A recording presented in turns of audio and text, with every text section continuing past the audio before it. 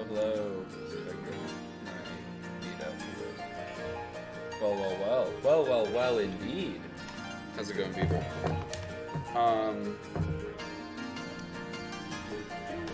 You might notice Pokemon is on. It really was just turned it off and on again. It's being grumpy. Game is a bit loud. Game does seem a bit loud. Putting it down like here. Is that better? Relatively speaking? Very loud. Alright, I've dropped it. Yeah, I dropped it about 18 decibels, so it's practically background elevator music now. Thank you for the heads up. Appreciate it. It's funny. The capture card really just wanted me to do two things, and it was fully like, oh, please just let me go take a break. Alrighty. Make sure I've got everything set up for this. Is it snowing? It is snowing. I believe that's because it randomly chooses weather based on certain fixtures in the day or date of like the month. There are certain fixed points. The first day of every month has like a, what does it not accumulate? Great question. My money is on the team not wanting to commit to stuff like that. I don't think it's this is the sneaky start of something down here. Alright, where are we at? Rain makes puddles? Rain does make puddles, it makes little splashes. If you want to be sort of technically sound about this, Pokemon would consider this weather condition we're dealing with here hail. Because they don't have they have like mechanical implications when you're playing the actual game. So as you go through and play, say you're playing competitive battling or something, the presence of hail in a battle in Pokemon has an effect where Pokemon who are ice types are like more evasive or heal in hail or things. Hail also damages Pokemon that aren't resistant to it. So there's lots of little bits and bobs. It's a weird one. All things considered, really. It's Pokemon use splash spells, it makes sense. Yeah, like, there's lots of little things. Cool. Alright, we should get started in just a second. I'm doing a little trick to move the score bunnies around and get everything working, but realistically, we should just be all set. Bye. Make sure that it's ready to go. Once this dissolves, there we go. Get everything set up and saved. So we hatched 330 of these things now. So we're getting through it slowly. We're missing out on snowball fights. They are. They're missing out on a lot of things. There's a lot of canned animation in this one. People had, believe it or not all of the Pokemon games are beloved and well received. And this one had quite a lot of scrutiny for a lot of reasons. Some fair, I think some less so. But regardless, they have it and they persist nonetheless. I don't know why I put headphones on today. I can take these off for a while. Yeah. This is good though. Finally got it working again. Right, so as I was saying, how are we all? I hope you've all had a nice week. Heard some stuff about Valheim. Glad you guys are playing Valheim. The game looks cool. I am excited about a couple of things. It's been a fun week for me personally. The affiliate stuff made my day. I'm waiting on some stuff to get approved. Emote tentatively coming, badges tentatively coming. Although, weirdly, I kind of think the stars and stuff are cute, so maybe I'll make a tweaked version of that and just tell them that I don't want the one I've submitted. It's not that nice.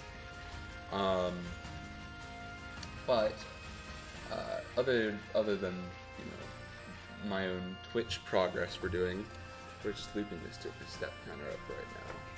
Give me just a second.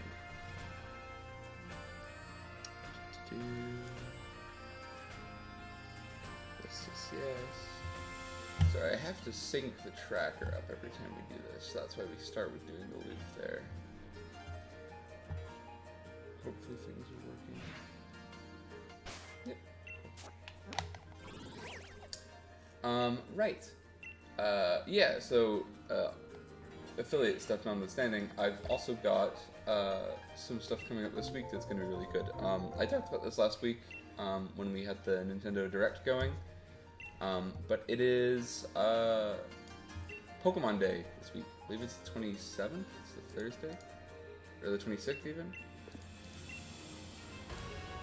So on Thursday, I believe, we're getting an announcement where we're going to see, like, you know, all the stuff that's coming up and all the things that are coming out. So I'll be doing a live stream where we watch that. That'll be a lot of fun. But other things I have planned. I'm really in a Pokemon kind of mood. I am going to do a showdown stream at some point, if not today maybe.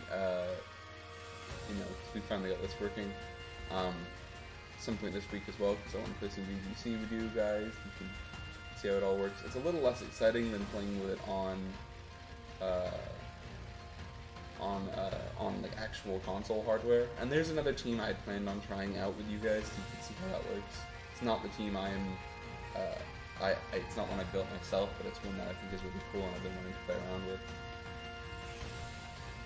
But that's there, and that's an option. But the other thing I wanted to talk about, besides Pokemon, which is a big thing, because that means there's something on my brain that isn't Pokemon, so I wanted to talk about how it's Zelda's 30th anniversary this year. The original Legend of Zelda is 30 this year. And, like, those games are triumphs. I actually unmuted my phone to hop in the chat there for a little bit, so let me mute the phone again.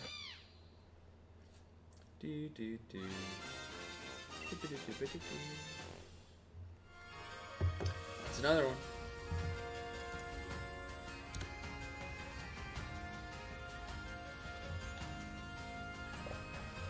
Yeah, so we'll be going through that. Probably, maybe even play some Zelda on stream, because there's a couple Zelda games I've been wanting to. I never finished on my own playthrough the remake of Link's Awakening. That game I adore. Originally a Game Boy release in the mid-90s. It's a delight. It's like as though Link was traveling through a Nintendo-fueled dreamscape of chain chomps and toads, and there's Donkey Kong Mountain and stuff. Like, it's adorable. And it was re-released on the Switch with this sort of toy box like aesthetic to it. It's really nice. Singing problems again. Oh, my favorite thing to have.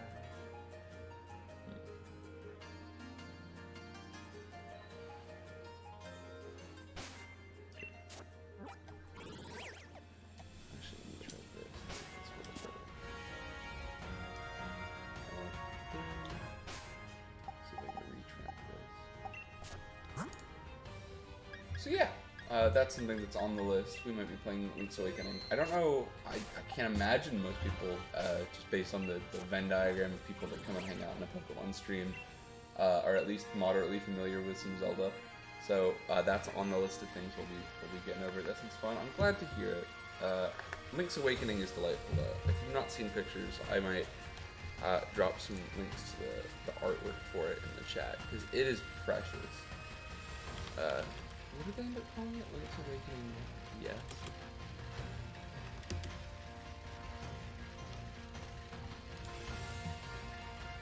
Yeah, they gave it this kind of like toy box look that I thought was really, really wonderful. Let me just drop the link to it maybe.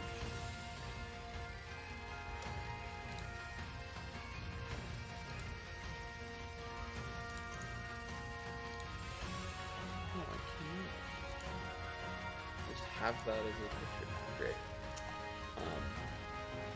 Pressure. 1 second. I'm gonna find like a good image that I can pull off. Yeah, here we go. For anyone who hadn't seen it, this is the link to some like the actual art they were promoting the game with. It looks like a little toy box, and I thought that was really nice. Um, and it's something I kind of hope they keep up with because it's really cute. I don't think for another mainline Zelda game they'll go for anything like this, but it's delightful, and it's one of those ones that I've been keen on trying to get playing again myself because I really enjoyed having it on stream and or having it for myself. So I think it'll be good for a game to play on stream, predominantly because I adore Zelda. And after Pokemon, it's probably my favorite Nintendo franchise. Pokemon's different for me. Pokemon is like one of those like evergreen ones where even if I'm not doing something like this, I'm still going to be playing Pokemon. Even if I never got into live streaming, I was still already doing the shiny hunting. Another egg to mark. 132. Or sorry, 332. 333. Yeah, that'll be a fun one. Those are always like kind of mellow and enjoyable experiences, especially like kind of going through dungeons and learning puzzles and things. So I like doing things like that on stream. I like things that present the opportunity for me to not get the gimmick to a puzzle or something, and for everyone in chat to be blindingly frustrated by how just dumb I am. So I think that could be pretty fun for everybody.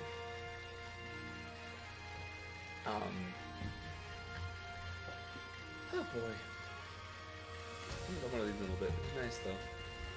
I do want to play some Showdown also. That's what I was going to talk about. So,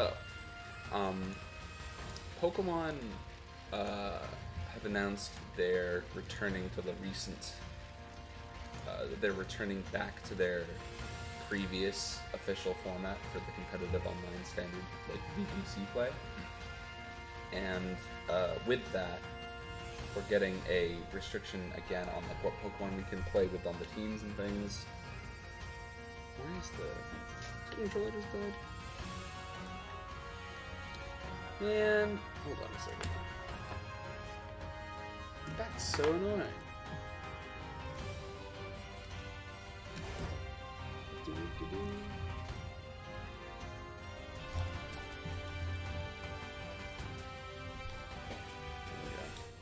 I'm having some trouble with my stuff today.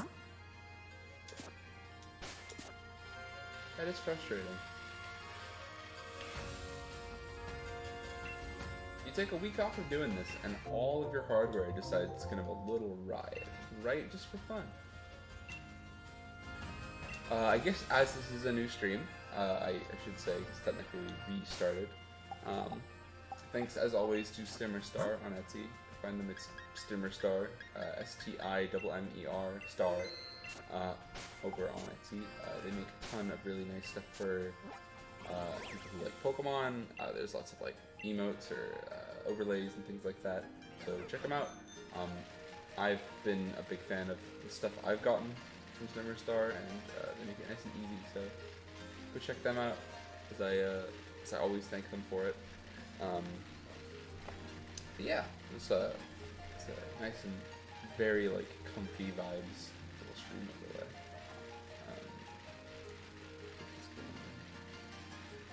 I have found, on the whole, that these like Masuda method egg chaining hunts are a little bit more,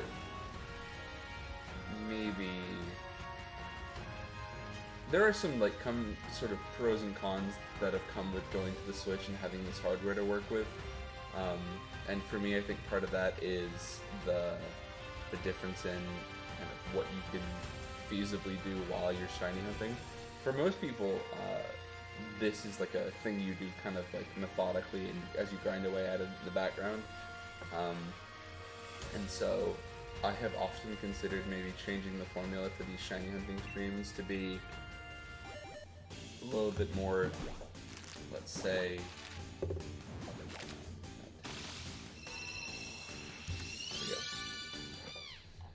333. I'd considered for a while having it on, because I have this like automated tracker, having it on kind of going in the background, or even just like checking at the end how many eggs we've hatched per session, and then using that as an excuse to like have something like Showdown going in the background, or another piece of, you know, whatever I'm wanting to play. Just because like it's a little bit less sort of something that, you know, everyone can get their hands on and be like, oh yeah, he's doing well, or he's doing... It's a bit more like a... This kind of becomes just chatting, in a sense. Except I'm tiny up here in this little corner.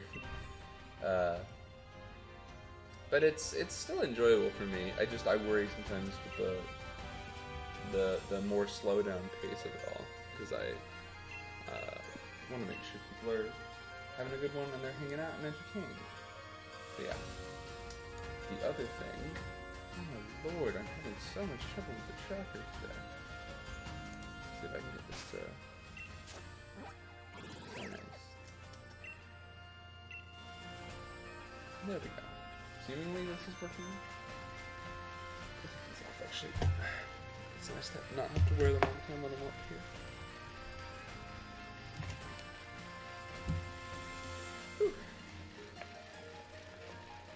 So yeah, that's something. Nice now that the capture card is working, they'll be able to play some other stuff, get some other things up here on the move. And I did promise before that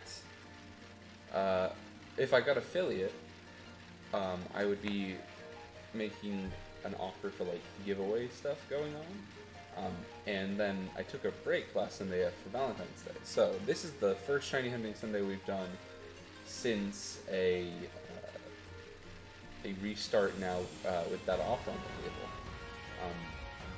So I'll put it to chat if anyone wants. One thing I'm considering is having it be like a channel points redemption thing, where you can hit me up for a trade for channel points. I think that might be kind of clever.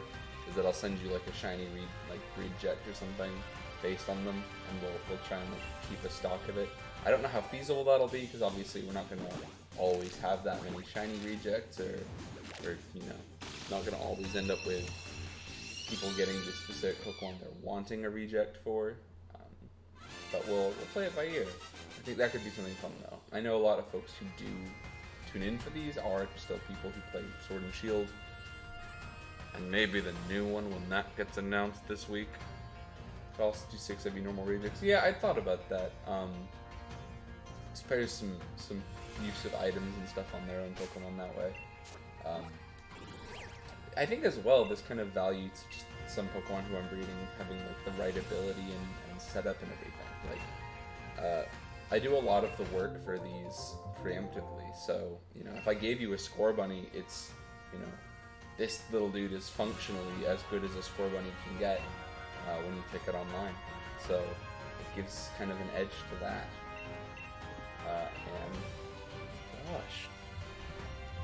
So one thing I've tried doing this week, chat, that's probably having such a dramatic effect on my ability to make all my hardware work the way I want it to, is I've got I think I've discussed this before, I actually use a soundboard as a way to track my egg hatching. I'd seen a really interesting guide for this on YouTube when I was getting into sort of like learning about making shiny hunting content and things like that, where people had talked about typically the way soundboards will work is that you'll be able to press a button and you know, play a sound. But with this, you can press a button and edit a file, and that was interesting to me because I can edit a raw text file to just increase its value linearly by whatever integer I want. So relatively straightforward to just be like, oh, well, when I hatch an egg and you find this sound, bump this up by 1. But the sound I thought I could get would be, oh, well, the egg hatching noise is pretty distinct. The egg hatching noise is not distinct enough for the software I was using, so we still instead press the button and make it go up. Which is still easier than actually having a text file that I keep open while I live stream, but it's not as fun as I wanted, where it would just work off itself automatically. Which means I end up checking at the end anyway. But it's 30 Pokemon a box, you breed for a little while, you check how many PC boxes you filled up, and you go, oh, I did pretty good actually. 335.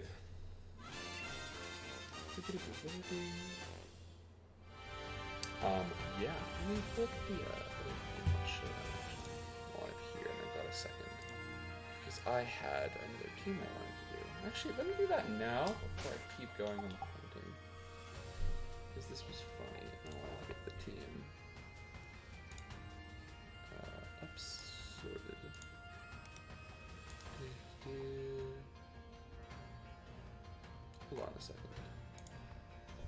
it was a really cool idea. It was a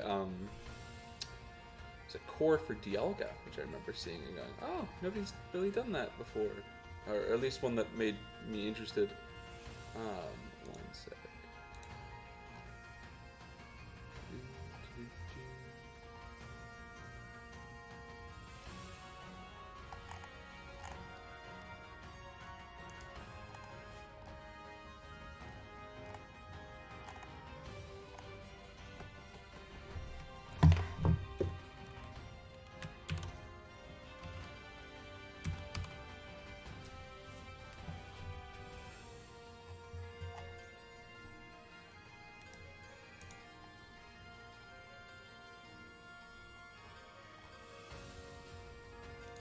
One sec.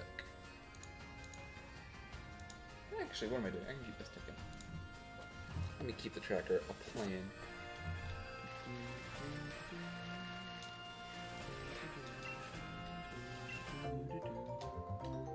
I received an egg. Hopefully this... Wow, I hit 5 straight nail score buttons in a row. Huh. I feel like I haven't had that happen in a while, actually. Let me just make sure it's going to the right PC box. Yep. Cool, cool, cool.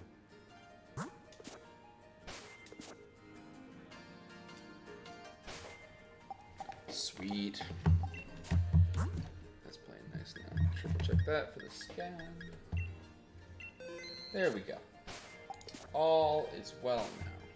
Alright, let me figure out why I can't find the thing I saved before. Maybe in my save post.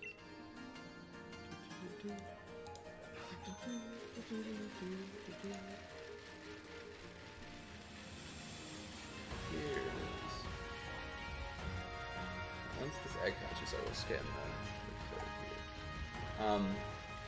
Yeah, so it's a team I'd seen and I thought was really cool. Predominantly because I've been really enjoying the 8th series of VGC 2021, or Sword and Shield VGC, I guess. They're not really calling them by year anymore. Although I think they were trying to move away from that with the last set of games. They had like the Sun series and the Moon series, and then there was the Ultra Sun series. It was just like, oh, okay, so this is 2016, 2017, 2018, 2019. Gotcha, we're with it now. But yeah, I've been enjoying a lot of the current, what is now Series 8 ranked, or VGC 2021, with the restricted legendary Pokemon cores. It's super fun. I like the kind of restrictions on team building because I think it makes your challenges more fun. Although I do recognize the arguments for, in a restricted pool of options, a select few become drastically more effective or valuable in the context of restriction. So wherein you have, you can only make one decision to bring something, you aren't making as many decisions to bring a kind of counter meta option. And I think that's a bit of a shame. So I definitely understand the discussion of like, oh well, it's not that great for me. But we'll have to see. Let me pull it up actually though. Oh, I said I was gonna do that. Once I got this egg, I will stop the tracker again. I will do that.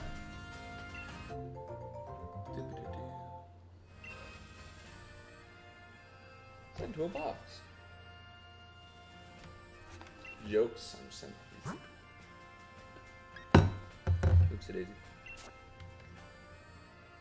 There we go. Okay. Icon. Leaving Icon. Here we go. I actually don't know if I need to do this. Oh, that's fine. I'll disconnect in a second if I don't need it. Wycom is the tool they have for like opening all your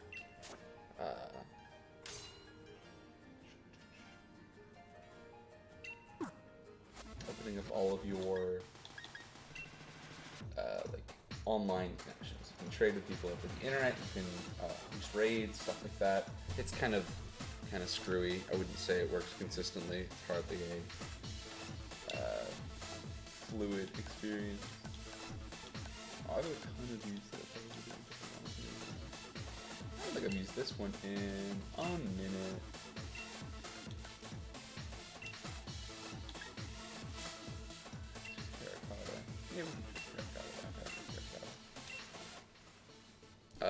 rent this specific team because I think it's hilarious. 1004 JF ID. Yes, here we go. Yep. Just a little bit. There's the one. We'll borrow this. So there's a couple things. Let me do my chat smaller. I'll leave this as a side option. We might switch into playing some online VGC on here. It's pretty fun. I should disconnect the icon. So I'm thinking we'll do some shiny hunting for a little while. I don't know. I know we boot up shiny hunting someday with the intent to do it, but I think we might not go the full distance for shiny hunting specifically today. We might play some actual ranked. You guys can watch me suck at that. I actually don't suck at that. I don't know why. That self-deprecating humor is a fun tick to have gone with there. Ugh. Okay, so I have to reload the area, so we're gonna go to not Manchester, to Motostoke. I love this. So for folks who don't know, the Galar region, the region Sword and Shield took place and is based in the United Kingdom. And I'm gonna dress my boy up. I'm just gonna play Pokemon for a minute. He doesn't finish movies. It's kind of a low fashion show. I just don't want to be wearing the giant puffy coat anymore. Okay. We do not. We do not need the giant coat anymore. So what should we go for? He's like a red jacket. I love the red jacket. That was a favorite of mine. Let's put some jeans on. Because I want to dress the boy up. Blue? Blue jeans. Everyone likes blue jeans. Do I like light blue jeans? I like light blue jeans. And the hat. The hat can go. Where's the option for the hat? Remove. Oh my gosh, remember when that was a haircut I feasibly could claim that I had before everything went on? There's a beanie as well that I like.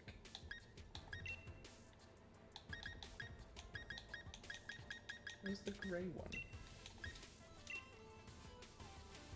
Here. Where's the black one? Okay. Yes. Update the lead card. Cool. Customize a little bit now. It's gonna be fun because if we end up playing any VGC ranked, that'll be nice. Right, now we can head back. So I did just have to reset the area so that the shiny tracker would play nice. There's a thing it has where the tracker will be making like button inputs, and if I bump into a randomly loaded online human being, it can screw everything up. So, I heard a Sneasel. How annoying.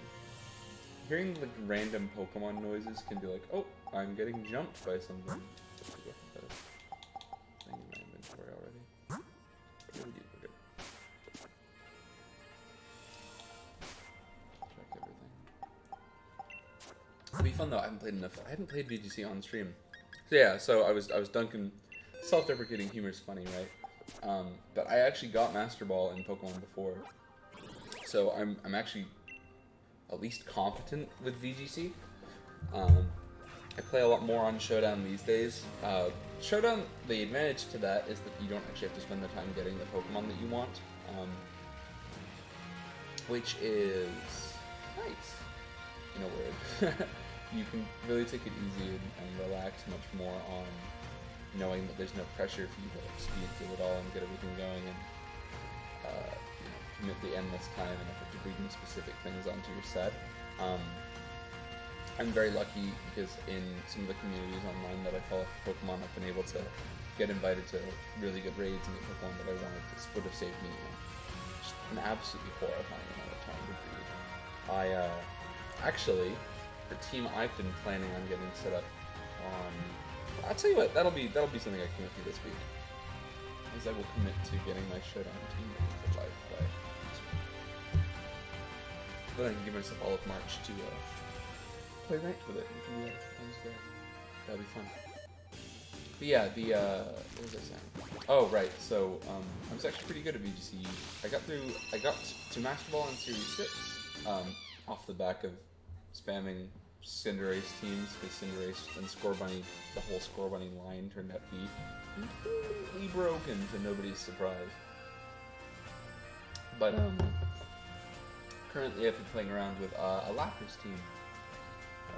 Mostly because I have this big purple boy, my guy Shelby. Got a shiny Lapras with perfect stats. So I was like, oh, okay.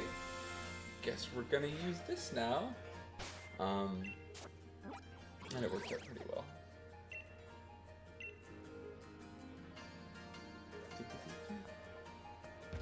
I've forgotten how much I disliked the giant code. This is much better. Received an egg from the nursery worker. Thanks everyone for hanging out. Like I said, we're gonna do probably. Oh, I was not tracking how many eggs I hatched. I know I just hatched another one. I say we'll go to 350, and then I'll switch over. I want to try this team out. It's a really interesting concept. So, can I pull up a little view? I tell you what, this is not how I usually do these. But we're gonna do something very baby on the side here.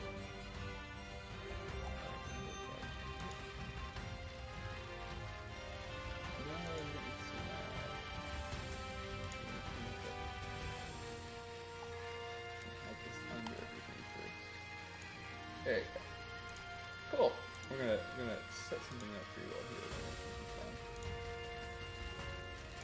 We'll just do it on the little side.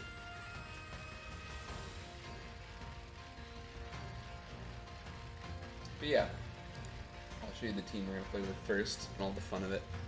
I explain some of the ideas behind it because there's a team I saw. There's a subreddit called r/VGC, which explains kind of the. It's a great place to both like learn how to play the competitive official format while also kind of having a place to show fun stuff off and have people be like, oh, look at this thing I came up with. It's super cool. There's a ton of really fun things in here, and generally I see stuff and go, that's such a good idea. And then this one popped up and I was like, that's the craziest thing I've ever seen. This person who's invented this team color is an absolute lunatic. And it made me laugh, so I wanted to play around with it.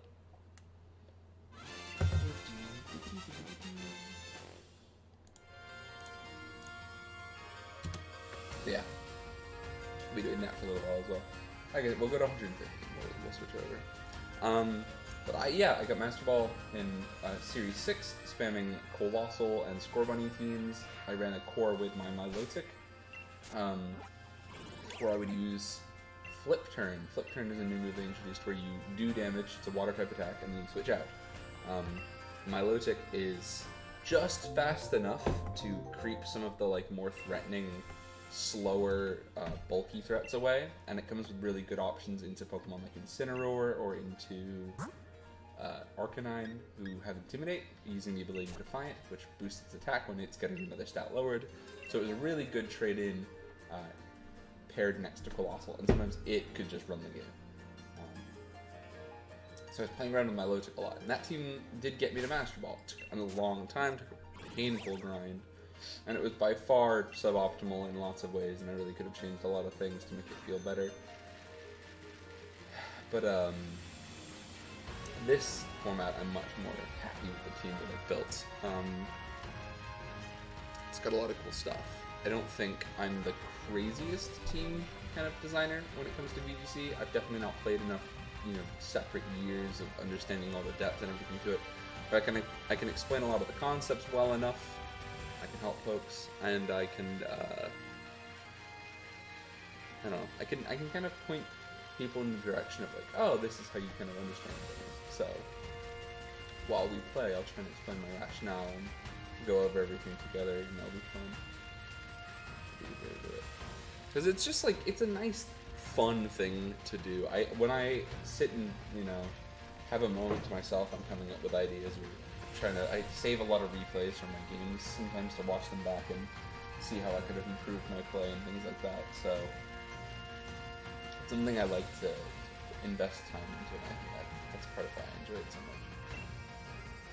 There's something in competing, and I think for people who really who've gotten the bug and you know realize that they want to try and prove what they're made of, it can be the best sort of thing.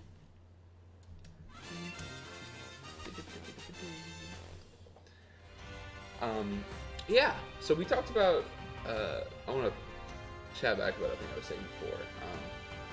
Some stuff coming up this week. Namely, the Pokemon anniversary is, I believe it's Thursday. Hold on.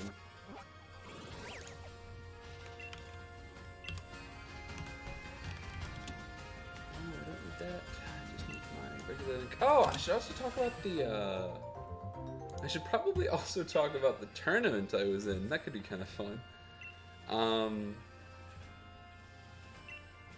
My lord, I forgot Post Malone was involved. This whole thing is so bizarre. When is it? Pokemon takes place on February 27th. Oh yeah, I need to get the singing Pikachu. I forgot about that.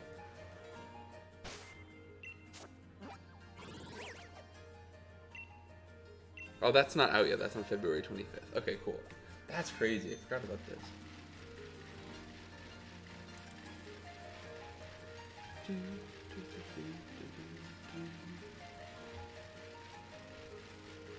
Oh, my poor little Raichu might become obsolete pretty quickly. Anyway, the model scared you, not gonna lie. Well, there's a lot of odd pop in here and there with these ones where it's like, oh, okay, this is really, you guys put this out? Alright.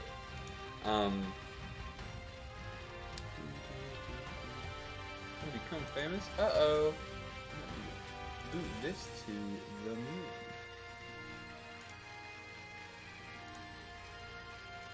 Bye-bye. Oh, thank you, mods. Appreciate you. Thanks a bunch. Doing it within OBS, smited. Yeah, doing it within OBS is a pain. I should always leave my dashboard open, but just how it works.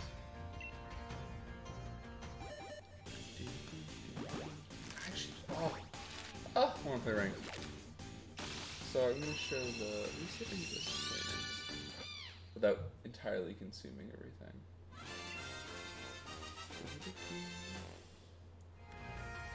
I'll pull the tracker back up. Another one. Okay, this might break everything. Oh no, it's not broken everything. Cool. Let's pull a bigger view up. Big view. Alright, so this is the team we'll be playing with. Oh, you can't really see most of this. It's okay. Let me hide my stuff a little. I can't. I'll make this quick. Okay, so the main kind of gimmick we're going to be playing with here in a little bit is this Oranguru and Dialga core. Oranguru has an ability that no one really plays around with called Symbiosis. I know, it's cool. This is Pikalytics. This is Pikalytics team preview. It's different. I can show you stuff in more detail. The main thing we're going to be playing around with is this Oranguru and his ability Symbiosis. Symbiosis is when your teammate uses their item, you can give them an item. So, Dialga runs Weakness Policy, which is an item where you get, if you get hit by a super effective attack, you are able to, excuse me, you are able to proc Weakness Policy, and then you gain doubled special attack and doubled attack until you are removed from the field. Oranguru can proc it himself using Bulldoze, one of the very few types of attacks Dialga is weak to, because Dialga has Steel and Dragon typing, which is nearly flawless in its defensive utility. It's really only weak to 2 things, which is crazy. Plus the endless horde of resistances that come with these 2 types. So Dialga is an insane Pokemon for that. So Oranguru procs Bulldoze, he has very low attack, so doesn't do almost any damage to Dialga, hands over the Weakness Policy, and then gives the Wookiee Berry, allowing Dialga to heal back up again. So this whole core is like really built on the idea behind these 2. There's some good staples. Arcanine is amazing. Arcanine has been amazing the whole time. Intimidate is fantastic. It fell off a little bit with the rise of Incineroar, because Dark types are immune to status effects from other prankster Dark types, and Incineroar being Dark type gave him a big edge in that regard. But Arcanine gets close combat, which is really strong. Gets extreme speed, which is even stronger. And can fit into cores really well in that way. We've also got, let me zoom in on him, this Kartana over here. Can't see all his moves, but from top to bottom, it's Sacred Sword, Leaf Blade, Smart Strike, Protect. It's very standard. They are fast, they hit hard, they do a lot of damage. So we'll be playing with one of those. Got a Rillaboom, a big G-Max Rillaboom. This Pokemon just does a lot of damage. That's kind of its main strength. It's got other utility in that it's the way this person has set the spread up is a little interesting. It's got a little bit more bulk and a little less speed. And they've opted against wider coverage instead of favoring damage, which I kind of respect, to be honest. I like the Assault Vest to make your attacks tougher, and that's a fun trade-off. And lastly, there's a Hatterene. Hatterene is an alternative Trick Room setter that can work really well with stuff like Magic Bounce, which can reflect status attacks back. If you're predicting, getting taunted or something like that, you bring in Hatterene, you taunt the other guy, you win the game. It's pretty much that easy. Plus, Hatterene is incredibly powerful within its own options Dynamax. But 90% of the time, we're going to be bringing Oranguru and Dialga, and they're just going to rip stuff up. Especially you'll see Dialga's kind of stupid. It's one of those Pokemon where it's like, oh, it's not running a Dragon type attack? That doesn't matter. This is a dumb Pokemon. Especially any core of running Steel and Ground when you're using a Dynamax will give you the max Steel Spike and max Quake attacks, which increase your defense and special defense. So as I use the Dialga, it's going to become even tankier too. Frankly, it's a little stupid, but this is a core that we're going to be playing with. Anyway, back to the fan thing. Oops, opened the wrong thing. No, I opened the card game. Go away, card game. There we go. We'll hatch this one and we'll check. Yeah, I've been wanting to play VGC on ranked before, so or ranked on stream before, so that'd be nice. This is something I'm actually more confident in. But Showdown is one I've been saying for a while, especially in chat. Like Lord knows I've been talking about this for long enough. But I have some folks that have been wanting to try and do a duo playthrough of it with, like collab on stream, maybe build a team and play together. And that could have been fun. I have a bowl of cereal here, so please don't mind them eating. Just having a snap. It's Weedos, man. Weetabix.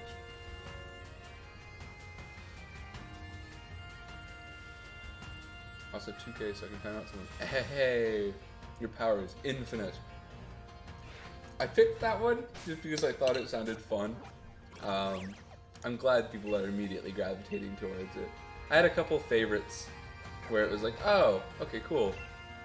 Yeah, I know what we should do. There were a ton that I thought that were really interesting though. Guiding the raid seemed really cool. I'd never seen anyone use that on any of the channels I'm on. And there was another one before that I had on here. I must have done that. Hold on a minute. Anyway, I'll pull that up later for y'all. Check that out. But that one made me laugh the most. I figured, especially with especially the IRL folks I know, like my mutuals and stuff who come and hang out my streams, that's a very oh yeah, this is a silly thing we can do. Great, this is perfect. So I'd wanted to do that for a while.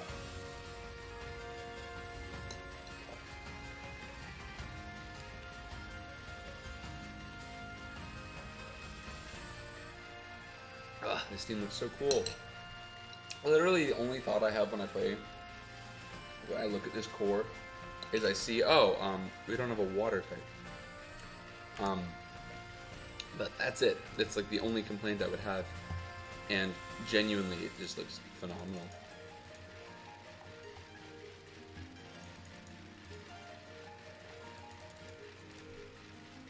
Oh, that's the other thing. Oranguru, as a Trick Room setter, is a really interesting Pokemon for people. I'm pretty sure most folks have heard of Trick Room, or I've probably talked about it at length before here on stream. But Oranguru has other abilities that prevent him from being sort of inhibited in lots of ways. You can't flinch Oranguru. He has an ability, Inner Focus, which stops you doing that. He often carries Mental Herb to prevent status effects and things. So he's a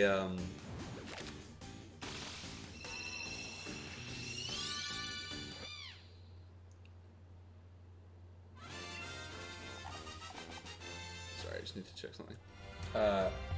Yeah, it's one of those ones where it's like, oh, you can't actually inhibit it with sort of standard play. You have to be very creative around your rule. And so you end up with options people have to take off the table, even though I'm bluffing and I'm playing with Symbiosis. People don't know that. People probably haven't seen the core. It's a super off-meta kind of quirky team. Oh, wow, yeah. Should be good. And DD, oh, I want to play around with that too. There's so much stuff. I love Pokemon.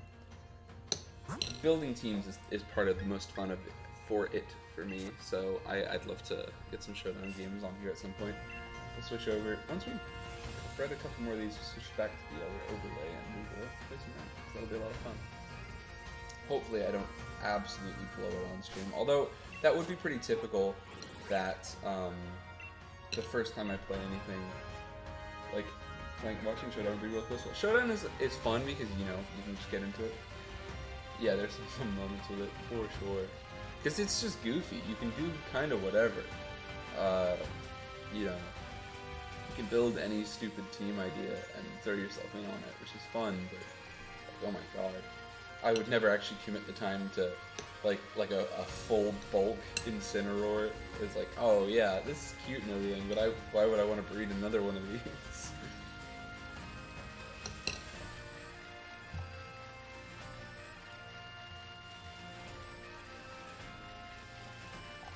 It's so cool. It's such a cool team. I want to play with it. We'll be doing that in a minute.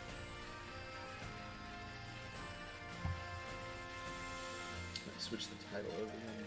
We'll keep on Sword and Shield, obviously, but we'll switch off Shiny Hunting for a minute. Once this egg hatches, I think I'll set everything up. Because I definitely missed a bunch while we were tapped out. And we'll do the count at the end to check up on everything. My shiny luck has been terrible, though. I mean, truly awful. That's the way it goes, though. You get the break on it.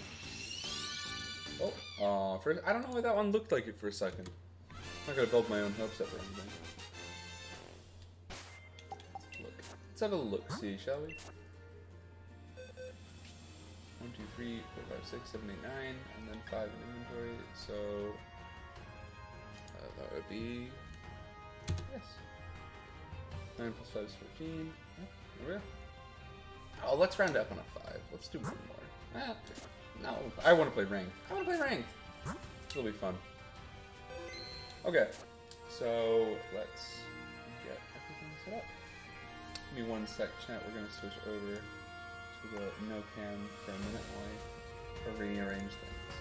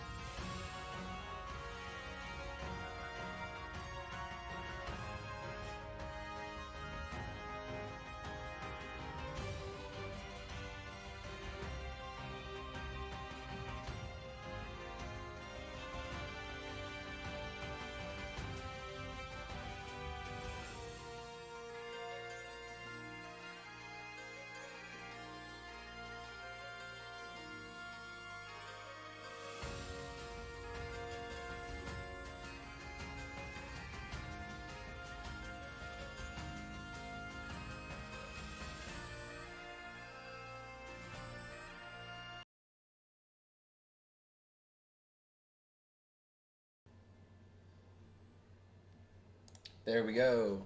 Hello, hello. Hopefully you guys can hear me now. So what we're gonna do is we're gonna get Pokemon set up over here on the live stream. And we're going to add my device. Hopefully the noise isn't blaringly loud all at once. That would be annoying.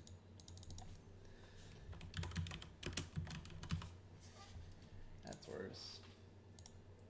Game capture. Right. Yes, yes, yes, yes, yes. Oh Lord, what happened?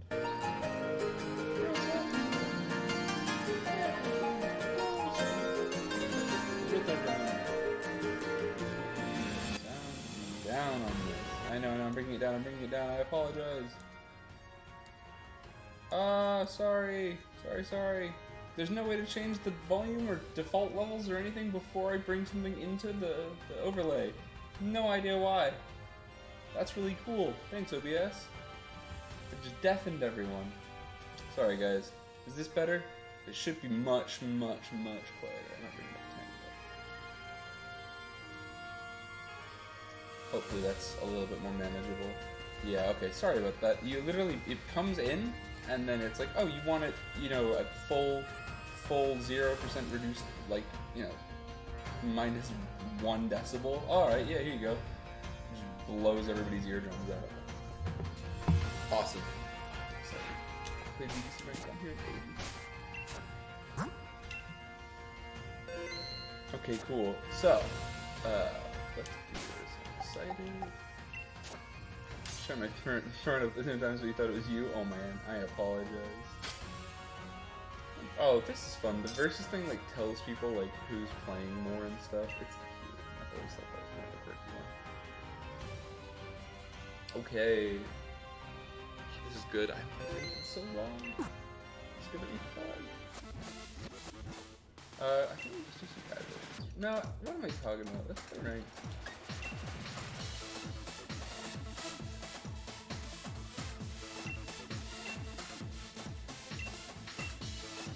Excellent. Let's start all the way down, chilling out. Yeah, I'll show my team's info. It's not my team.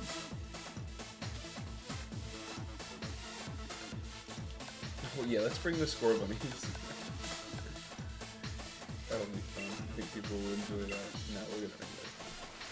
I could also bring the Colossal team that I really like, but always bring Marnie 2. Marnie 2 is the absolute best trap for competitive.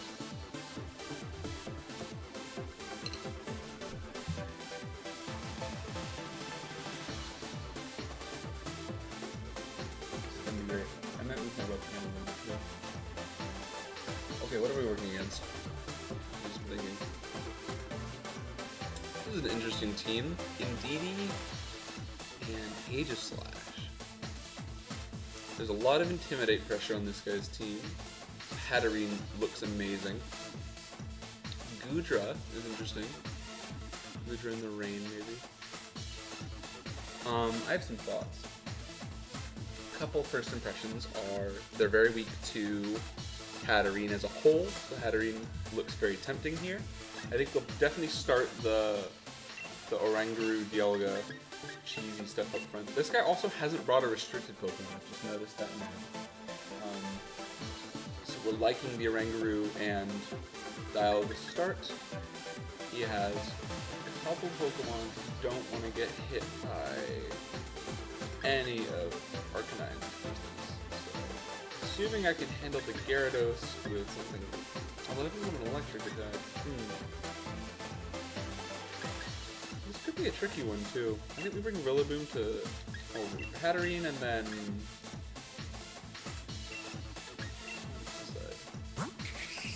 The thing that concerns me is not wanting to get walled out by an incredibly bulky, nasty Gyarados. Oopsie daisy. I ran out of time. I don't have a completely terrible Pokemon. That's a good start for my first BBC game, is to forget the timing. Oh yeah, there's my trainer card. It's giant Meowth. That'll be fun. Oh, I like this. That was really good for me, so that's benefit. Alright, hopefully I brought something good and I didn't forget anyone, but I'm not sure what to use. Aegislash and Indeedee. Okay, I got that prediction. Oh, not great. So it does suggest to me that neither of these are. We'll see. I I am slower than it though, so I override it to turn instant boost. So at least in that sense, I'm winning the war.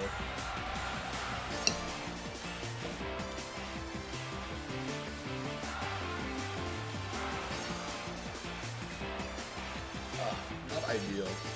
I do have a Trick Room option, but we unfortunately left some of the core combos behind.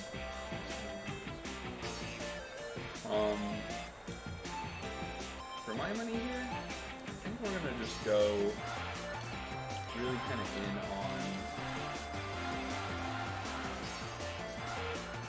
Rillaboom as an offensive pressure option.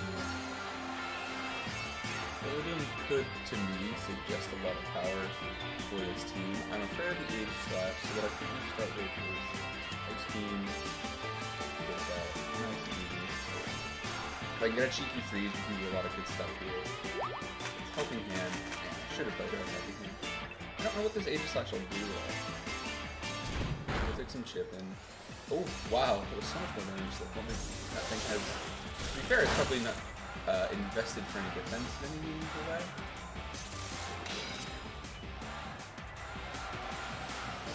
Sacred Sword for the other.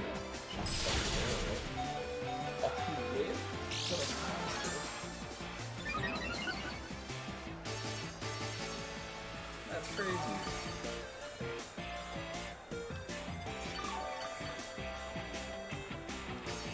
Everyone gets a little bit of health back. Congrats to you.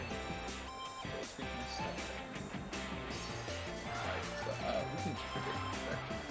Protect turn here, and really absolutely bother this. I don't suspect this guy's going to swing this very well. He doesn't have a lot of his team that wants to take a hit from Max Darkness, so the Rillaboom Dynamax touching play here, he would ruin Mewtwo. Oh baby. Oh baby, that's not what you want to bring in. Oh, that's so nice for me. Oh, this will be perfectly. Let's do big Rillaboom.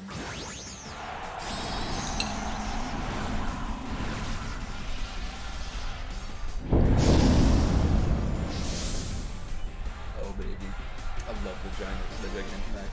The giant drum kit, it's so cool. You get the Protect. Let's see if he swings into it. I'm pretty sure he'll swing into the Protect. Oh no, I think he opted for Protect as well. Is he his policy? We'll have to see. If so, I've misplayed.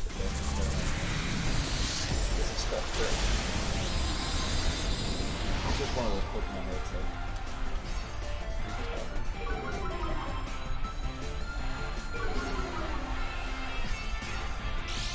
It was Beacon Falls. Ah, misplayed.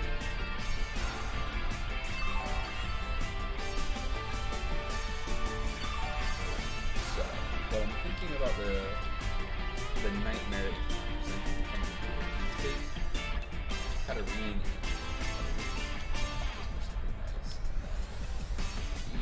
Probably Max Strike into Buddha to try and really tamper their speed stats as well. Try and pull them out of like a threatening range of damage for us. That would be really good.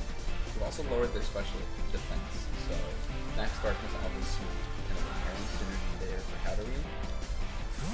And if you swung a fighting type attack in there, I get a safe switch. If you swung a steel type into Dialga, that was a crazy lead. They just have something cool if you did. Cool! I'll see you guys. I don't know if I mean, presumably so I have a hard time imagining to absolutely blow Rillaboom out right now. So going for something like with Max Strike for the speed control is pretty nice. If you go first, you drop its speed. It's pretty bad too. Considering that's not a very powerful Max Strike by sort of the status effect on the attack method. It doesn't affect Katarine. What is he going for? Get the dodge there, that's really good for me. Betting? Oh, Steel Spike. It was a reach. Not expecting that. We still live this, which is okay. It's gonna have an annoying time getting through this 80 slash. not run this way.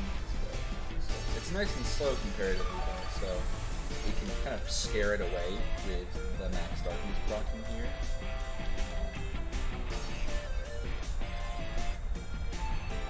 Honestly, Dazzling is okay. Unless the Aegislash goes for protecting itself here, I actually think we're in decent shape. It's not great because it's causing that. It's really kind of get damage in this thing. I would have absolutely destroyed it were it not that nice. I believe oh no, the two Pokemon we left behind go. Interesting that that thing is still so much faster than the got a weekly policy. Still spiking heavy. Yeah, unlucky. That's the weakest policy problem.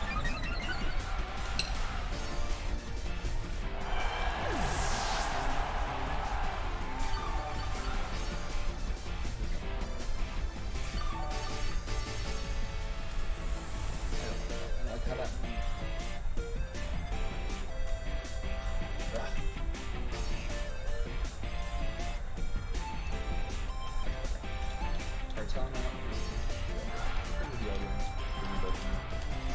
Alright, unlucky. We'll bring the right Pokemon this time. We'll bring the Pokemon we actually want to bring instead of bringing them.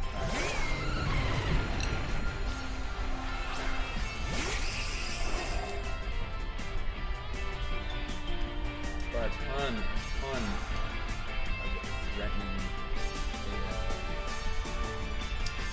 steel types here. More than I absolutely ever would have wanted to bring. Actually, I think it's a Smart Strike Gudra. Because I can get a...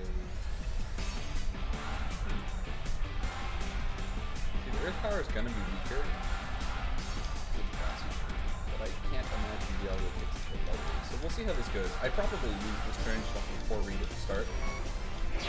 Or I probably could have doubled in. That would have also been an option as well. Gooey! It's running Gooey. Almost never see that. Oh, wow! Holy crap! Okay, Noda.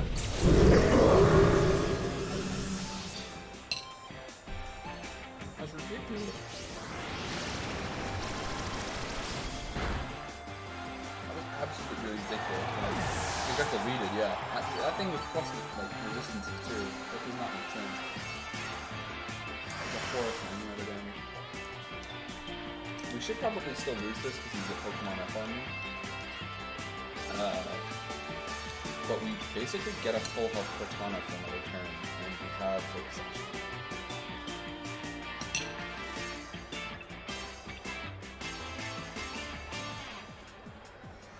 I think we're just waiting on him to do that Pokemon. This is what I was expecting. He doesn't reveal more stuff. I'm going with the Western up here. This is a really janky way to do this, but let's do it out. Okay.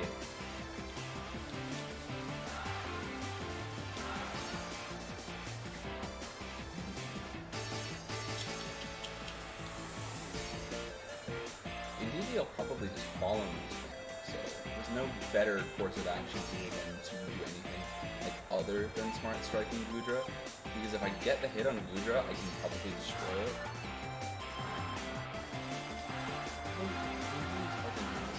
We'll see. I'm gonna opt into believing that people are probably running Fire Blast or something. The entire thank you. It's running Psychic or different as a whole.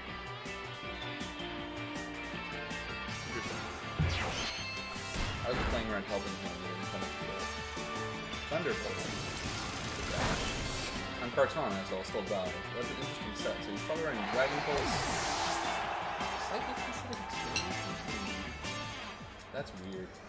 That's a weird first go of it. Let me move this webcam to a place that I actually want it, because I'm having trouble getting it in a spot that I like.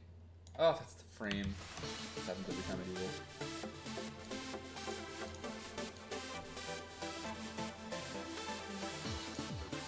No. Okay, let's bring the right Pokemon this time. Should make this a little easier. Marnie 2, as always, because it's the best. Cat Jam from Marnie 2.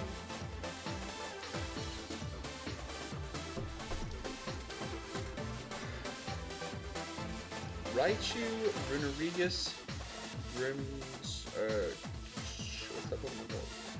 Hydreigon, Weezing, Cloyster, and his team loses to Trick Room pretty hard. We'll start with that. But he's got a lot of Ghosts and Fairy and Steel. They have a lot that doesn't want to get hit by Arcanine though. Like a lot that doesn't want to deal with Arcanine. I think we can bring... I think I can do Rillaboom and Arcanine in the back. I like this a lot more. Play around the Trick Room threat as well is nice.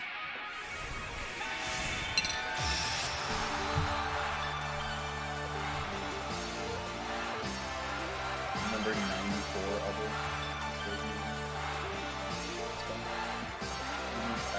Redeemed ad time. I'm running an ad right now. I guess I'm running an ad. Hold on, let me... in the middle of the game? Alright. You got me. Hang on a minute. I'll open my Twitch dashboard. Okay, we're Trick Room. And we're Dynamax. Oh, hang on. How do I want to start this?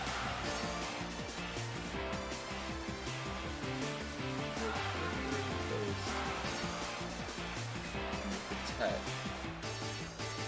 And that gives me a perfect turn to run my ass. I can't believe this, friend, dude. Come on. Alright. Hold on a sec. Let's run an ad. Alright. we're gonna do the smallest amount of time we've been running up to 60-second advert. So thanks to Ren, you can use your Twitch Primes to avoid watching an ad. But if you stick around, I'd appreciate you weighing eye and watching it anyway. Watching at a time. Alright, here we go. Thanks, dude. Alright. What happened? What did the Cloyster get? Trick Room? That guy didn't really seem to do anything. I think he doubled into Dialga and he just loses now. So I get to go Bulldoze, Dynamax, and I can just absolutely tear people apart. I'm a little afraid of Runerigus, so I think we can just blow it out. Like, this is really kind of Dialga's game, win or lose, and I don't expect to lose very well. Kind of a monster. Here's the big dog. Boom! Cool. Yes. Yes. We had that conversation. Well, that was an amazing amount of no damage that we received. Well, we're just going to destroy this guy now. I mean, absolutely brutalize him. I feel kind of bad. Not that bad, because I didn't bring the right Pokemon in game 1, so it's kind of karma for getting anything. But oh my lord, like, we're just gonna... Orengar gives him the Wiki Berry now. It's over. Just gonna absolutely one-shot this thing, yep. Welcome back to everyone who got sent to the ad break. Ad time is such a stupid idea. Why did I add ad time? Icicle Crash, you fool! That doesn't do very much damage to me at all. I'm also a Steel type. Good effort though. Yeah, thanks.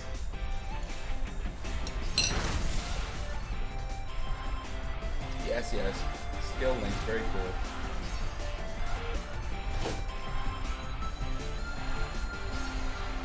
Even though, like, everybody brings it next, I can just beat him. Joke's on you, the majority of them reviewing this right now have subs as well. So, we're kind of mellowing out here a little bit. Alright, here's what we do. We're gonna use Instruct, because it's broken. Or I could Ally Switch and really be an animal.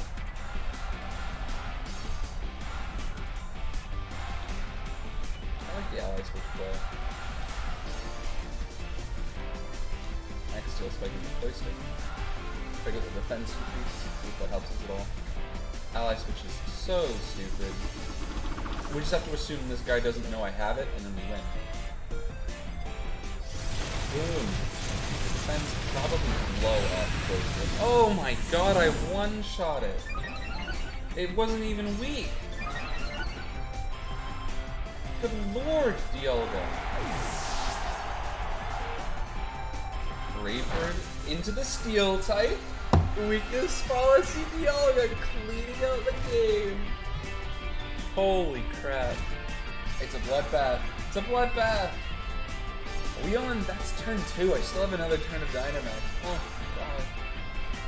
And the hail is breaking the focus sashes on anything that exists.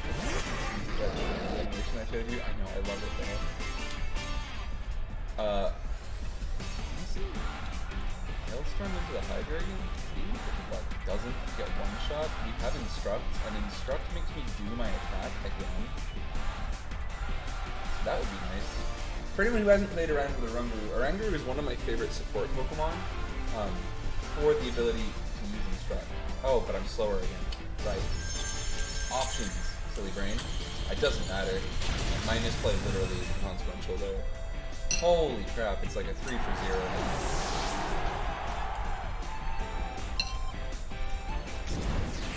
He's keeping pulling Oranguru. It won't do anything.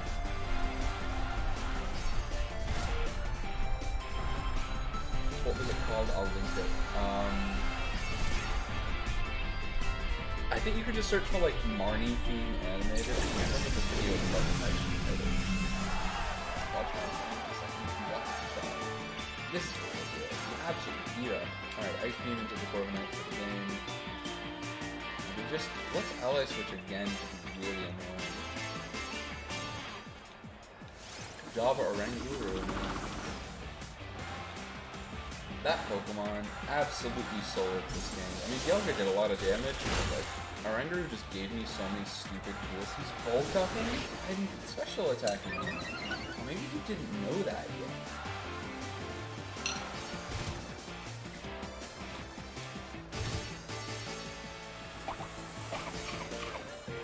Oh my lord, it has a Wiki Berry. Oh, I'd actually forgotten that I had a Wiki Berry. That's so bad. Oh my gosh. This team is silly. I like it a lot.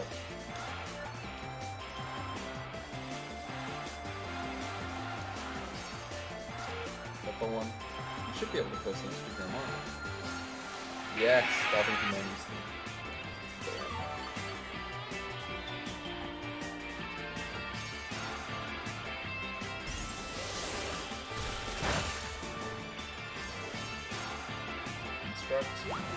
We use the attack again. We're just fishing for a freeze. Instruct, yeah, Instruct lets you use the lets you essentially go again. Which is very, very, very, very strong. I'm gonna play that turn identically because it felt like the exact correct play. Olga making a good impression on his first game on this team. This won't kill either of my Pokemon. I appreciate that he's trying to clean up. And that's the game. See, if you bring the right Pokemon, you get a 4 for 0. He just didn't play into Trick Room at all. I suspect he wasn't that familiar with Oranguru. Would be my impression I got there. But like, who could really say? It was also just kind of a weird game in general. Very like explosive, bloodthirsty. Yep. Battling. It's good. I'm glad I'm playing Ramp on screen. Hooray! Let's get out of Let's get to Pokeballs here today. That won't be too difficult.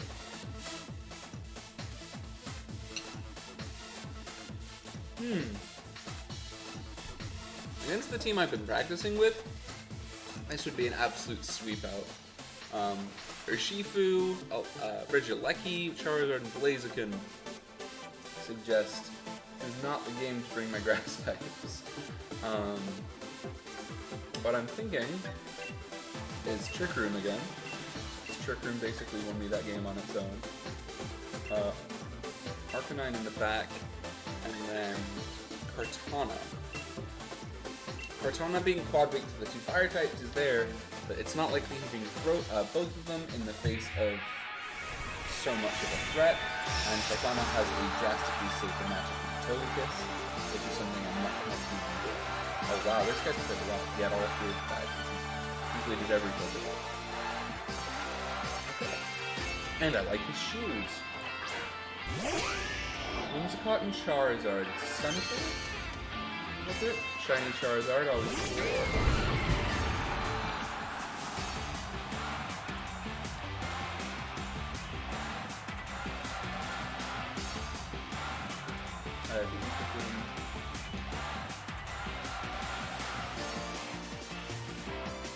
Well, it depends as well. So I could also opt to play around.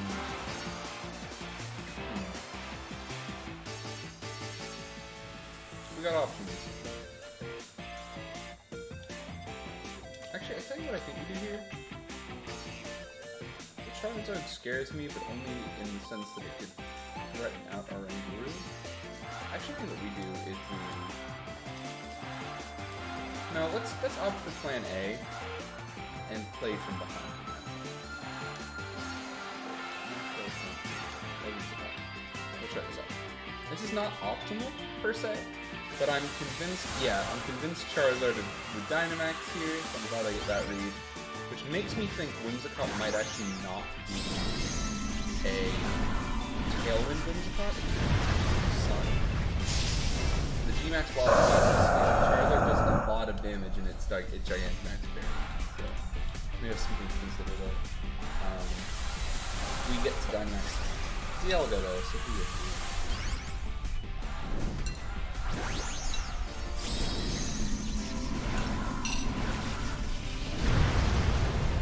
Nice thing about the set on Oranguru as well. And still has 100 or half and half into. Oh, it is Sunny Day. Excellent. Oh wow. I can't even tell you how good that is for me. That was the nastiest read of my life. So he gets a fast G-Max Wildfire off here. Will do very very good damage. That's what I was saying. But I'm going to immediately take the sun away. Essentially one-shot Whimsicott because the Halo is going to kill it. And then we're going to set up Trick Room. So good. Oh my lord. I mean, it's like as good as you can get. Dialga's hurt here, so we're going to have to deal with the Charizard carefully. But this is going well. We also get to break Whimsicott out here. That's injured, but next turn I'll swap the weakness policy. Pass over the Wiki Berry, and we should be able to play at it here. This'll do little damage. Into the red. Oh no, just into the red. That sucks. Whatever. Here's what we do though. So Charizard comes in. Most of the rest of his team are fast Pokemon. I don't think he has a tremendous amount of panic though. Togekiss is kind of what I was expecting.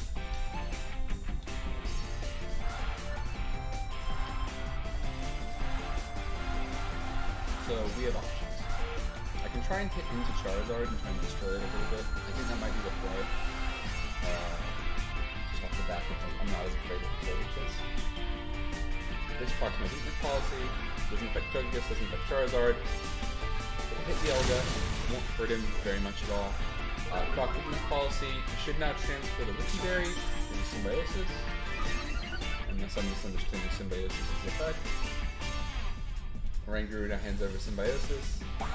Dialga eats the Wiki Berry. Okay, cool, I did understand what I was doing. Woo! It's nice to see that I have been able to retain some of the information I was meant to. Max Hailstorm will do it. Oh, it's so nice. Bye-bye, Charizard. Sweet Kiss for Confusion is annoying, but we take the damage and get on field. And we run the Max Wildfire again, just into Dialga. That should KO. Gosh, that's so much damage. wonder what he's running.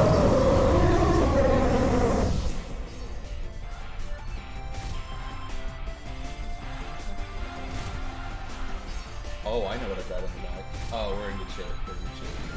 How many returns of trigger do I have?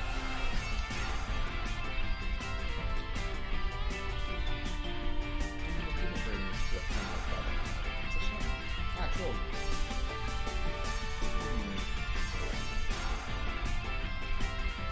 Well, then in that case, we have to start in with that sucks. Charizard way more damage than players going to do that. That second one hurt a lot. Probably could all innate warrior. What we will do here is we're just gonna Power Switch. Because like Charizard's gonna spit Fireball at Arcanine instead. And we'll be able to just do absolute cheese as well. By spamming extreme speed at him until he dies. Because there's like very little in the way of outplaying the damage a Rengu will block you. Follow me. Oh, he has another play as well.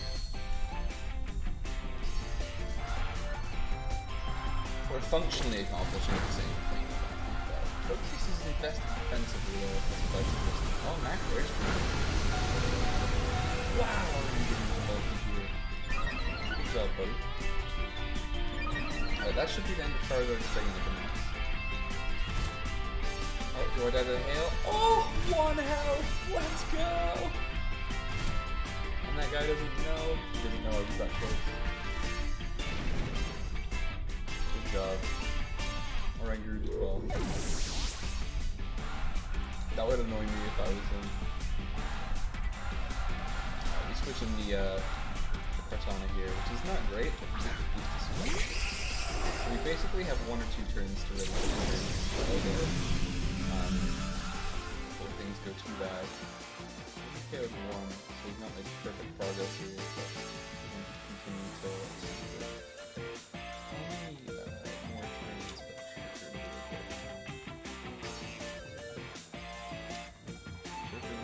Two more turns wild card for 1.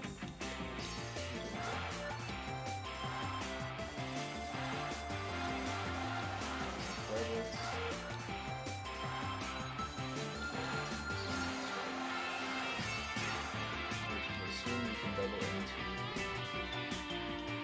Focus and try and KO the attacks, and then from there, from there we will attempt to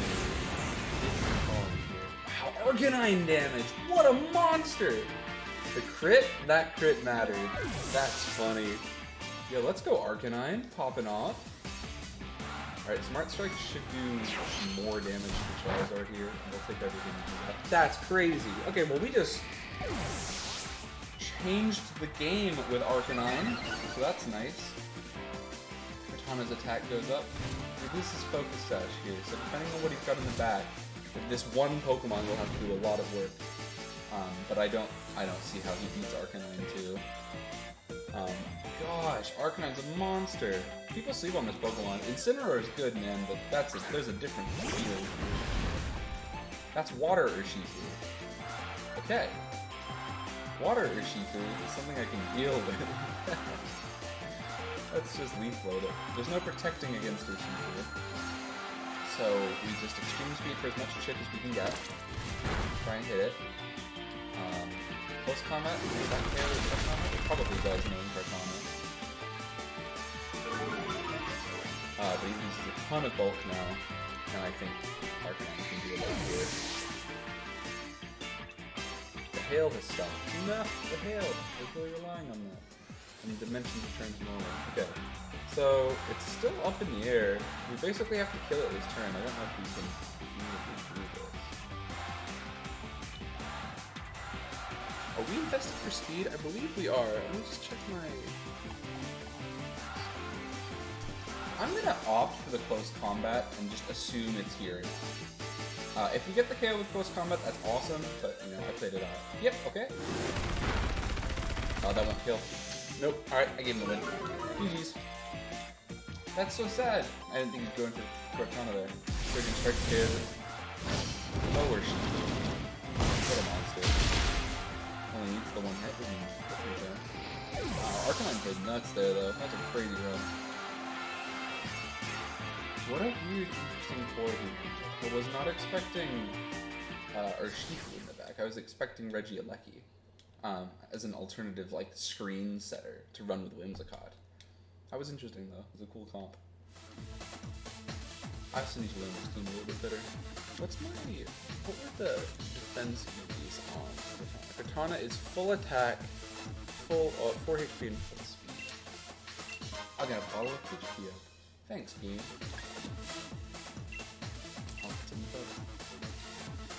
Got a little unlucky, although I got a crit too, so who's to say? In hindsight, the correct play was to forego proccing the weakness policy that specific turn in favor of ally switching in Oranguru in front instead of having Dialga take the second hit. Because he at that time did not yet know I had ally switch. And the first turn you ally switch is the most powerful because you can't play around it. It doesn't know it's there. In a best of one, it's all the power you can put. So it's a really strong first play.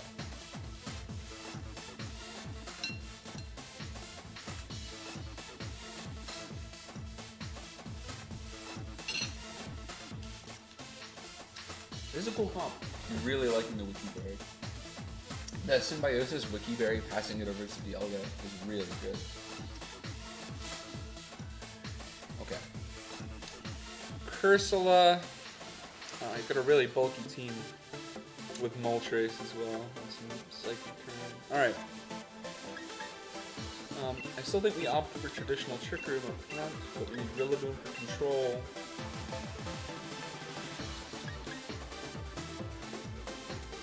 Likely Hattery. All I'm concerned about? No. You know what?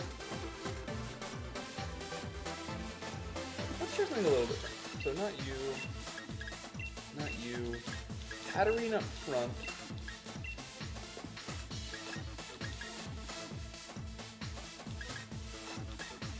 And I'll bring something I want around Guru.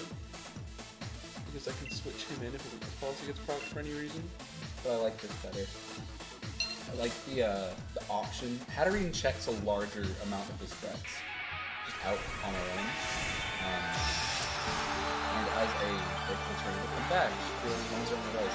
Heck yeah, dude! I picked mine up a little bit ago. I'm very excited. I'm not too confident.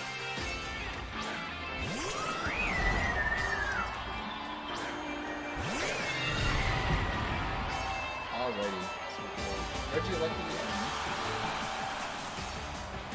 I did predict in on where I was expecting him to go. Volume's a bit loud, kind of hard to hear. Let me lower that down a little bit. Also, I might need to up my mic gain. That should be a little bit better.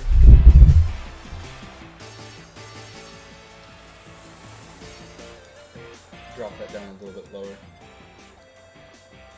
There we go, that's better. Right. Tapu Fini presents a risky thing here where I can deal with the Regieleki well. Dynamaxing and running straight for Earth Power, so that feels tempting. But I definitely just like to do. We'll try this, we'll see how this goes. I'm hesitant because Regieleki tends to run full screen support. And with full screen support, he's been very bulky. I'm not sure if Dialga has the chops to KO him without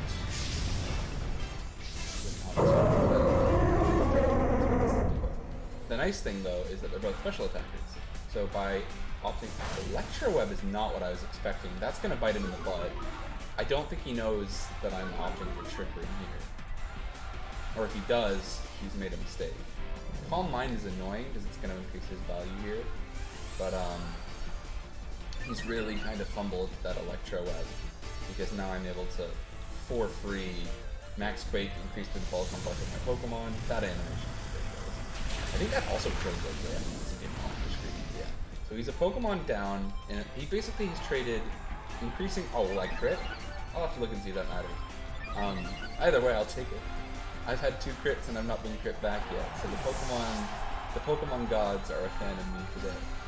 Hatterene gets Trick Room, super nice.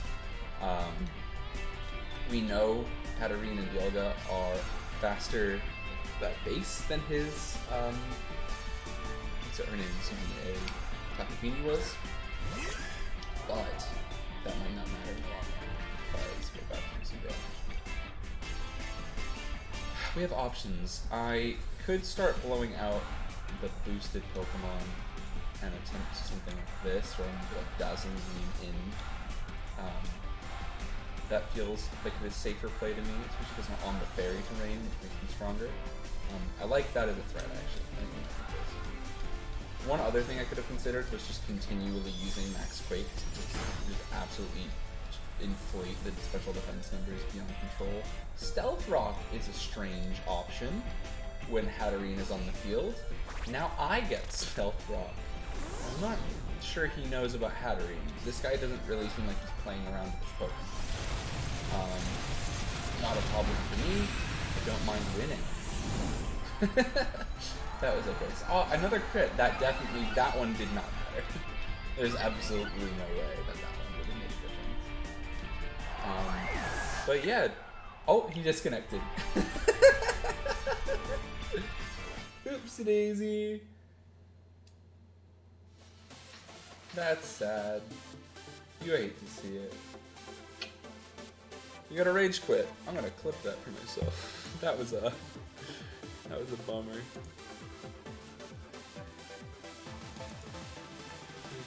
That was a bummer though. You never want to see someone like absolutely get too tilted. One did not. There's absolutely hear my own volume there twice. My bad. I checked my own clip that I just made. Oh, that's a bummer. I want to look at his team. Oh man, you hate to see somebody rage quitting. Come on, we were both having a good time. Eviolite, Heavy Duty Boots, Magnet, Leftovers, Ice Blade. I'm unsure what his plan here is. This doesn't seem like a collection of Pokemon that were in any way particularly synergistic. Anyway, that's how it goes. That's annoying though. You know, you hate to see someone just outright dip when you make a good play. What a bummer. I gained points, wow. Oh man. And maybe the second crit tilted the guy. That's the thing as well. You can't downplay people who part of the frustration of Pokemon is that it's not entirely like written in stone. Okay, we finally have looks like Lapras core with Regenerator Ho-Oh, Tyranitar is threatening, less so to Rillaboom. This looks like a great Rillaboom game. Amoonguss and Lapras make a really nasty 2-core regeneration team. Honestly, just Trick Room with Rillaboom and Arcanine seems like the play.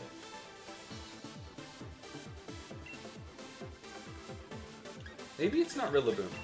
Maybe it's Kartana. Kartana will still be faster than the other things. And Kartana doesn't share the ice weakness, which allows him to kind of contest Lapras a little bit better. And Sacred Sword frightens Tyranitar much worse. So we'll see how that goes. I feel pretty good about this one. Ugh. Thanks all for hopping in and sticking around for the stream. I hope you guys are enjoying it. I'm happy to answer any questions if anyone has any about VGC stuff. I will try and do my best to explain a lot of what's going on here. An annoying threat. Do I assume it's Spore and switch my Kartana in? In which case I could.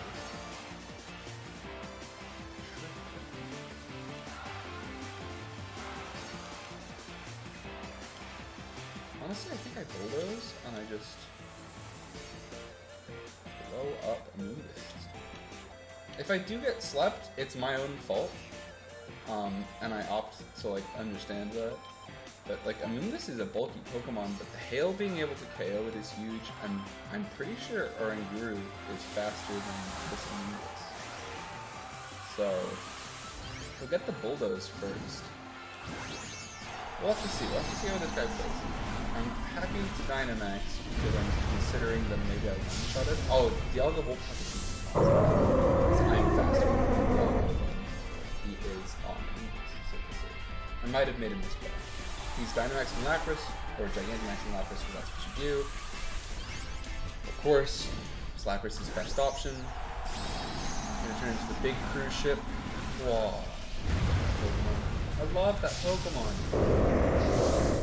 I love the like music, like the sheet music aria around it there.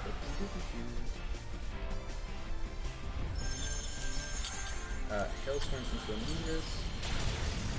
Absolutely crushes it. Okay, so it really does come down to my read here with regards to whether or not he goes before or after Resonance into who? Into Dialga? That didn't do as much as I think he was expecting. So we know from that Amoonguss is on 1 HP. Oranguru is faster. I knew it! Oh, I'm so smart, dude. I'm so good at Pokemon. I'm so good at Pokemon. This is how I got to Master Ball last time. I know Oranguru is faster than Amoonguss with no speeding lesson. Because people run 0 speed Amoonguss. That's so good. I mean, so that Pokemon really could have been the threat for me there. Its ability to inhibit most of my game plan would have absolutely crippled the comp. Putting Dialga to sleep would have absolutely been the end of the game. So that was good. I don't think the game is... Sorry folks, the noises I'm making from moving the mic probably aren't great either.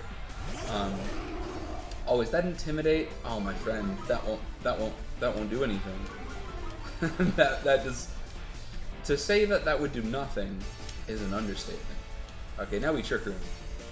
Although I have an option, right? Because he definitely has threatening ability here. Landorus will be faster than me no matter what. This is kind of how I'm seeing this. So what I think I do is I just opt for like a Speed Core run here, and I just blow out Landorus.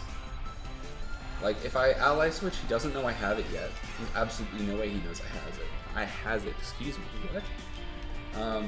But the Ally Switch just whoop, sneaky. Now I presumably take the hit for the other two. Earthquake is annoying, but that'll do comparatively less than he was expecting. Yeah, I don't know about this one. Oh my gosh, through the screens. So Labras's max signature attack is Max Resonance. He used the Velmy before. This one again, I presume he's going into Oranguru because the ally switched. Yep, Oranguru takes it like a champ. What a little legend. I love that Pokemon. Oh my gosh, we're absolutely brutalizing this guy's team here. I mean, it's just ridiculous. What's he got?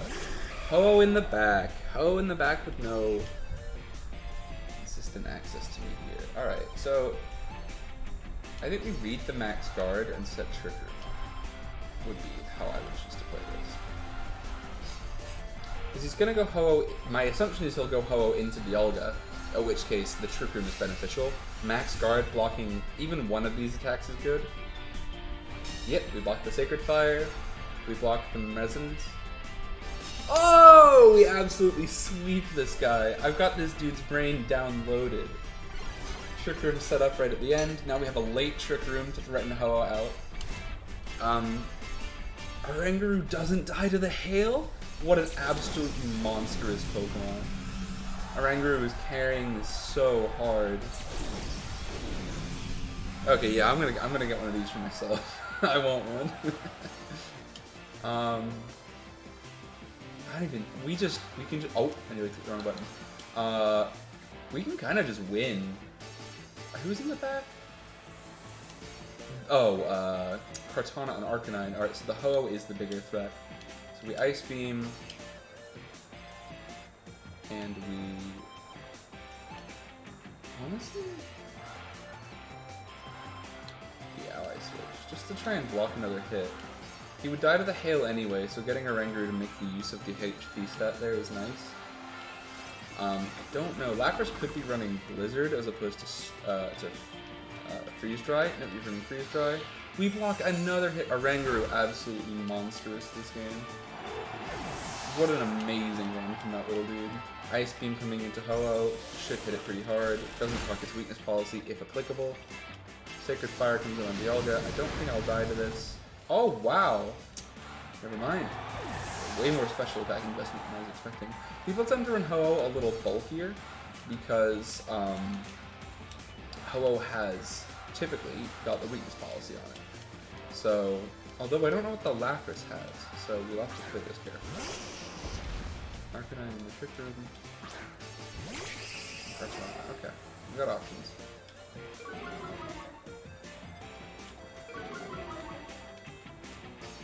My gut says we double into Lapras here and try and blow it up. Do I want the Leaf Blade stab? Yeah, I think I do. My gut says blow up the Lapras. It will be first because it's Trick Roomed here and it had Bulldoze on it. Oh dear, I misplayed. No, the return of the misplay. After my good read before, we survived with Sash, but we'll die to the hail. I threw! Just like that, I got too cocky. Making me think now that the Rillaboom was the play over this, but I couldn't, like, you can't have known that. The distinction for Kartana here was that we wanted to make sure, oh, the hail didn't go. Oh, that's so nice. Never mind, I'm much smarter than I thought I was. We just close combat the Lapras and protect this turn. So what's he gonna do? He's bound to target me. We basically get away with that for free in a lot of ways. This blocks the attack too, so if Arcanine does the damage here that I'm expecting him to, I don't think it goes down. It's gonna hurt, but I don't think it goes down. Oh my lord! He does go down. I got crit. Oops-a-daisy! Yep, that's it. Unlucky. I ended up setting my own Trick Room to defeat you. Alright. It was a poorly played endgame from the board. I concede. Unfortunate.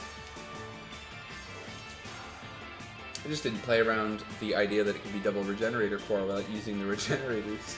I still think I played the first couple turns well. The misplay was probably in how I didn't threaten Lapras out. Lapras offering them screen support is threatening enough on its own.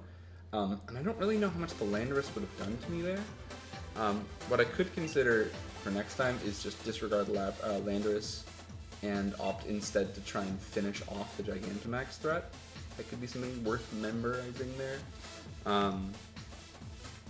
But there are other options. Trainer's been found. Nice. What's this guy got? It's unmistakably a sand core.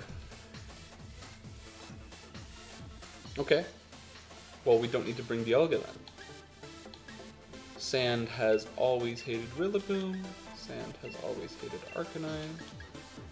Although if it's Arcanine up front, we don't want him up front. We'll probably lose that way. I think I can bring Dialga.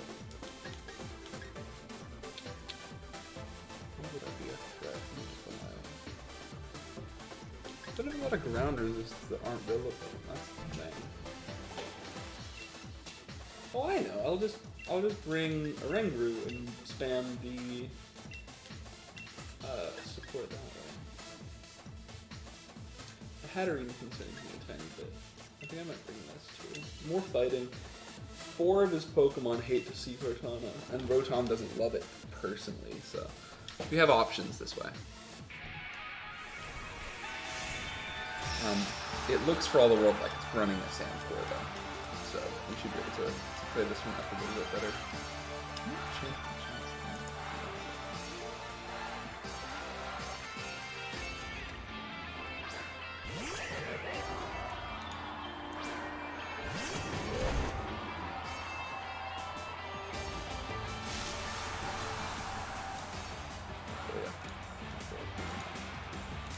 Cleaner on the screen. Crafty runs Intimidate, kind of what I was expecting. I'm glad I brought the Braviary. It didn't bring Rillaboom up front, because Braviary would beat me. Now, however, I get kind of free access on this, so we just...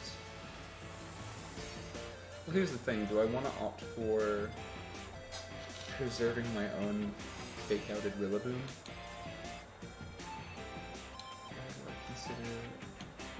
I'm trying Instruct, because I don't think I have a better play. And if I just get twice the chip, that's nice. This Rillaboom has speed investment, so I think the fake out, presumably Scrafty fakes out as well. That's the concern. Throat Chop right into Oranguru. That does hurt, but he's too bulky to die to that. And we get a second fake out just for funsies.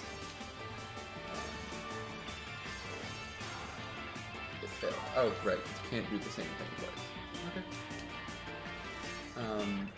Well, here's what we are going to do. We're gonna switch. We're gonna switch. Hard switch.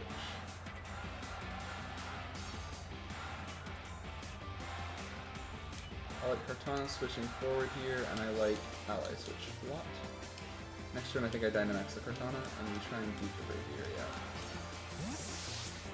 This is kind of greedy, because I full in on Sand. Kartana's pretty good against most of his Pokemon. The Braviary, without the electric sort of coverage on this team, is a little trickier. Brave Bird into Oranguru. Perfect.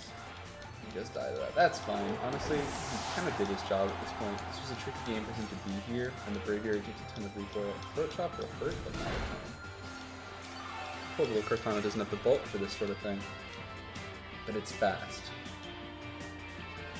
And I can bring Rillaboom back out. Rillaboom can fake out, threaten the Braviary. Is the Scrafty Spark or Banded maybe? Why is he just Throat Chop? This guy's kind of making some strange plays. Now though, we're gonna do some damage. Do I want to opt the Max Knuckle for the attack up? Or Steel Spike? I think I'm gonna Max Knuckle. If he reads Dynamaxing by Dynamaxing, then that's clever. I don't think he did. No, I don't think he did. So we have an option here. We'll have to see. If he didn't, I'm surprised. I would have assumed his Braviary was faster than Kartana, but yeah, if not, I'm surprised. He didn't. Okay, cool. We get the fake out for free. Way harder. To be honest, thinking about Pokemon is kind of frightening. I found the cute ones, but hope they don't die. I have played this game a tremendous amount of time. Oh my lord! I was able to get to Master Ball tier for the first time in 2020, back in September. Close combat probably kills it. Oh wow, we go and take those. That does hurt though. For me, it's kind of one of those things where I adore playing. Like, I play Pokemon, you know, for a very, very similar perspective, where it's like, oh, well, you know, play with my favorites. I adore... My favorite Pokemon of all time is Donphan, because he's an elephant that is shaped like a tire. I adore that. But I would be lying if I said that there isn't also part of me that likes, you know, to understand kind of the other systems here. And it was a good way for me, especially where I was. Like, Indianapolis hosted a number of the North American regional tournaments in the convention centers there. So when I was a teenager, it was like, oh shoot, like, people show up once a year and they talk about Pokemon, and then they play in this tournament format. That's super cool. So it was kind of both an interest in the community space behind it, because it's way bigger than I ever knew in person. I mean, we kind of cleaned up here, by the way. This is pretty toast for this guy. I would have to make a number of misplays to do this wrong, because I've got 2 grass types on field, and the majority of these Pokemon don't want to be inundated. But yeah, so I don't know. For me, part of it was like I wanted to learn about this stuff that was going on in the background that I was interested in. But the other part of it was like, oh well, did bring Sand in the back. It's presumably. Is it Korean Sand with fast Excadrill? To max guard all the way. If it's max guard, this is tough. Grassy Glide doesn't care X control, does it? I think we max guard and we play carefully. This is my final turn of Dynamax, so this is my only chance to block it depending on who maxes here. I still have Arcanine in the back, so I can threaten out with Intimidate. But it's going to be close. I don't know which Pokeball was it. I think that's Excadrill. I think that's Excadrill. It is! Cool. Then I kind of made it pretty decent. Unless this is Bulldoze T-Tar or something, in which case I'd find that very strange. That he would want to lower Excadrill's speed here. I feel confident with the reads I made. Tyranitar protects, that's fine, we didn't even hit T-Tar. We ignored him. We didn't want to deal with him. Oh, Rillaboom! That's disgusting! That's so much damage! What a stupid Pokemon! We're not out of the woods yet. The Steel Spike makes this tougher. But I don't think T-Tar has a really great way to stop me here. Especially if I revert back and get Sacred Sword, I think we kind of just blow him up. We would need to fish for double protect.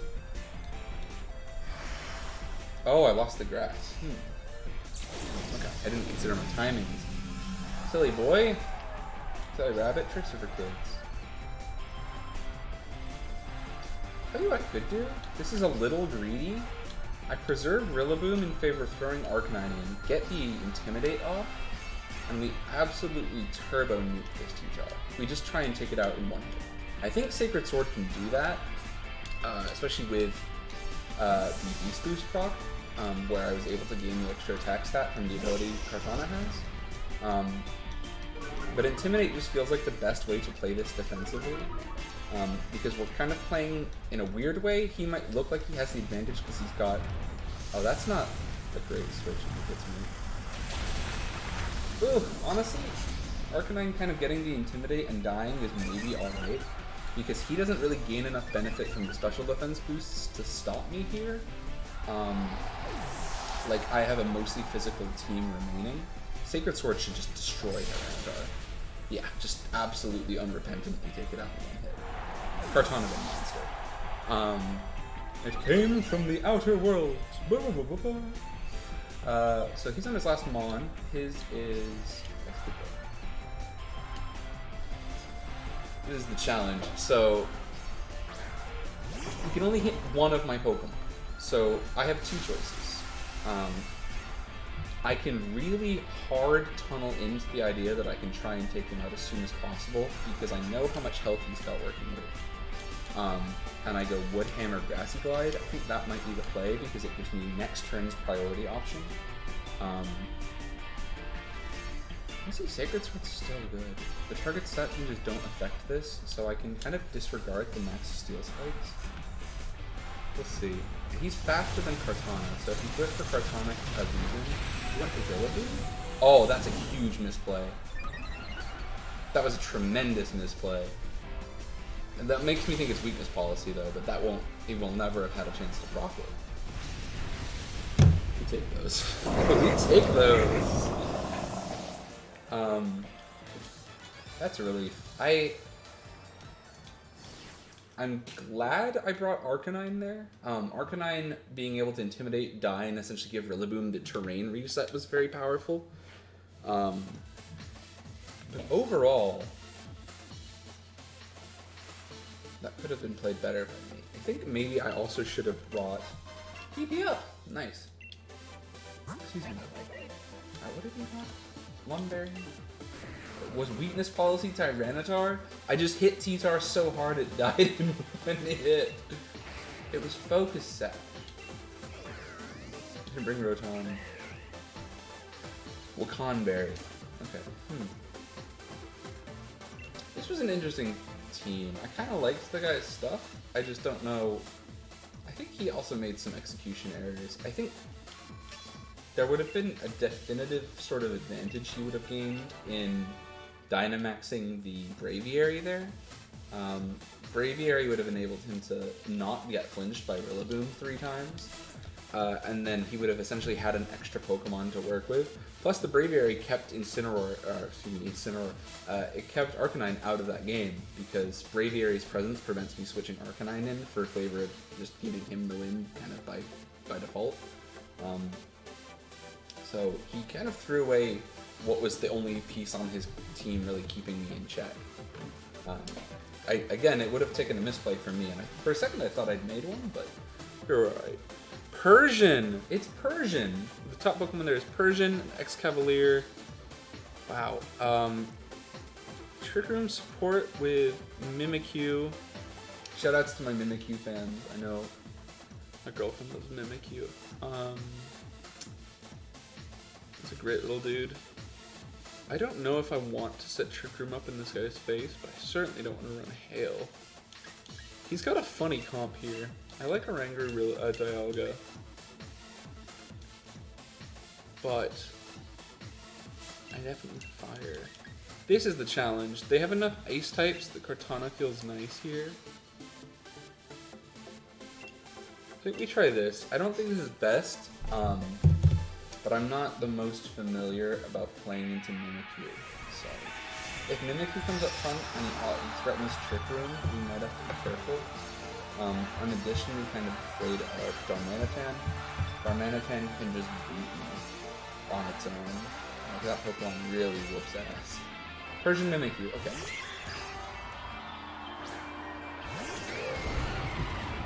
We opted to play that pretty well then. Well, as far as things go, we played that about as well as we could. Just Trick Room and Protect for a safe turn 1. I don't think he'll... Well, it depends, right? If he's aware, he'll assume I don't... He'll assume I probably Protect immune, or Flinch immune because of Inner Focus being so prevalent. No, he didn't. He gets the read. What does he set up on Mimikyu? Swords Dance? Trick Room. He did it for me. That's exactly what I wanted. Okay, now I'm confused by Persian. Persian's far too fast a Pokemon to be left up here.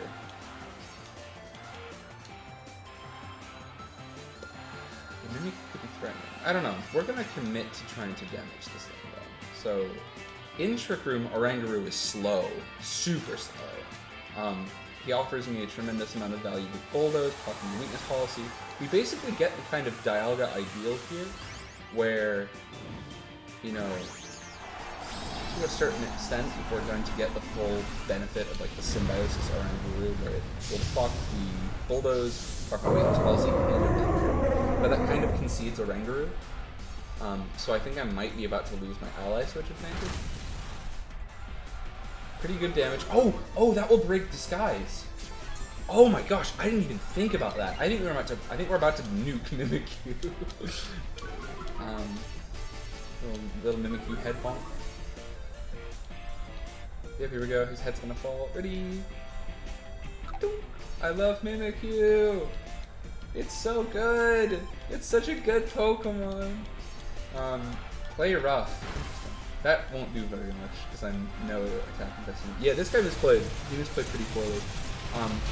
For one, he didn't fall into the bluff of Oranguru, which is that you're not generally able to fake out most Orangurus because they run Inner Focus, which prevents flinching. So fake out's essentially useless on that Pokemon. I don't know what he's going for. The Persian being a slow U-turn is interesting though.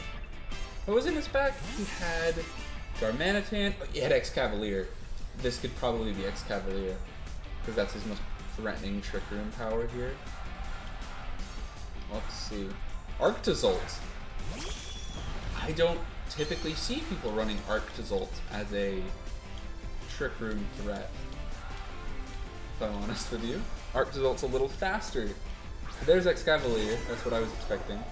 I think we just kind of move towards giving away the Oranguru kill here.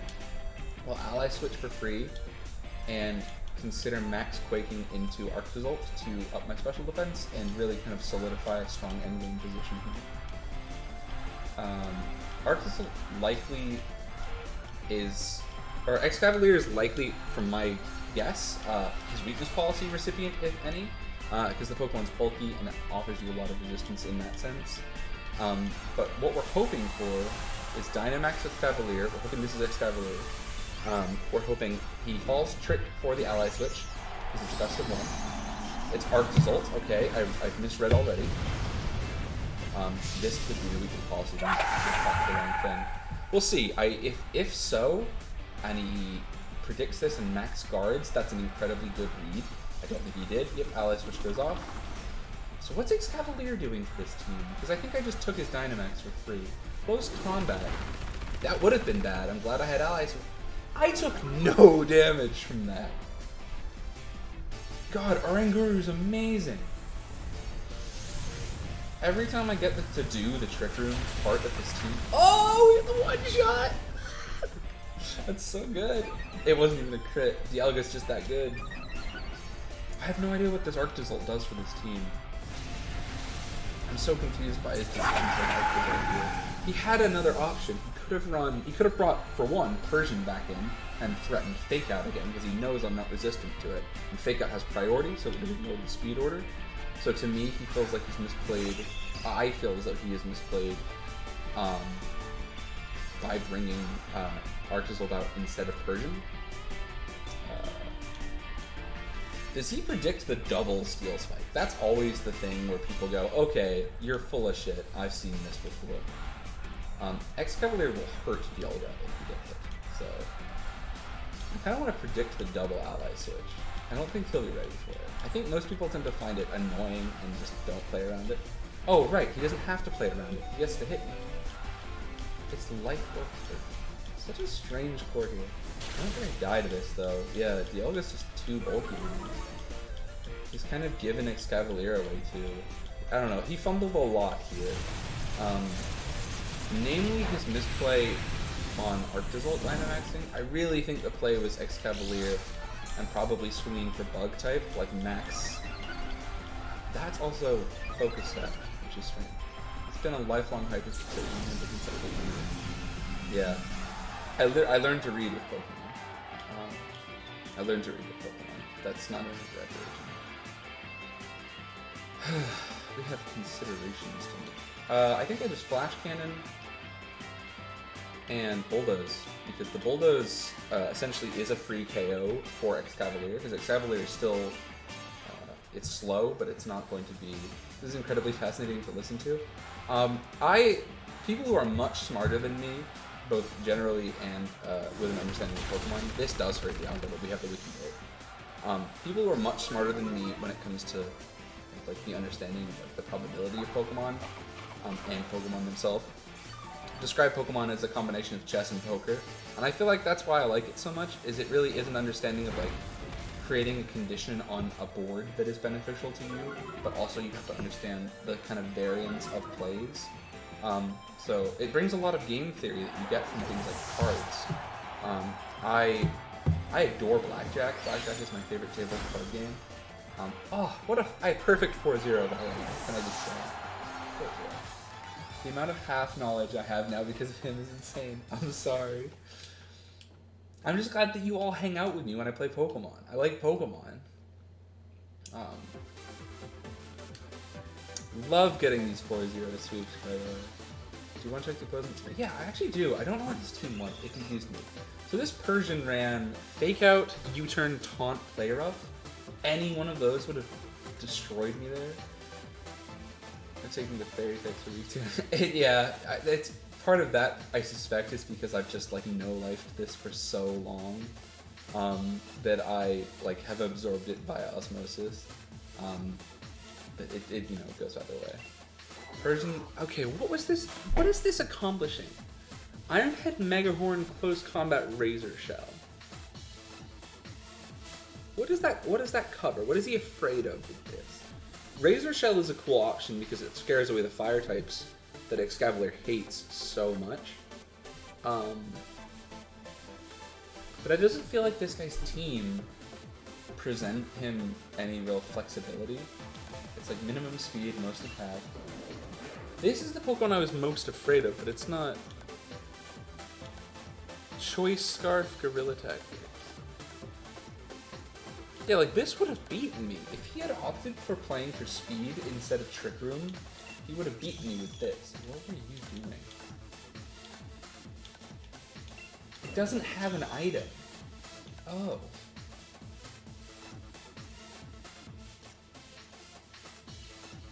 My lord. Okay, I kind of feel like I'm popping off over the wrong stuff if this guy doesn't have items on all his Pokemon. This Pokemon, I don't know what I'll do. I'll just try to see how it goes. That's true, but the thing with, I think when you get to these like ranked battles, I think by the very kind of nature of the fact that you know that like there's benefits to you playing, that's a win streak. By the like nature of the fact that you know that like it will record your wins and losses, it will consider certain things, and you also have to like get, you have to construct a team yourself. I can't imagine that's a team he's renting. Here we go. This is much more what I was expecting. It's Sun is a Leafeon team. The top Pokemon behind my face is Leafeon there. Leafeon is threatening. Leafeon threatens Hatterene pretty strangely.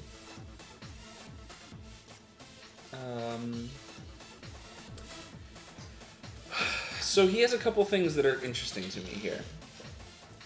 Swampert is a really good bulky support Pokemon, so I can't leave Swampert uncontested.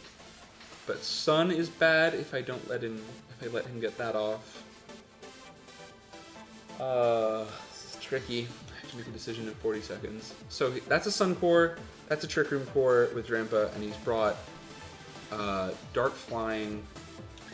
Fairy brings a lot of value here. I like Hatterene.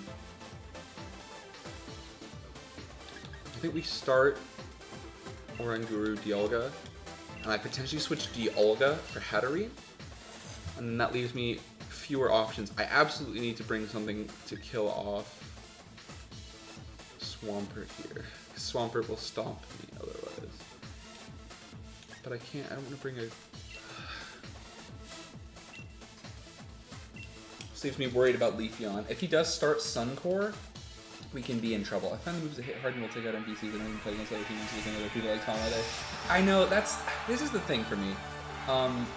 There are hurdles to competitive entry, in my opinion, that can kind of prevent people from like realizing that they could do this too. Like, I am not actually all that competent with this sort of stuff. I've just like learned, oh, by the way, it was exactly the thing that I was afraid of happening. So that's cool. We're gonna have to play this very carefully. This very carefully, very carefully. All right, let me try and. You say no. Hear me out. So I didn't finish my full thought there. It's Leafeon Dynamaxing. Is he gonna go for a ground move into Dialga?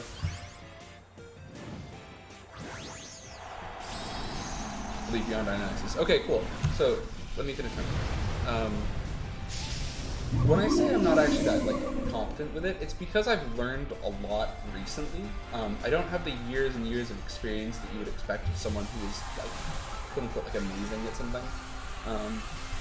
I've just had resources that I've either found or been presented with that were able to teach me in ways that were very simple. Because I typically just played the single player. Like for me, I would play with my brother or I would trade with Lex, but like. The reason my original plan for streaming Pokemon content was shiny hunting is because that's what I did. That's how I enjoyed Pokemon. Is to me it was a game of get the prediction. It's so nice. Dark Pulse does not KO me. There's no way. If it flinches, that's bad though. Please don't flinch. Don't flinch. Don't flinch. Don't flinch. Yes, we're in there. Okay. Yeah. For me, that was my original experience with it. Was my like gotta catch them all single player like. Focused experience in the game. So as a player, I realized that like there are hurdles to getting into this ranked online stuff because it's not well explained. The systems underneath it all are obtuse. Pokemon is famously bad for teaching you how stuff works. They're getting better. They've introduced things that you kind of change the nature or changing stats and things like that to make it more competitive. But like realistically speaking, they could do a lot better to like allow people entry to the competitive space. I think I actually KO Leafy on here. That's so good. That's such a big swing for me. Sorry, let me finish this thought. Because Pokemon makes this obtuse. They don't do a great job of teaching you sort of the systems that exist underneath it. They don't tell you about like the genetics of the Pokemon you catch and like whether or not it was born with an ability to have good special attack or whatever. Like it does a terrible job of teaching people these things. And so, to me, part of why I found competitive to be something I was then able to get into was because I found people that were able to explain that to me, and there are resources that were able to make this really simple and straightforward for me. Because the fun of it is, really, you actually don't need to do anything like crazy optimal to have. Cloud9 is such a cool attack option. We super ally switch here though, super hard.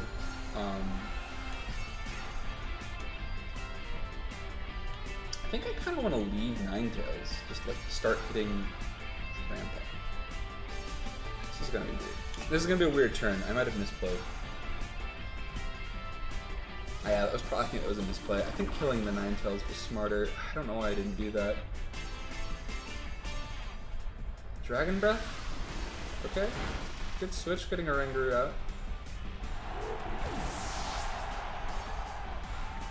Sorry, I'll finish what I was saying in a second. I'm nervous about this now. Such an unlucky thing for him to survive. I imagine that means he's Focus Sash? No, he just lived that. That's bad. For the folks kind of along at home, that's bad. I brought Rillaboom though, right?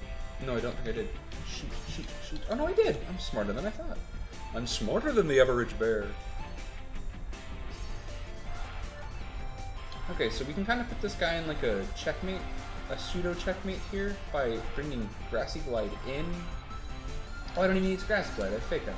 Yeah, okay, I can kind of bring this guy in like a pseudo checkmate where he has to concede Ninetales or Drampa here. So we'll have to see. Yeah, Pokemon is like, it's obtuse because it doesn't do a great job of explaining its systems, but there are folks who do such good jobs of teaching you like really very simple and like intuitive ways of understanding the things that are going on underneath the game. This wasn't a misplay.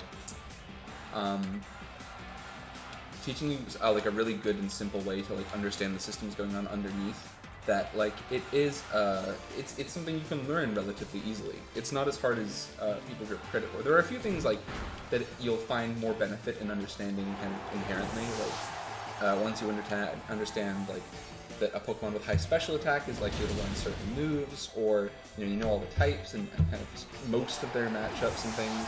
And you can kind of understand from there, like, oh well, what does this Pokemon like to do? What does this Pokemon like to do?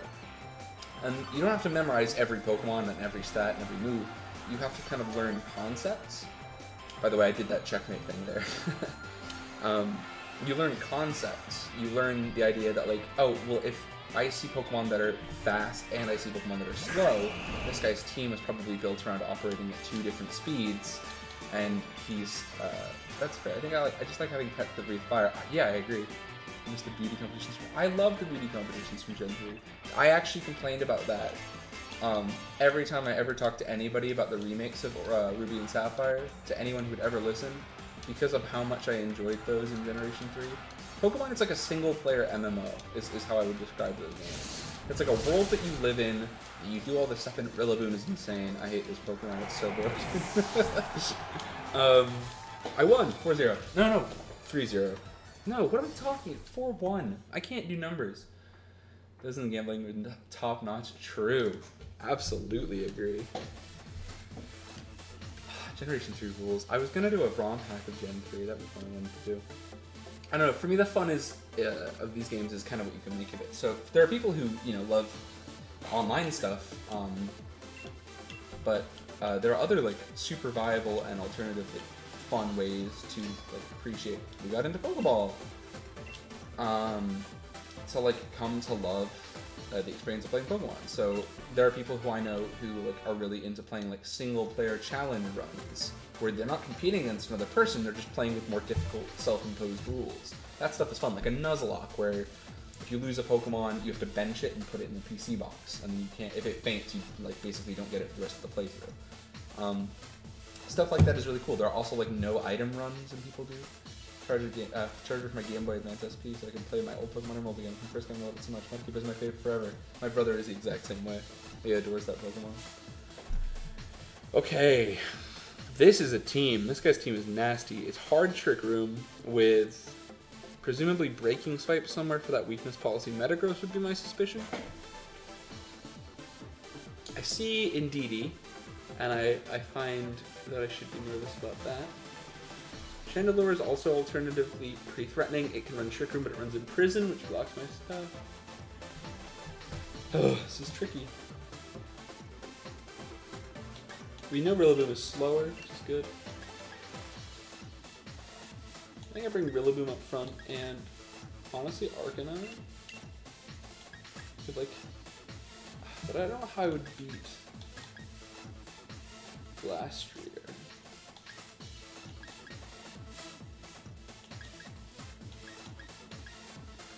This is a tough one. I'll respond to chat stuff in a second. I just need to think about this for a sec.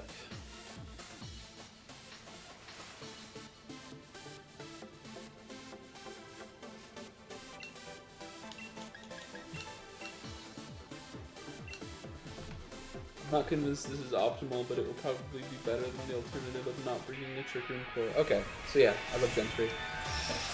Redeemed Hydrate. I have a little bit of what? Thank you. I'm eating a whole bowl of cereal while I'm up here as well. Alright. This is going to be a fun one. This is certainly the first one where somebody's bringing Pokemon. Chandelure Glastrier is similar to what I was expecting. I love the shiny Chandelure! Ah! It's Calcifer from Halloween Fantasy. Alrighty then. So the challenges here are pretty straightforward. He probably wants to set up Trick Room, and I don't have a way to flinch it because he's a ghost type. So we have options. Turns out he completely disregards Arcanine. Arcanine was a terrible thing here. I think we go Knockoff into Chandelure to try and pop it. And probably try and cheese a burn on Glastrier. So just do what we can. But we've set ourselves up for a pretty risky turn one.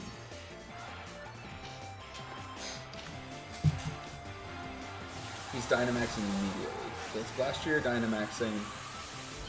The Trick Room set up as a support option here. Keep going. This Pokemon is so bulky that it won't die to the Flare Blitz.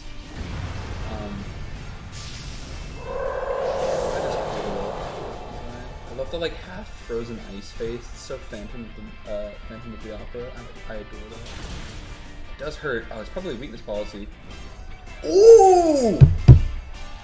We probably don't deserve that kind of luck. Alright, so we hit the knockoff. This will hurt so bad for him. Is that crit? Or is that just a regular? It's not Flash Fire. It's Flame Bomb. Okay, well I take a burn back because he out-predicted me there. Did we lose Rillaboom? Did we lose Rillaboom for this? That's okay. We don't even... Oh, right, it's burned. Oh my gosh. That was such a crazy turn one. What the hell just happened? This is absolutely not according to the plan. Alright, one thing that would be really fun, just because, like, as a casually, like, more mellow stream, would be probably a little bit less gameplay, a lot more, like, talking with chat. If anyone's interested, I'd love to kind of go over the, like, skeleton of a Pokemon and, like, talk about, like, how the things that I get excited about here kind of work. Because there's a lot of, like, little things that add up to making a more complete understanding of the package of, like, what the game flow is like and how things are and, like, why certain things are good or bad. I could have spoke with Mega Swamp, but I'm not able to find it. It's over here. He's over here. I might bring him up. He's soon to be painted, but it's a gift from my brother for his birthday. That lovely Leptic kid for him. Rotom has annoying options here. But I'm burned, so I don't know. I think I just go for knockoff. Oh, this is so hard.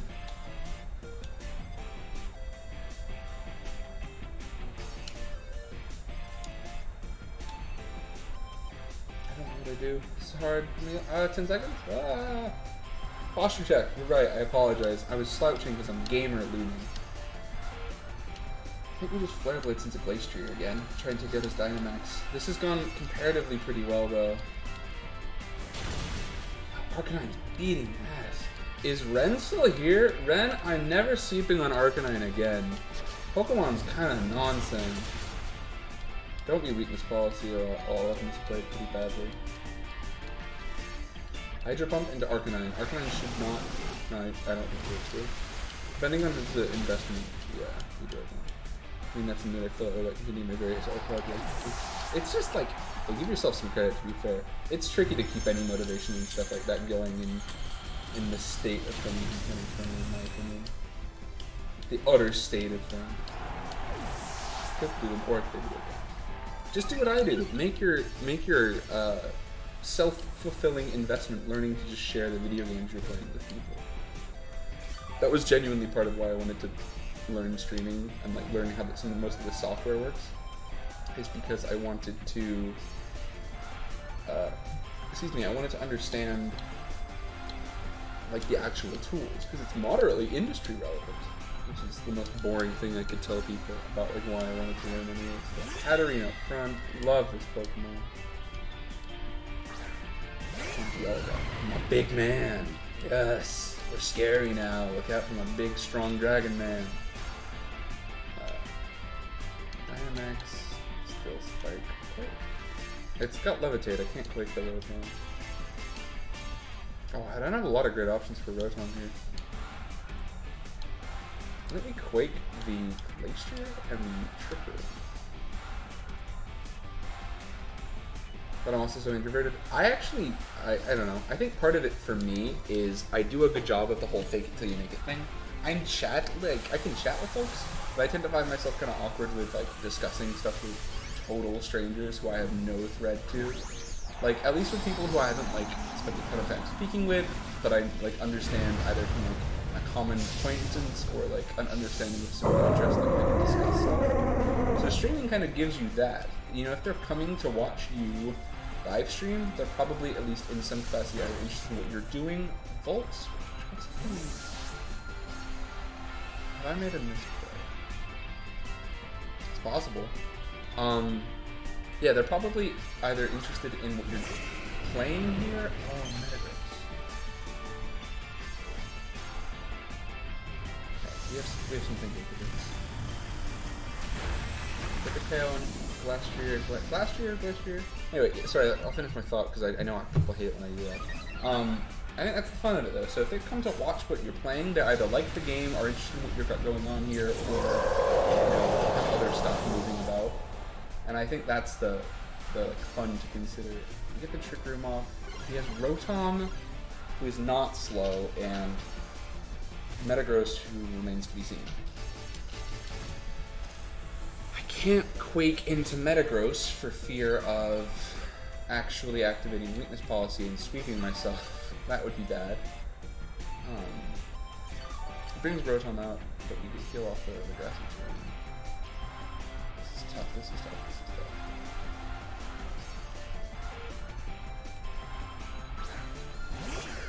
Actually, who am I kidding? I do really need to deal with the Metagross.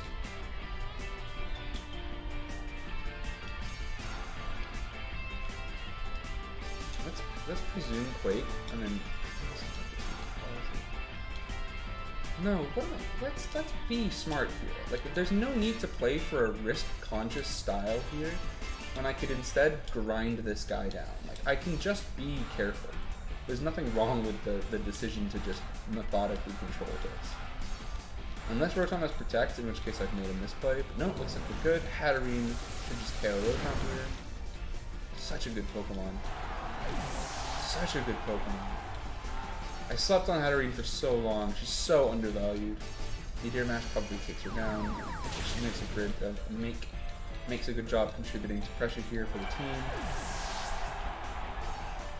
Honestly, I don't know what this Metagross does to me here. I'm kind of a bigger, scarier him right now. And I can set up my own resistances. Seeing Meteor Mash makes me feel pretty good about setting steel resistances up. The hail is negligible while the grassy terrain is in play. I lost both, right? Yeah, Rillaboom burned, Arcanine, poor Arcanine, just getting Flare Blitz recoil twice into Hydro Pump, taking him out immediately.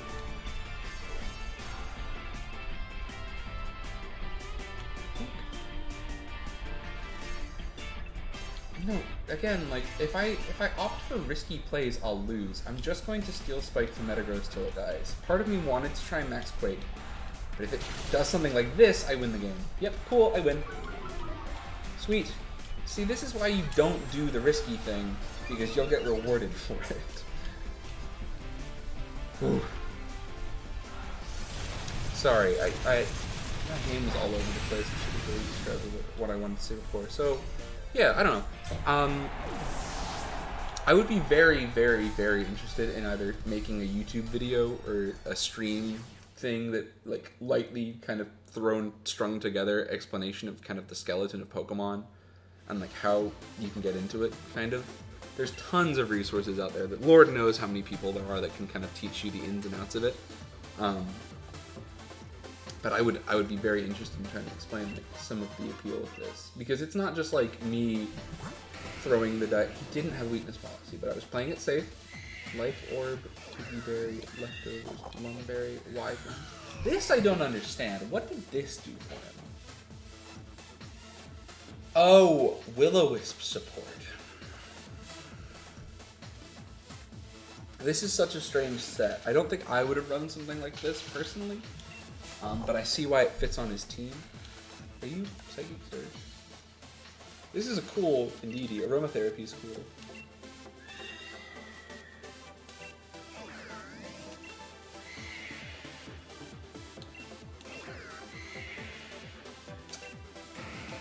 I honestly got away with murder there. That guy's team could have beaten mine pretty easily. We'll do one more with this team. Yeah.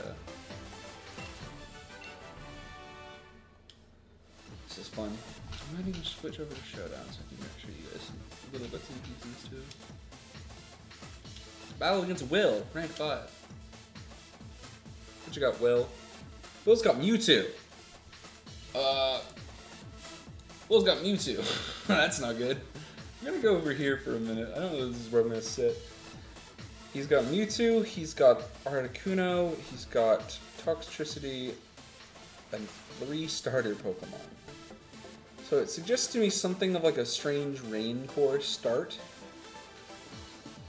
None of his Pokemon want to be slow, so Trick Room is good. Venusaur has Sleep, though, which is scary. So what I consider here is Hatterene for a potential switch. I don't know what I would take here though. The Mewtwo scares me a lot and I don't have other options for it. Rillaboom at least has a dark type attack so I can scare the psychic types away.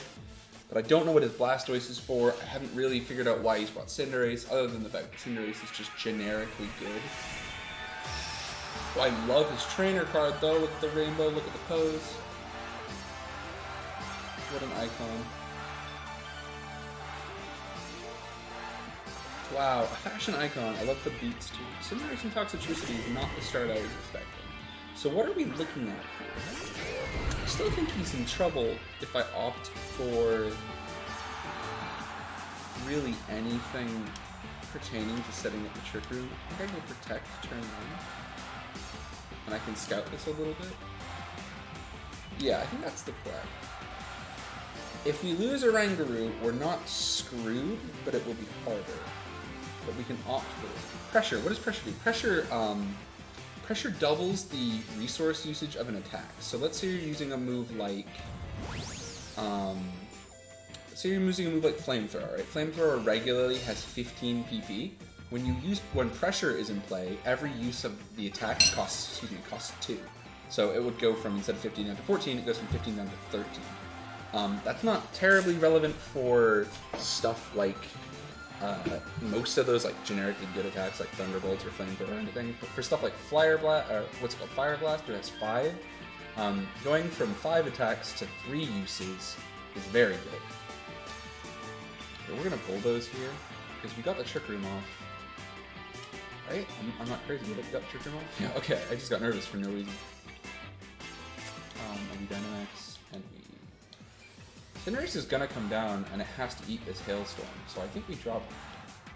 Oh no, it won't be... We go back quick. No, we go back quick.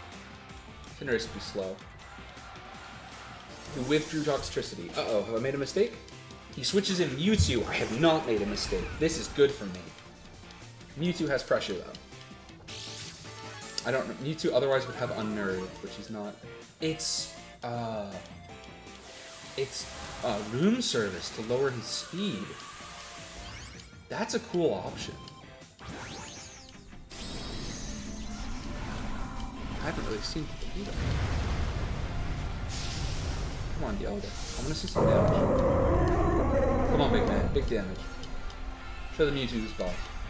We get Bulldoze. We're going to hit this guy so hard. We pop Dialga a little bit. We hit Mewtwo for a tiny bit of damage. That's fine. We pop Weakness Policy, and then we hand over the berry. This combo is so good.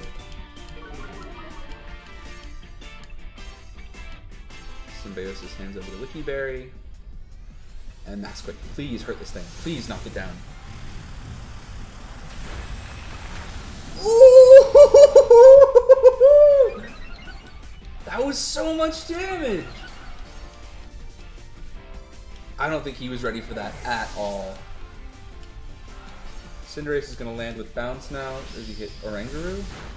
That did nothing. Oranguru! Oh, dude. Oranguru is a monster. Okay, there are certain expectations for how this will play out here. I think an Ally Switch, just for funsies, because it's threatening. Oh, that's kind of information I'm giving away for no reason. Oh wait, Cinderace didn't change type. That's not right. That's not the correct Cinderace. Oh, well then we snipe Cinderace here. We try and take Cinderace down.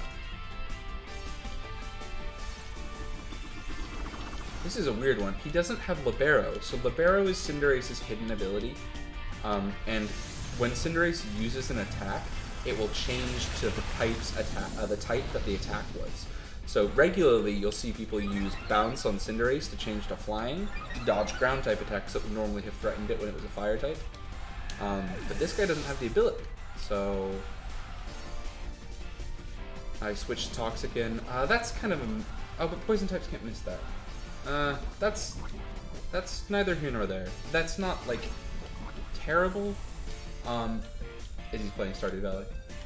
I should really hide my friends list when I'm streaming, just in case anyone doesn't want to be on here when I'm playing my Switch. Kuno. I love that sound. The irony of hitting Articuno with Hailstorm per KO was good for me. Although, honestly, the safest play is to continue to max Quake.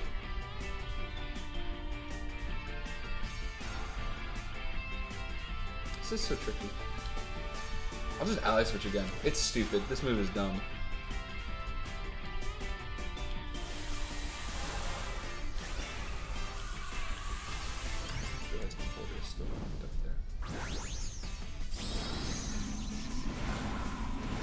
Oh, it was G-Max Toxtricity. That's a cool Pokemon. Bing! Big guitar. I love that Pokemon. Shout out to any viewers I've got right now who are in the United States. If you have the Pokemon Pass app, Pokemon is currently doing a socially distanced friendly giveaway at your local game stores. Go like GameStop or something. You can stay in your car and do the whole thing. It's a freezing device here. This is freeze. He shot the wrong target. Oh yeah, Ally Switch. Crazy stupid. So Sorry, let me finish the thought that I had. Okay, yeah, so you can get a shiny Toxtricity for free. You can go with Pokemon Pass, the app on your phone. You head over to the GameStop. Wait, why did I hit? Oh, it's max guarded. Are we still in Sugar?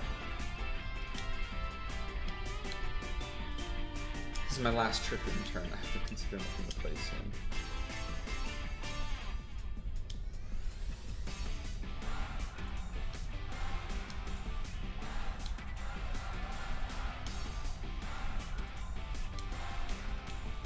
Let's carry the article. This is risky, but I just don't want to deal with the threat of it. That did way more than I was expecting to do. Electricity, and it lowers its speed for the next round. Critical hit on Toxtricity. Oh, it was a crit. Okay. Yeah, so they're having a giveaway for shiny Toxtricity. You get like a red and yellow. It's to commemorate the new card set for Pokemon TCG coming out. It came out on Friday. It was scalped to hell, so if you didn't manage to get one for yourself, that will explain it. Please don't burn me. Oh no, you won't burn me. I'll just set. Oh shoot! Set the sun. Save our kingdom. I should have stuck with you. Oh, I switched now. Don't freeze me! Don't freeze me! Don't freeze me! Don't freeze me! Don't freeze me! Don't freeze me! Whew! Close. It's got Black Sludge.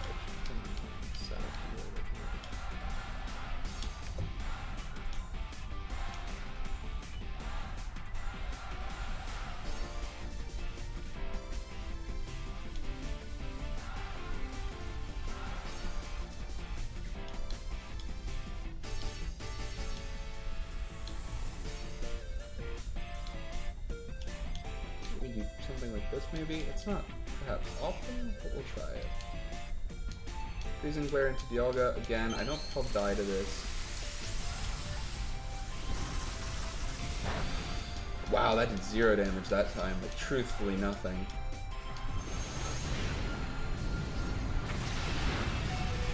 Dialga's just taking him on the chin. He does not care.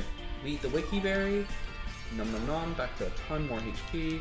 What a beast. Now we get Instruct. Instruct gets the value here. Ice Beam. Phew. Hit Articuno, good stuff. Takes out Articuno. A critical hit on 1 HP, very necessary. It's about sending a message sometimes. And we get the second Ice Beam, the regular Ice Beam. His Dynamax ends here. Oranguru might die to Toxic next turn. Well, he absolutely will, so.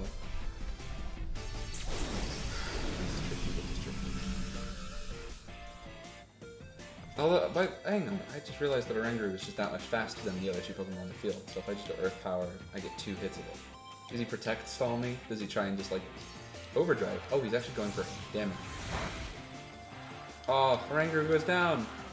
You did so good! Dodge it, Oranguru! Don't get hit! Kaboom! It's so nice. I'm kind of finally understanding the core of the team a little bit better now, I think. 3 wins in a row is nice. I'm finally making a break from the 50% win rate that I was stuck at before. Was that 10 games now? Or 9 games? Cool team, though. I want to know what his Mewtwo does. This guy's Mewtwo was interesting. I don't really know what he thought he was accomplishing with it, but I want to have a look. Rune Surf. Oh, it's from Let's Go Pikachu! Look, it's got the little thingy.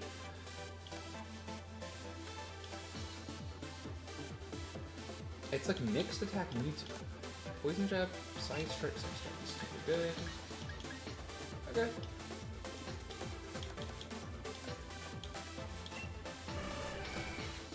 Articuno was competitive. Yep, I'm glad I didn't play with that. Trick Room. It was a Psychic start. That's clever. Reflect, Psyshock, Freezing Glare, Trick Room. What item did you have? Black Sludge, we need that. King's Rock, Flinching Cinder, Blaze. This would have been scarier had he thought that. Oh, it's Fire Pledge. Oh shoot, I could have gotten wrecked by this. so glad he didn't. The Venusaur didn't have Chlorophyll, and the Blastoise still had Torrent. The flip turn, wow, this actually could have been pretty disastrous. He would have beaten the start I opted for with Cinderace Venusaur. Let's do one more. Set the knife for a little bit. 2 hours, please. 10 wins, 10 games, 7 wins, 3 losses. I'd like to get another win here and try and get to tier 6. If I get to tier 6, I'm like halfway there, just off of a series of very good wins in a row and consecutive win streaking, helping get more and more points. You get more progress to getting to the next rank if you won a ton in a row. I'm pretty sure that plateau is at like 5. I think at 5 is the most it can like multiplicatively affect that. For anyone who hasn't messed around with any of the online chat stuff. Huh. This team is cool. I struggle against early status, and I struggle with something that has a really good answer in my fire flying, because I'm afraid to lose my grass types. Grass types are really a good insurance policy for this team.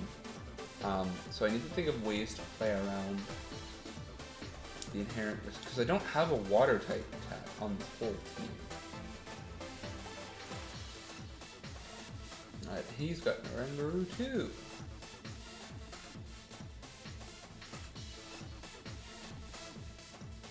Mudsdale scares me. Mudsdale is a funny Pokemon here. So what is it? Pincurchin's interesting. Pincurchin is very slow. It's electric terrain up, so it guaranteed wins its own terrain war. Honestly, I like Oranguru Dialga here. I know I bring it every game. No, I have brought it every game for the last 3 games, excuse me, but like it fares well into everything except the Mudsdale opening. Chinchino probably doesn't have a lot of ways to threaten me. Gyarados won't do a ton with the Intimidate value because it won't get the value on 2 special attackers.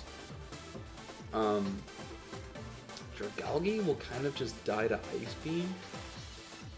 Pincurchin's odd. Pincurchin's very technically oriented, like somebody can run it with a lot of like emphasis on being supportive. I think the play in the back is probably Rillaboom to contest the terrain and also to scare Mudsdale. And then, you know, likely Arcanine for burn. It's tough. I'm a little nervous about this one, chat. I don't know. This might be the win streak. I still feel confident if he doesn't start Oranguru Mudsdale, he could be okay here. I'll have to see.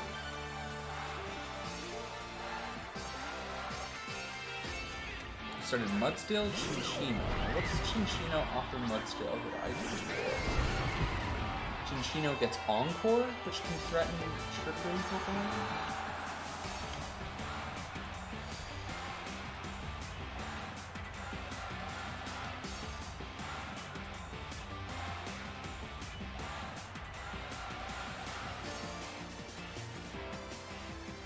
This is tough.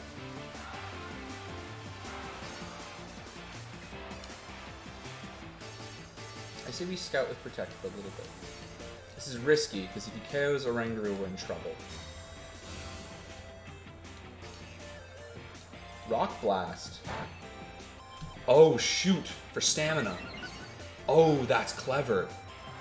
Mudsdale has an ability called Stamina, where for every instance of damage you take, your defense rises by 1 stage, and Chinchino has an ability called Skill Link, which increases your... Oh my god, it's gonna body press me.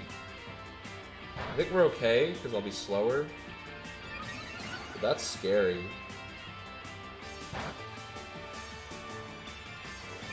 Oh, I set up Trick Room. This might not actually be good. Its defense is up 5 stages now. It's incredibly strong. Woo! That's not good.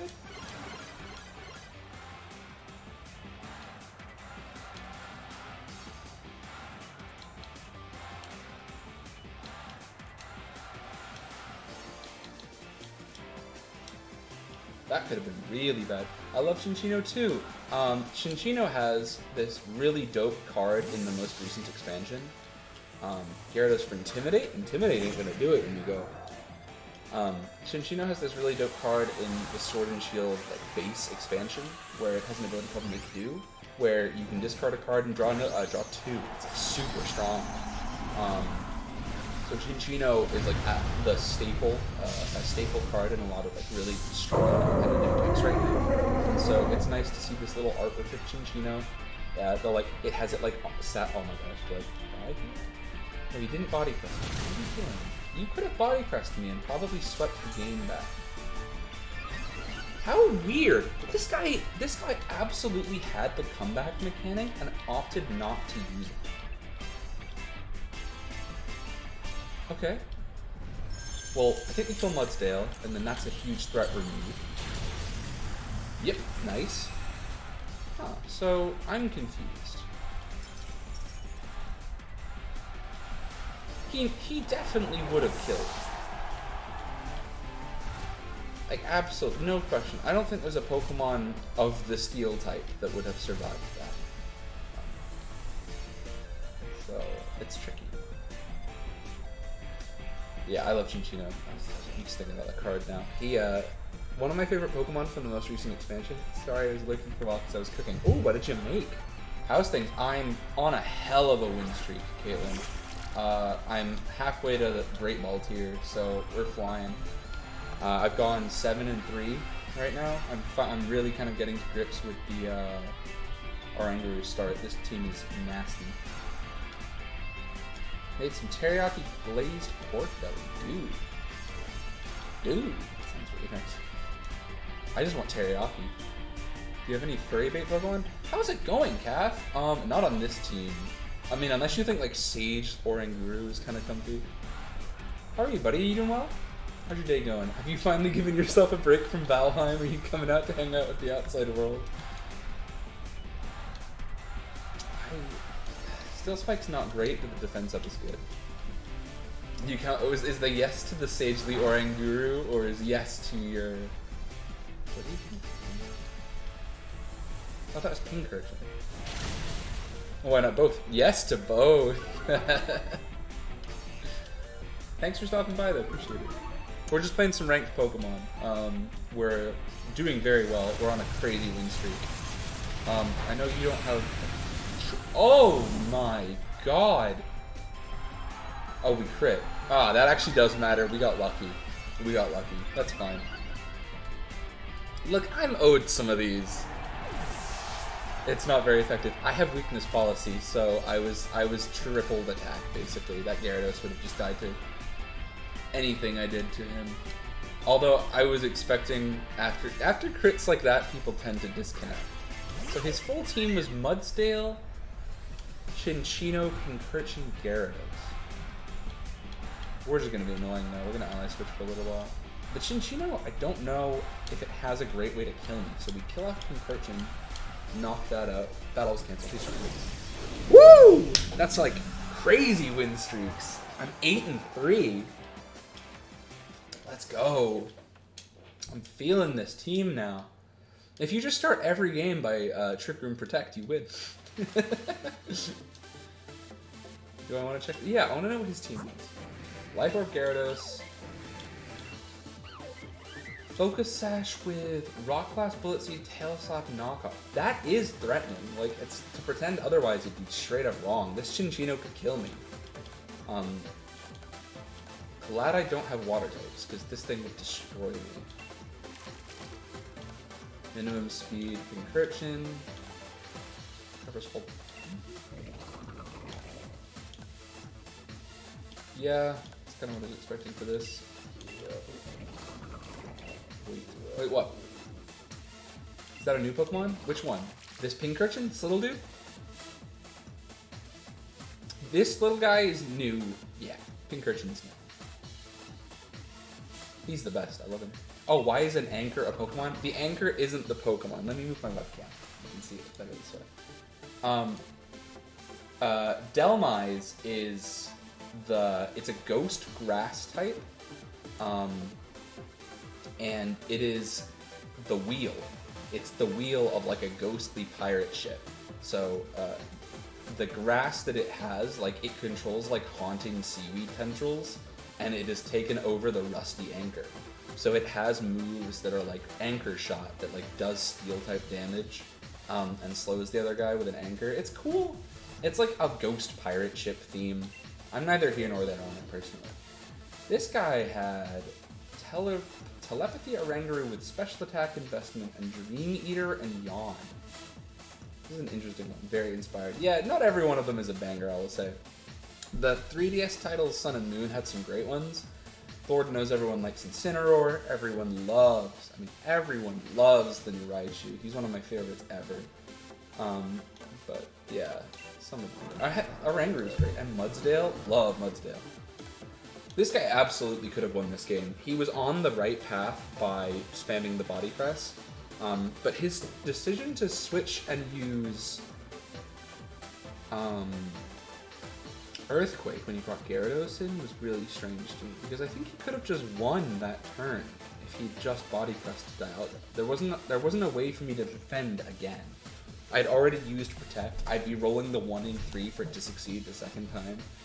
Like, it would have been incredibly dangerous. I would have most likely died there. Okay, cool team. Does this get us to Great Ball? Let me pull out of here and then go back into ranked and see what we get.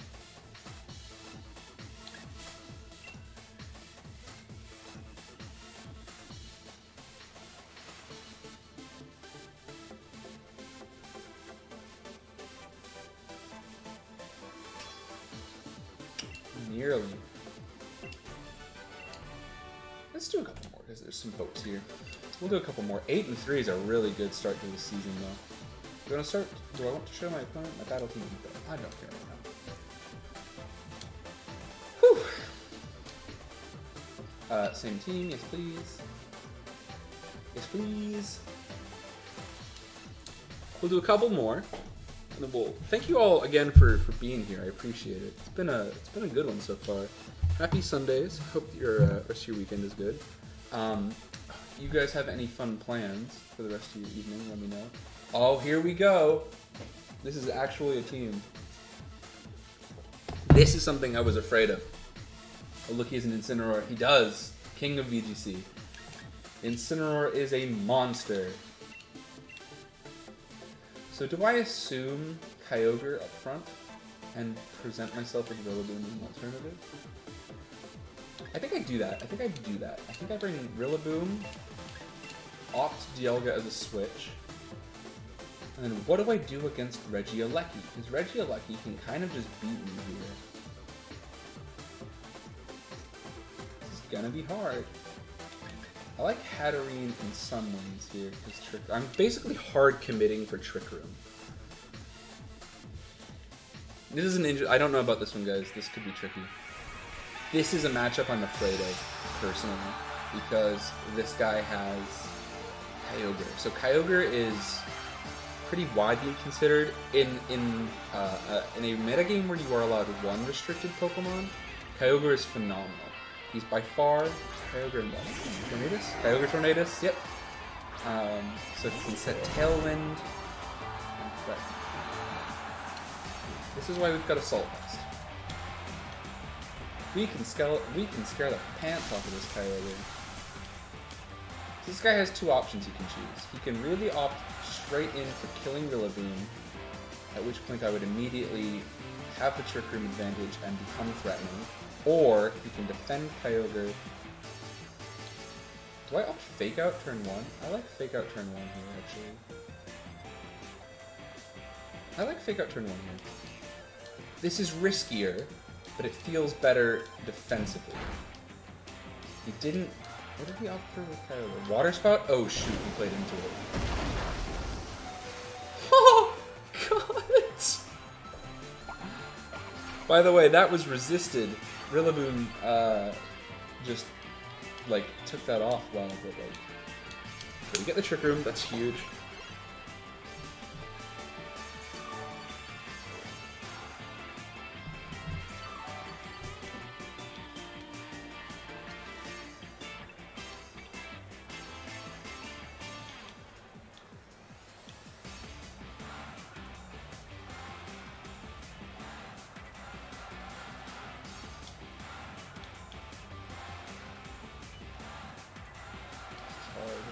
I'm afraid of Tornadus.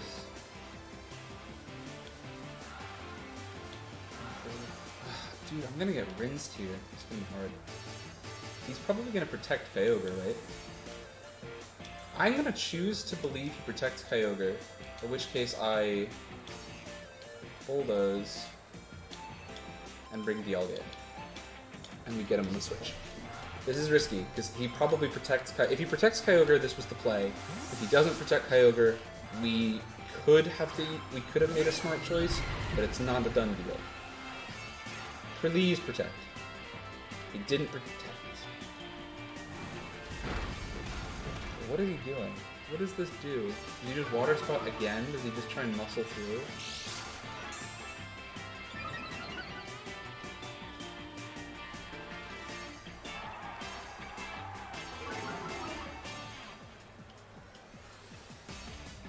Oh, it's...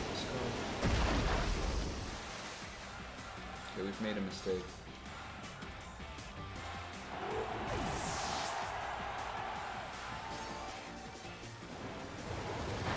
Oh, the switch was good in the end.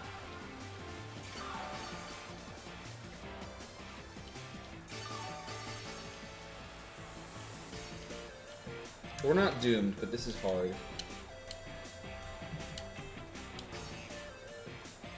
Kyogre and Tornadus is one of the most powerful sort of starting cores, because it's essentially the opposite of what I have, where he will immediately command speed.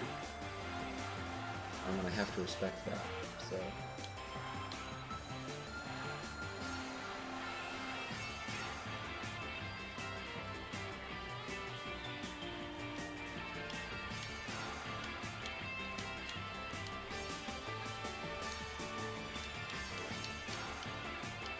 This will take the rain away too. This is scary. This has to be my turn where I make my aggressive play. I have to really command the board this turn, because otherwise I will lose. I don't have the ability to take another water spout.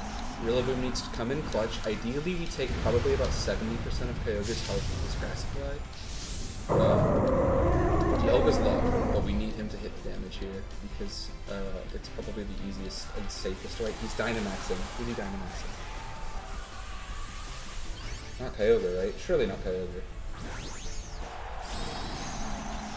Dynamax and Tornadus. Okay, so Max Guard? Does he predict my Dynamax in favor of Max Guard?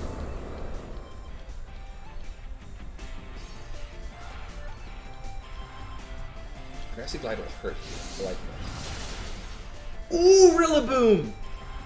Ooh, Rillaboom! So good!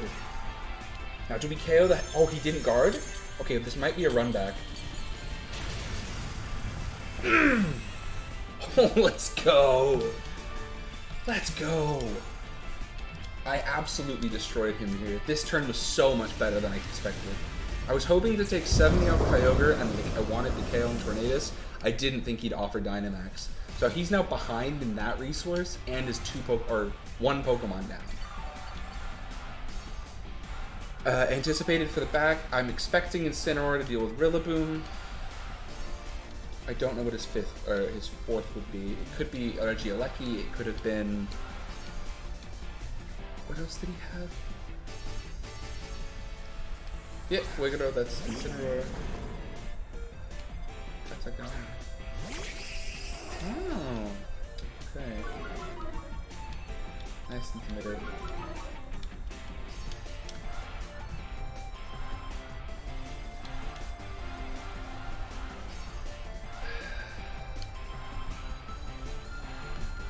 So we probably need to switch Rillaboom here for Hatterene.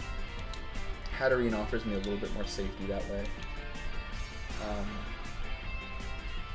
And truthfully, like, I think the best course of action is to try and kill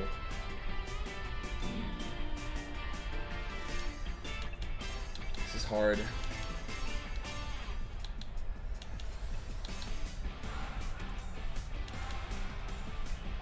Let's try and kill off the grass type there, or the steel type there. This is tricky. I don't know about this one, guys. We're so close to the finish line. I need one or two more really strong, decisive KO turns to be able to clutch this. I'm hoping to... Yep, he commits the fake up to that slot. That's as good as I could have expected. Now we get the Hailstorm. If Hailstorm KOs here, we're in great shape. I expect it not to. I expect Focus. It's not Focus Sash. Okay, we win. Let's go. So we're 5 in a row. We just won 5 in a row.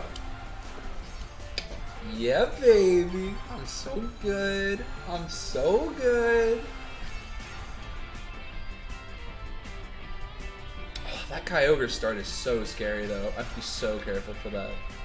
Wait, I need to check my turns. How many Trick Room turns are left? 1 Trick Room, 1 Terrain, 1 or 2 of Hail. Dazzling Gleam into Max Quake for the win. Woo! The battle was canceled. Let's go! Feels so good. Oh, you don't even know. That's so nice.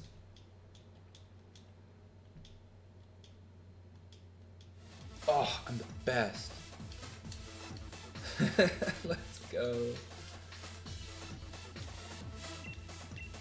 I got a rare kid. Continue battle.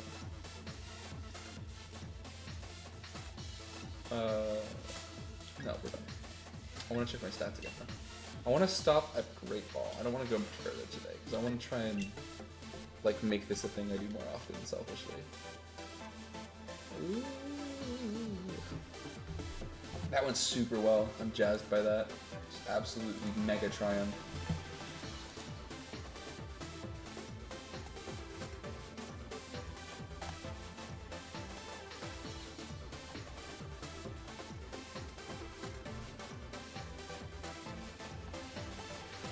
Ah, boy.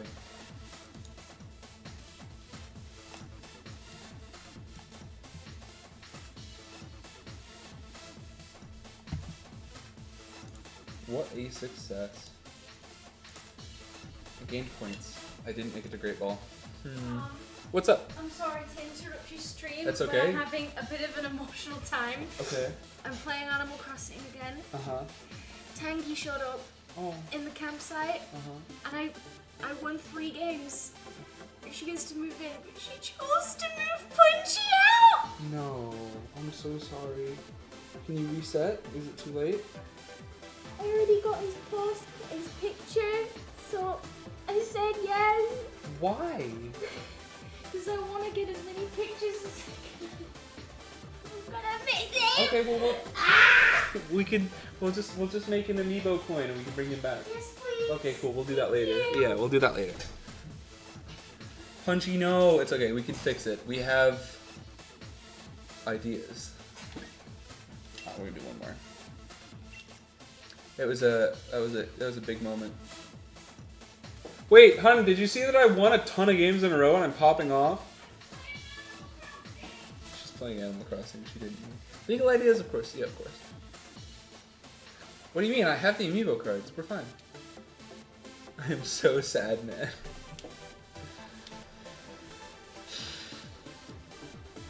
It's Trick Room.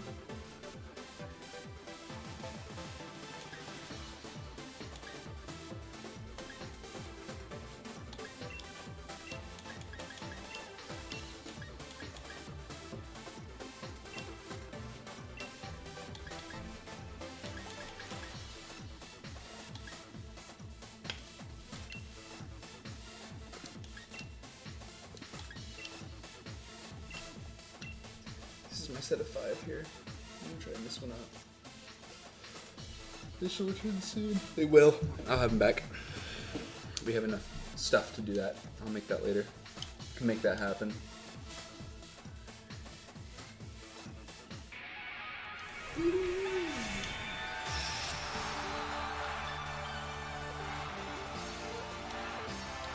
I like that guy's background on his trainer card.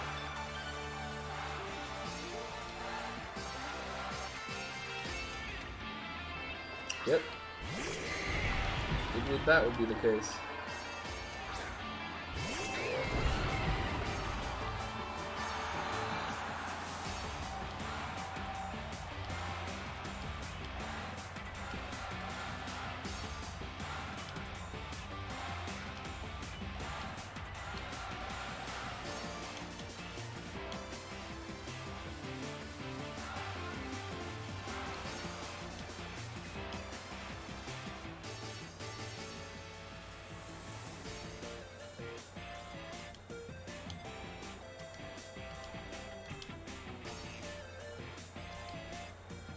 Dustclapped. Yeah, this Pokemon's crazy good.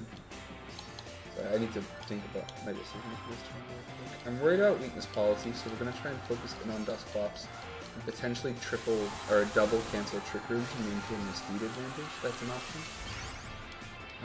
The Steel Spike will increase my defense, so I feel pretty good about that. But on the whole, I will have to be careful. You can't bulldoze recklessly. We'll lose. If he bulldozes, we're in great shape. Yep, Glastrier, Dynamax, or Maxim. Let's get it in a Master Ball. How cool! Okay. We've made very similar starts to this. This is an extraordinarily similar team. Glastrier is much bulkier in very specific ways, though, so... Dusclops just eats that up. That Pokemon's insane. We can buy Oranguru a little bit of bulk this way. Emax quakes me. That was not the play he thinks it was. That was a big mistake. That was a big mistake. Big mistake on this man's part. Uh-oh, weakness policy. And now I hand over the berry. Yes, sir. Trick Room back, right? Trick Room me back. I think if you Trick Room me back, that would be good. That's so sick for me. Let's go. You love to see it. Can Instruct work on any target? Yeah, that's crazy. Oh, I've been streaming for it long enough that my phone unmuted. Okay, here's what we're gonna do. We're gonna be careful.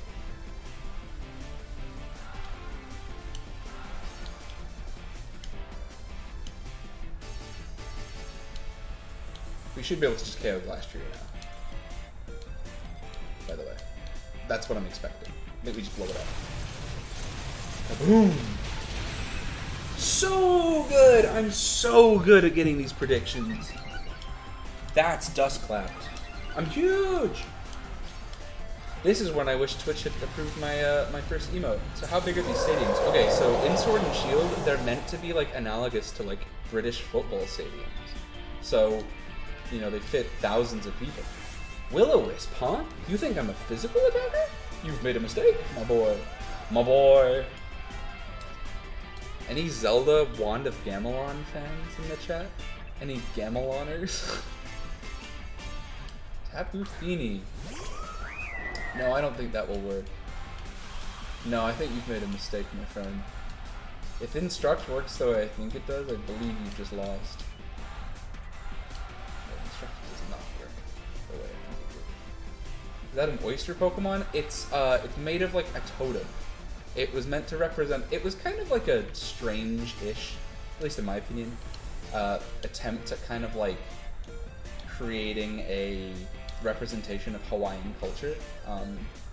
It was more like a largely Polynesian culture, I would say, like, but it takes a lot of inspiration from Hawaii, because the last set of Pokemon games featured a ton of like references to, well, no, it's not, those were from the games before this one, you know? So those were based in Pokemon Hawaii.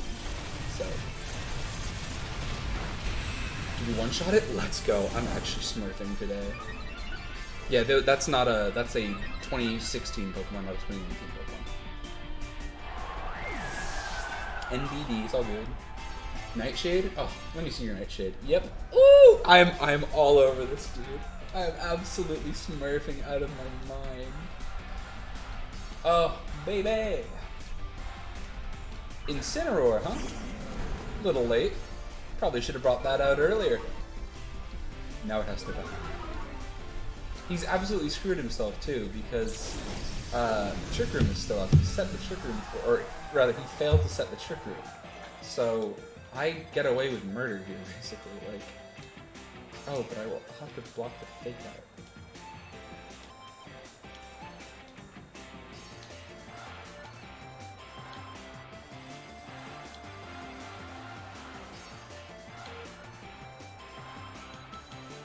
How do I want to do this? Like this one. Oh, I can block. Oh, I can do this. Oh, this is smart. This is smart. This is the plan. So I protect to block the bulldoze, and I lower Incineroar's speed for next turn.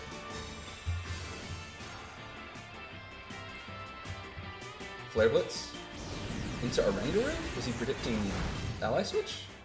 Okay, well I was covering Fake Out, so it's still a good play. Bulldoze will slow everything. Boom, boom, boom. It will slow Dusclops, and it will slow Incineroar. Dusclops might set up Trick Room on me here, but either way, I don't really mind too badly. Nightshade again. He failed the read. He loses the game.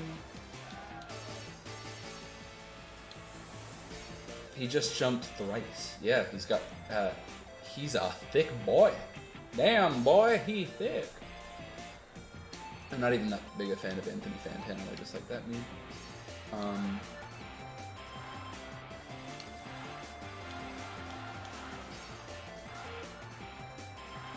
How do I want to do this? How do I want to do this? It's tricky. Instruct again, try and protect maybe? Just get a random protect off for free. No, I get 2 Earth Powers. What am I talking about? Boom! KO that guy. And then this next one will KO. Will KO Dusclops. And I'm on a 6-game win streak.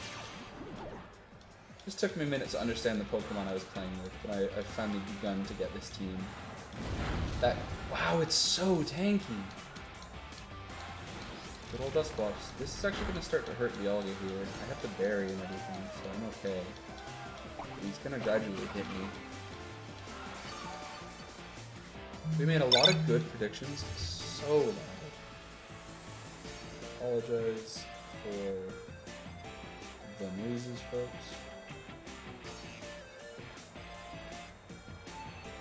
Mute my phone again for another hour. See how much longer I want to stream. Mute myself for... Alright. Flash Cannon for stab. And steps. Once again. We'll just win this turn. Like, he doesn't have a way to block 2. Yeah. That's so good. Woo!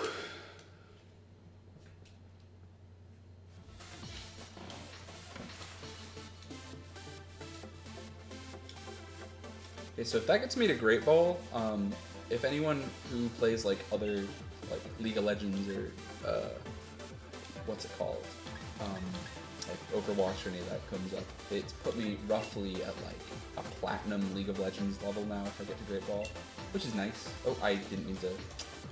Oopsie doopsie, I clicked single battle. I have very little interest in single battle. Yeah, I know there was no update. I've never played single battle here. I play single battle online on Showdown. Single battles are a whole different beast. It's a very different kind of game.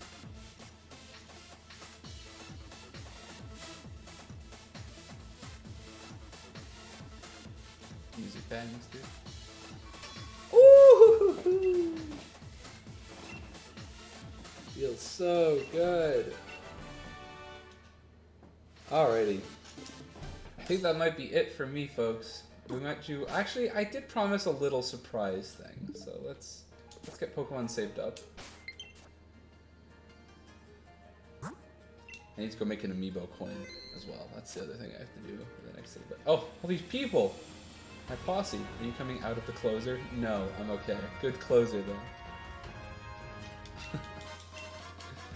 Pokeball. It was especially good as well because you were going for some kind of zinger and then you dropped to the ball right at the last minute, literally the last letter of that fucking message. So good. Let me say it one more time because I'm neurotic. Okay, cool. Right. So, let's get some stuff up here. I had wanted to show off. Let me pull the little dude up. Did it end up downloading, or did I fail to make the space? Where is it? Where have I hid you? Here you are. One thing I'd wanted to do was actually, you know what? We'll save this because it's Zelda's 30th anniversary this week. I will say, you guys should expect to see some Zelda here on stream this week. I might be playing, if not like a traditional main series Zelda. I've got some stuff that's coming up. So we're going to play some Zelda. We're going to play more Pokemon this week. I'll definitely be playing more Ranked because that went crazy well for me. And yeah, that was so good. I went on like an absolute tear there. What was I in the end? A 9-3 for a 75% win rate, just like absolutely popping off. So we're gonna do some Zelda this week because it's Zelda's 30th anniversary. But yeah, thanks a bunch for watching. I think I might go. What do we want to do to wrap this up? Something kind of chill, I think. Let's turn the Switch off. Hope you guys enjoyed some of that. It was definitely not traditional Shiny Hunting Sunday. What do I call my followers? Followers, technically. I had an idea for a little while of just thinking of some like generic Tim Tams. A variant and just a name, a monosyllabic name that starts with T.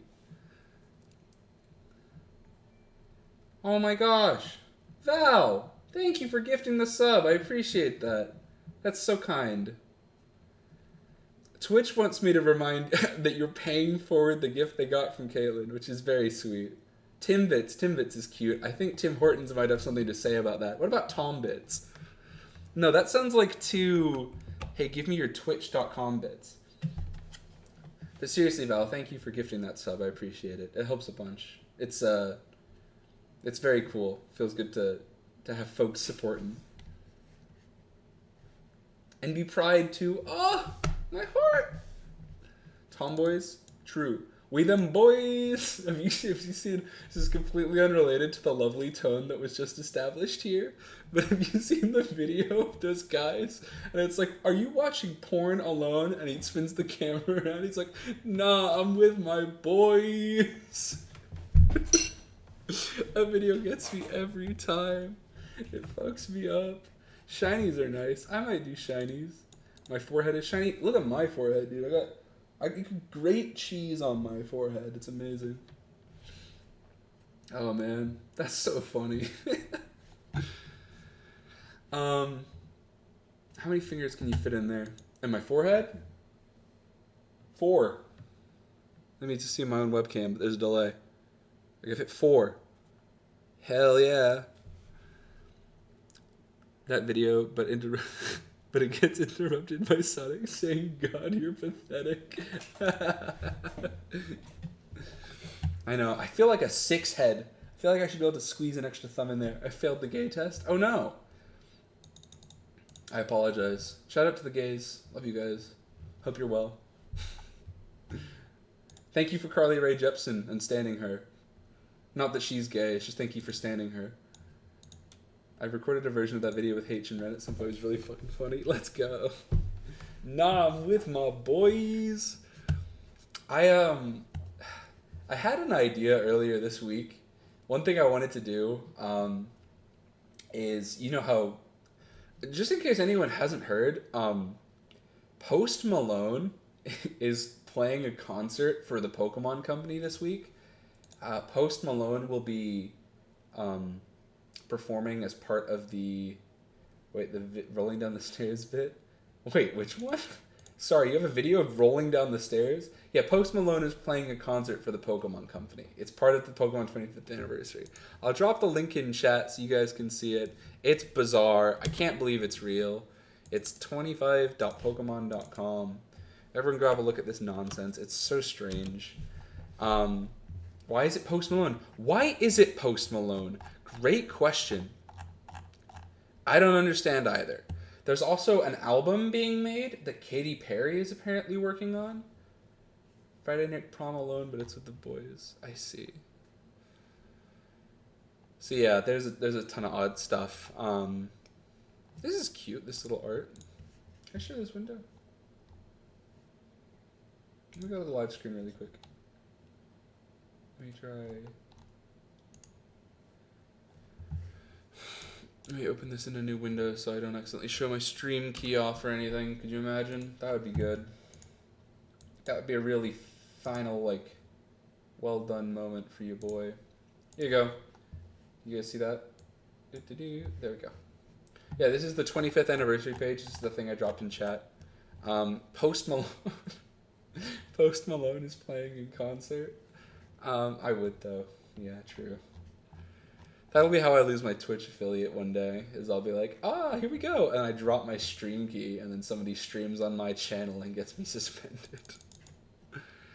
These are cool. If you know anyone who's a Pokemon card fan, these are like commemorative prints of every single starter's first card appearance. It's very nice. I really want these. Pokemon have generated so much revenue. It's true. Pokemon is the highest grossing media franchise in in the existence of tracking that. And it's almost all, and furries. I think that's kind of a Venn diagram right there, buddy. I think the celebratory, like, oh, there's so much merch, but some of the merch is being bought by other people. So yeah, Katy Perry's doing an album, Post Malone is playing a virtual concert, and I just like, it's in 5 days, guys. So this is the thing I was gonna say, is I would have loved to watch this with you, but I am petrified of getting DMCA struck, because I don't know if you guys saw the news about, what will he actually do? He'll probably play some music, I don't know. That's what I'm worried about though, is that if he plays some music, I can't watch this live. Because his record label will destroy me. They'll come and they'll knock my door in and they'll throw me out of my apartment window. So, definitely can't watch this. But it does sound fun. This is cool. Pikachu's getting a new attack. This is more related to VGC than I'm about the music it'll be because it's bad. Is he going to write about Pokemon or something? He might. Who knows? Like, the thing I'm expecting is... that he's probably on the album that they announced. I think, like, Warner Music is, like, helping produce a Pokemon album. Imagine Indigo rap cover. I want to hear a Post Malone cover of On the Road to Viridian City. That's a true banger. There is a whole poker rap. Oh, you know it. Trust me, oh my god, if they make a new poker rap, even if somebody just shows up live to perform the poker rap, I'll feel vindicated for the fact that I still know the whole damn thing. That could be funny. If I had talked about going for like sub goals, I might make one this week. Or I'll record my own version of the poker app for like, how many subs do I have now? Have I seen the Brian David Gilbert poker rap video? I have, of course, and the interpretive dance section for how he attempts to describe the legendary Pokemon instead, because they were too good for words. The best bit of that for me is when Pat Gilbert comes out from behind the table and picks him up and spins him around. It's the funniest thing. I'm going to have to leave the apartment then. No, I need someone who's very confident as an audio engineer. Please don't leave the apartment. You need to help me. I'll make you a punchy coin if you help me record the poker app. These are the trade-offs. Anywho, thanks a bunch for watching, folks. I'm debating how many people we still got here. We still got a ton. I might switch over. Goodbye. No. We might play a little bit of something just kind of mellow to bring it in. Actually, tell you what, I have been sat at this chair for 3 hours and at the 17 from before, just shy of 4 hours. I haven't taken a break. I'm going to go to the bathroom. I'm going to fill my water bottle up. I'm going to spam my own hydrate check because I have infinite channel points, guys. Play Monster Hunter? What, the demo? Or, well, I'm out of plays on the demo. I've used all my demo plays. Unless you mean World, in which case I would need to probably make a new character. We'll see. We have some stuff on Steam I've got downloaded. We can put to a vote. Oh, that's the other thing. One thing I wanted to try and do was a lot of my content I've been streaming has been multiplayer games, things like League of Legends, things like Pokemon, things like when I do Risk of Rain runs with Astra N. And I've loved that folks tune in for those. I'm super grateful that you guys do that. It's like super dope of you, and I feel the love and the support and everything. It's meant a ton. But I want to try to do some stuff that's a little bit more like narrative. Stream Valheim. I will be streaming Valheim. That's on the list. We better all set up a Valheim stream day. You know what? I would be down for that. I would be down. I need to learn the game a little bit first to make sure if I feel like it's good for stream stuff. but I would be down to stream Valheim. But the thing I was gonna say is I want to do I want to play some like single player stuff. I have a lot of friends who've been streaming like games like Amori. Caitlin, who's in here, streams it. Ren has streamed a ton. I've seen basically all of Amori on Ren's stream. So, you know, there's some good stuff like that.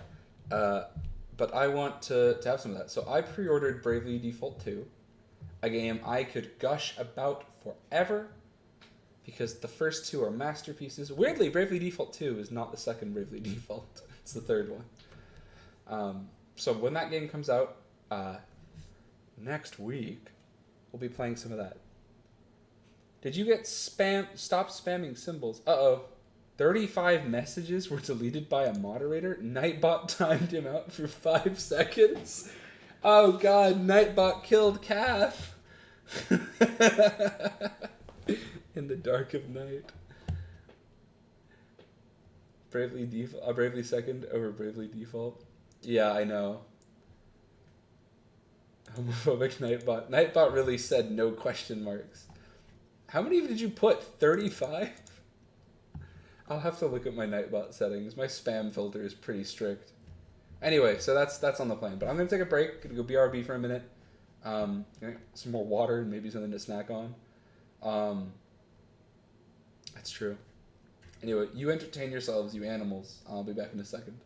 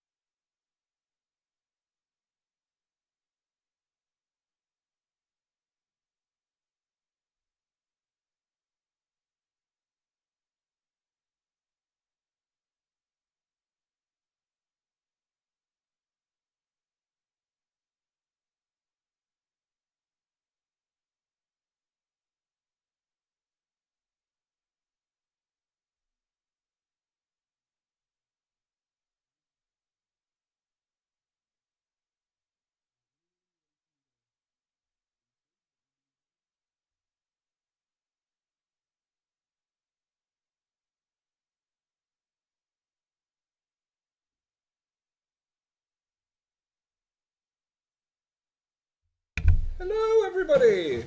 Hello.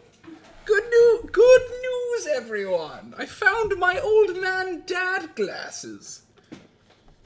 So now I can read the chat while I'm sat back in my chair. Hooray! What is attached to your thermos? Oh, this is my little. It's meant to like be a little prop up thing for your phone, so you could. It looks like a boil. It does look like a boil. I think it's fun. It's meant to go on the back of your phone case so you can sit up on your desk. Let me show the chat. Hi, chat. Look at my old man dad glasses. Hello. I haven't worn these very much in the last month and a half. Because I don't do anything. I just sit here at my computer and work on things. Why would you need to read chat? Yeah, it's not like you guys are saying anything useful, huh? Incredible, I love them. I know they're great. These are my only remaining pair of glasses. I had planned on going to an eye doctor. Well, so, there's layers to this, right? I thought, maybe, by now, all these months later, like a whole calendar fucking year later, that maybe the government of this country would have done any amount better. Any amount better, right? So that maybe I could have at some point been home to go to Costco or to see my parents, but then to go to Costco and get a really cheap pair of glasses. Did you see the Matt Hancock thing? He's getting in trouble, right? He's been sued. He's officially... it's official that he broke the law. Of course he did. With his deals on PPE. Of course. And he should... Getting some shitty company that has no... Well, no, they gave money to the Conservative Party. That's their connection. Anywho, yeah, I would have hoped to get back to Costco to get some cheap glasses by now. Get that knife off screen, Twitch TOS. Did you have a knife when you walked over here? Butter and bread! Victoria, I'm gonna get my new affiliate account banned now. I just want jam on toast. Toast? Don't kill me with the knife, please. I'm so sorry. I'll kill you with the jam. So yeah, I would have wanted to get back to Costco and get new glasses, but things have taken a while. So I'm gonna try and get to like a Specsavers here or something and do the same thing. Glasses are so expensive. It's so stupid. Tom killed on screen, not clickbait gone wrong. True. The way I feel after we're on the 21st of February now, right? We're exactly 3/4 of the way through the second month of the year. My plan for February was to really push the idea of trying to do content, and it's been mostly successful. I need to... Wow, that voice crack. I need to try and get a couple more streams in this week to hit my real close initial goal of hitting at least a stream every other day. So I'm going to push for a little bit more of that, try and get that going, and maybe try and finish a thing I've been working on. But I'm proud of that. I'm proud of how it's gone. However, at the same time, I definitely feel like I've enjoyed content creation as a thing. It's been fun. I've been enjoying doing it. I'm glad the stream stuff has been going well. I've been learning a lot about how to work it and how to promote the brand, #brand. So the plan is to eventually die on stream for content. That's the plan. So Tom killed on screen, not clickbait gone wrong. You just hold on to that one for like 2027, okay? That'll be a banger Twitter video I upload or something of me doing like skydiving gone wrong. Consider this. Yes. The name for your followers, because you're the Tommy NTA bombs.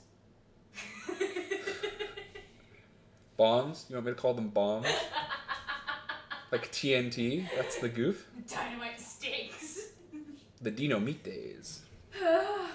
Candles. Wait, I love that. I might come up with an idea. Where's the bomb? It's true. I had an idea. You've reminded. Let me make a note for myself. Hoodwinked.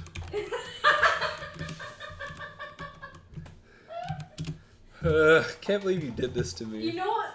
We've got to play. Hold on, everyone. We have to. Hold on, everybody. I have to play this audio for you. We're gonna play a minute of hoodwinked content. Because Vic has just reminded me of this very important scene.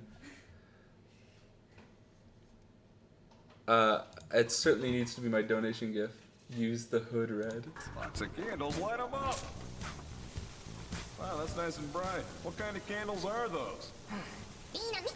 Dinamite. That bit lives rent free in my head. What kind of candles are those? Dinamite.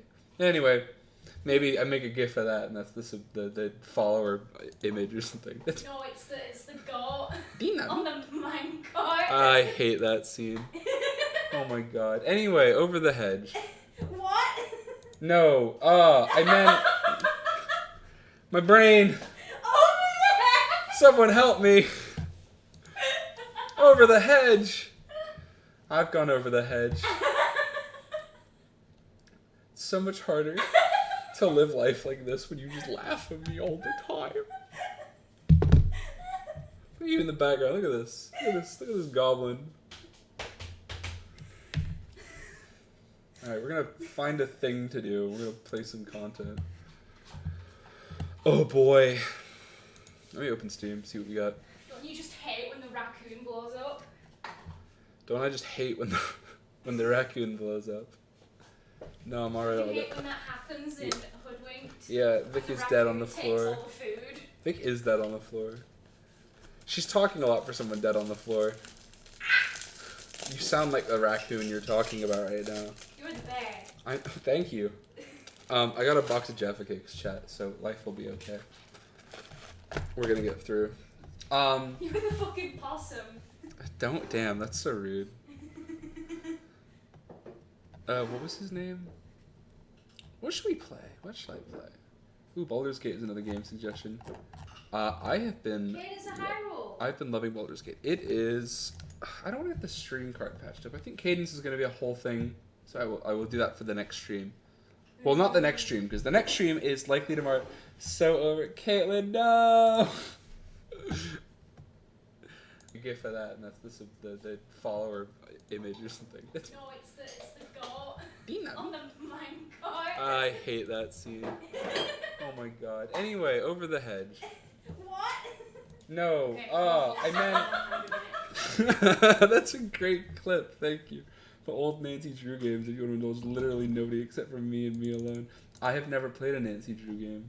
I do like mystery games though, and I did mess around with Nancy Drew like media content. You know, I read the books and stuff. Who's better, Tails or Clank? Depends. Tails is more fun to play as, but Clank is a more useful companion in an adventure game, for sure. Oh, you know what I want to play, actually? You know what I want to play? Let's get something up. You made me think about Sonic the Hedgehog. I want to play Sonic the Hedgehog. I'm worried about copyright strikes for the soundtrack, though, because Sega is a very litigious... Oh, out of Ratchet or Clank? Oh, well, Ratchet's more fun to play as. But Clank is a funnier character, for sure. Ratchet Clank. I want to... If I afford a PS5 at any point in the next release window before the new Ratchet Clank comes out, I will be playing that game a lot. You guys are going to get sick of that one. Sonic Mania. Wait, what am I doing? I have this on my Switch. I'll just turn the Switch back on and we're going to play some Sonic Mania, everybody. Give me a second.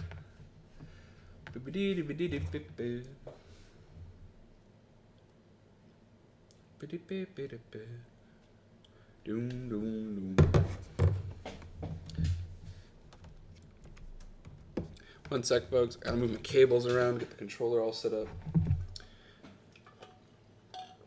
We're all just gonna wait here forever for me to finally decide what we're gonna play, right? That's what we all want to do. Yeah, we're gonna play some Sonic. That'll be a fun way to round this one out, because it's been a good stream. I thank you all so much for tuning in, as you always do.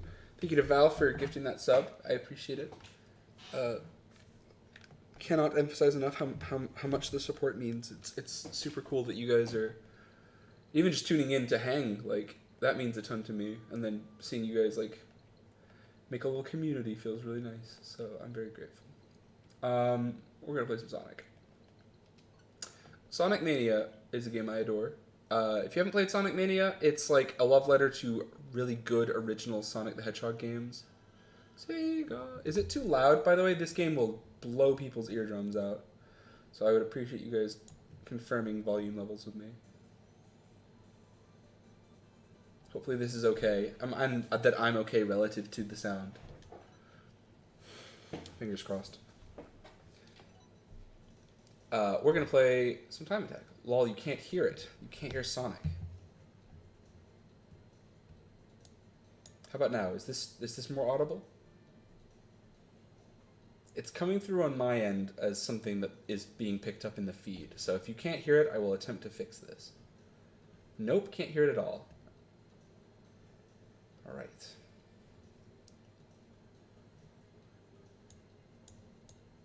What about now? Is that anything? Can't hear it, can't hear it, can't hear it, can't hear it. Okay! Has muting it and unmuting it done anything? Why is my capture card giving me so much trouble today, man? Here, what the fuck am I doing with my life? Is it a DRM? Is it a DRM? Like a DRM-free release of Sonic the Hedgehog? No, it's on Switch. The Switch is DRM in of itself. Alright, well, I'll tell you what. Let me come up with an alternative solution here.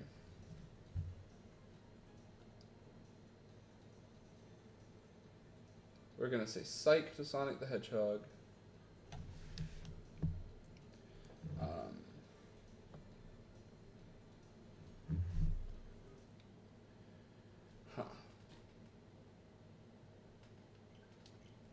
How should we do this? What do I want to play? I could just keep going through Pokemon for a little while. I don't want to go too long. I'm going to do a little bit more. I want to try and call it at 4 hours because I want to try and keep my stream stuff consistent. But what should I do? Man, that's a bummer that you guys can't hear the audio. That's so annoying. Tell you what, give me a minute. I have a new idea. I have very fast internet, so this should be something I can do. With a little luck. Oh, but we'll see how fast it really is with my download. Play Smash? I have not updated Smash. That will be a whole thing. I haven't played since the original Sephiroth patch, so I'm a little behind. But I will do a Smash stream. That would be quite a lot of fun, actually. We are downloading Sonic Mania on PC, because I have it on Steam, too. And we're going to play Sonic Mania on PC. Let's go back to my intermission screen while we do this. Green Mario? Who's Green Mario? How dare you? Call him by his name. You gonna play Blue Furry or Red Furry? There's a yellow one, too. Actually, he's more orange. I don't know what I'm talking about. I love Tails.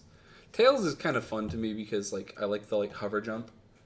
But he definitely doesn't go as fast in more recent 2D Sonics. Because, yeah. That's how it does. Is the stream lagging at all, by the way? Does everything sound okay still? On my, my audio, specifically? I'm a little concerned about, the fact that I just started a download. Hopefully it hasn't killed the connection. Okay, let's try and get Sonic working. Yep, first time setup. That's fine, Steam. No problem. No problem. You can go back to sleep, Mr. Nintendo Switch. We'll play around later. Gotta plug the other controller in. I have 3 cables that I'm using for almost all of my controllers because everything is USB-C. So I switch everything around, move everything over. Sega! Woo! That is so loud. I'm sorry if that's blown out anyone's eardrums. I apologize. I'm gonna try and fix that too. Let me lower that. Oh, my brain. I feel like my head just got blown out. You can hear that one. Oh, yeah. Okay, cool. Sonic Mania destroyed my mind just now.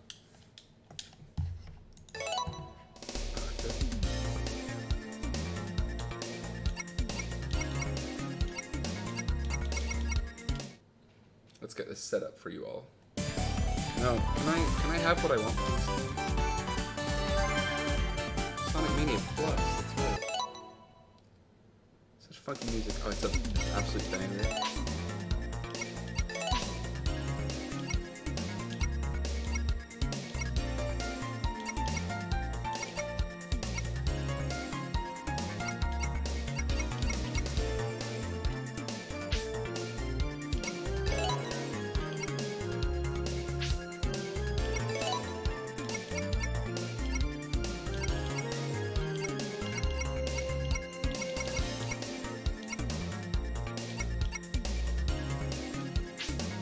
Ooh, this is nice and clean. Right, let me turn this game way down though. It's super loud.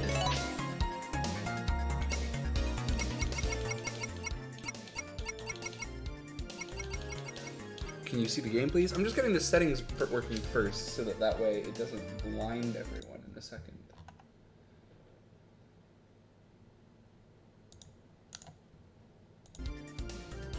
Is it working? Come on, Sonic, are you working? Hold on a second. I'm gonna have to argue with this thing for a little while.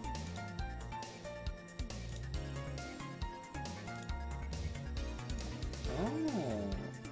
An interesting problem has presented itself to me here. Sonic Mania doesn't seem to like being screen recorded.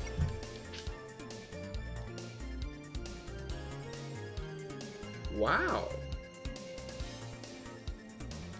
Okay. Why would you guys? Yeah, why would you guys want to see the video game I'm playing at all anyway? Alright, we're gonna F4 that and relaunch it, cause it got kind of grumpy with me there.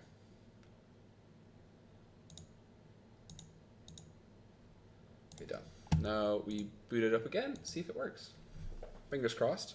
It's a little funny though. I won't lie with you guys. It doesn't seem to love being a video game. Oh, there we go. That's good news. That's what I'm talking about.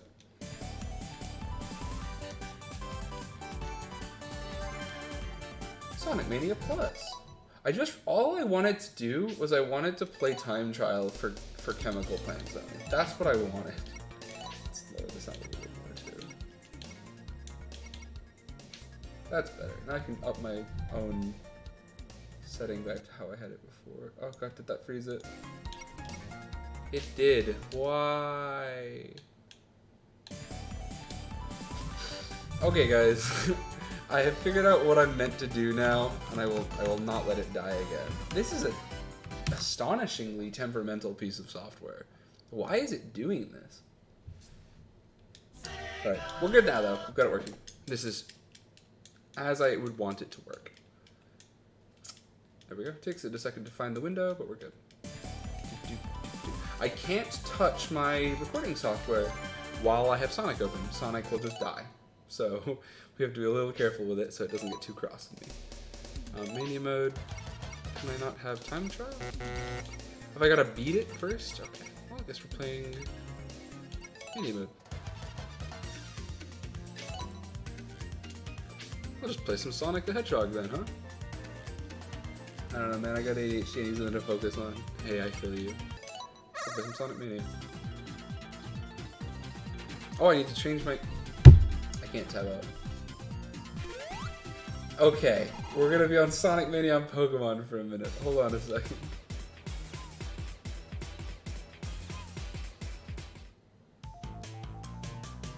We'll change. I'll beat Green Hill Zone so we all have something to look at for a second, and then I will fix the next part. Oh, there we go.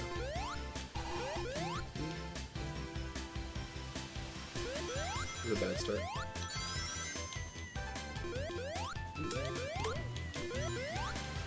I'm gonna try and remain entertaining in some capacity, but I have played these games to death, so I might have a tendency to just zone out and listen to the music.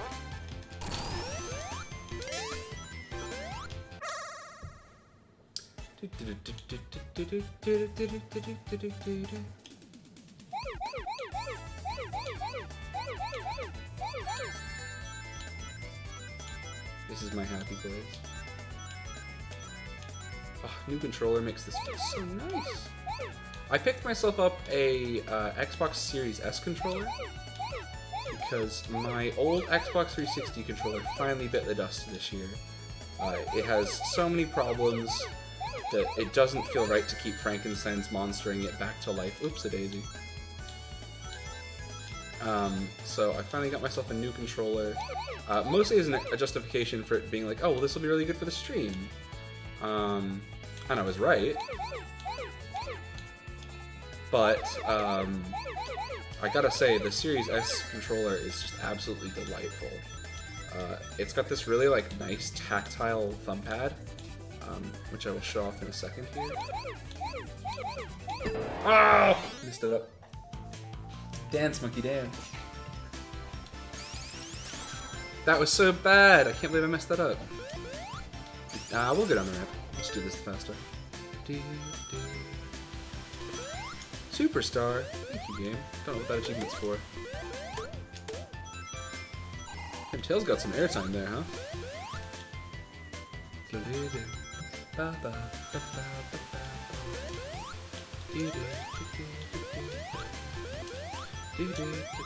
I actually went down the wrong path for Green Hill Zone here. Got one up. Because I'm going the slow way, actually, on accident. Unintentionally. But I know where the secrets are, so it's fine. Okay. I would get the life. I'm just trying to make sure I get all the rings I need, too. Okay, so this is the new minigame for Sonic. This is actually how you get the Chaos Emeralds. You need rings to maintain your time, and the blue orbs give you your speed. And you can hit Mach 2, yeah, there you go. So you need to gain a certain amount of speed to catch the robot, but you actually need to also make sure you keep your ring count high enough to make ground on this thing. And he doesn't control super fluidly unless you're very careful, so... The first one's nothing too difficult to get to. I've always liked the floating birds there as an homage to Sonic 2, or Sonic 1's original minigame. Gotta cut him off the corner. Easy game. What you used to do is get 3 lives and big ring count and then die. Yeah, just to reset stage 1 forever and ever and ever to get the continues. That's true. It's a very effective strategy. Once I've beaten Green Hill Zone, I will probably restart the app here and reset my stream category, because if I tab out to change it now, it will go crazy on me. You build up to 90, yeah, plus lives. Okay, this is the... I would get the stupid turquoise one second, that's fine. This one's harder than the first one was. I should put both my headphones on so I can hear the actual sound feedback, that would be good. Oh no, that was so bad. Oh, it's a disaster. That was... I just switched my thumb again. Boing, boing. We're about to hit the end here. Oh, I always forget.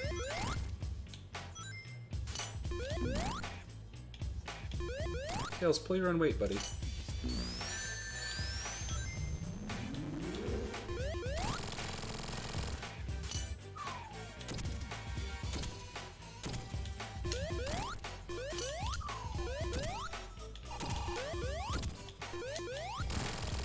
Nice and easy. Get Harry.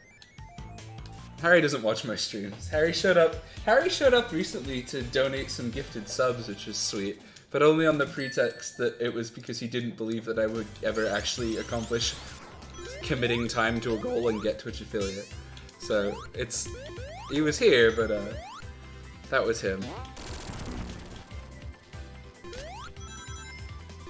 It's alright, I understand my brother. I know how he is. I always mess that up. We're gonna backwards. Yep, there we go. So the thing about Mania is Mania features classic stages as well as the new ones, but it replaces Act 2 for them all. So you get like a remixed Green Hill Act 2, and this is a hot take. Get ready, everybody. I like Green Hill Act 2 in Mania better than I do in the original Sonic the Hedgehog. It's nearly phenomenally, just overwhelmingly an improvement.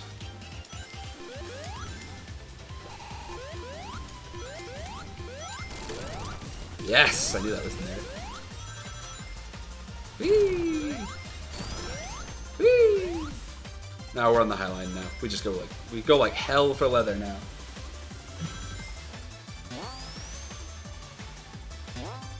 Woohoo!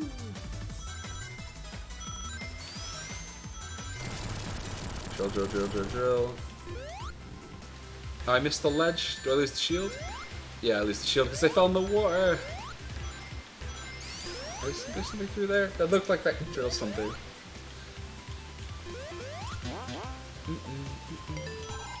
I was only on 10 rings? Oh, it's because I got hit right at the end and I blew it. Alright, this boss is not that bad. It's just big Robotnik. I need to kind of manipulate Tails to doing what I want here. he's gonna... Oh, he spits out the mines first, doesn't he?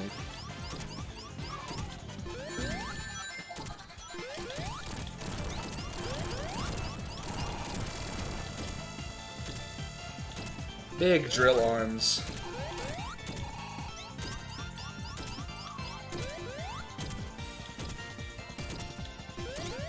Oops, I jumped into the drill.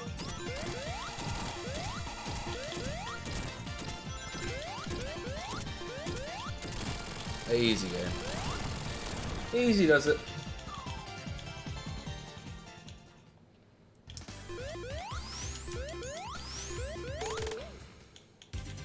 Woohoo!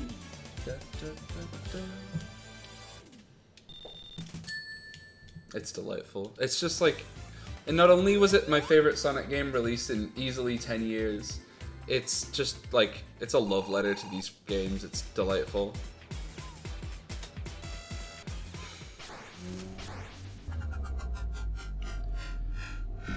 Now we do some time travel. Blah, blah, blah, blah, blah. That's the plot, by the way. Okay, this is Chemical Plant Zone. Alright, I said I was gonna switch, so I'm gonna switch. But this is my stage. This is my stage. So we're gonna come back from mine. Let me... Oh, I unlocked... Are you the fastest thing alive? Time attack is now unlocked. Competition is now unlocked. Cool. Right, we're gonna Alt F4. Going to change my stream category to Sonic Mania, because I can't do that while the game is open.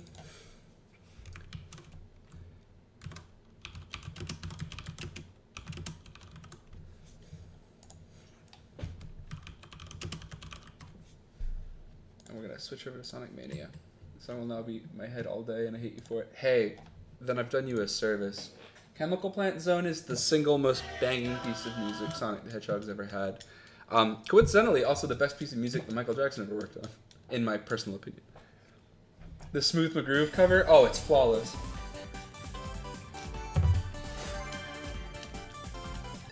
Okay. So let's beat Chemical Plant Zone. What I wanted to do, I guess I'll finish Chemical Plant. Immediately, I'm in a very good mood now. So I actually used to speedrun this stage, and for a little while, I was in the top 1,000 in the world in terms of time it took to beat Chemical Plant Zone Stage 1. So I can get through this fast. My record is like 50 seconds. 1, 2, jump.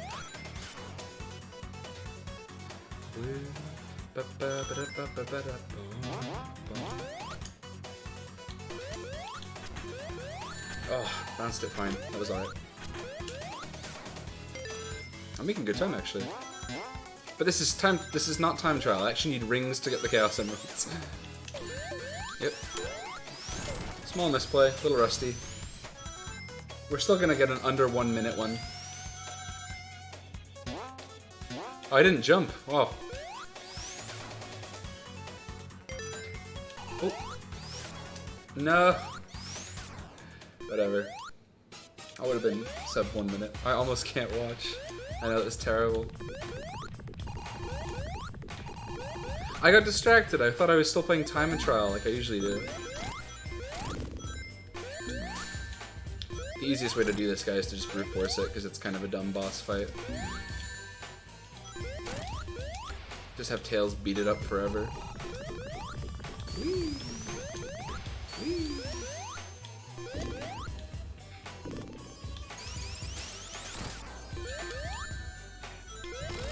Yeah, nice and easy. Let's bounce a sign for a while.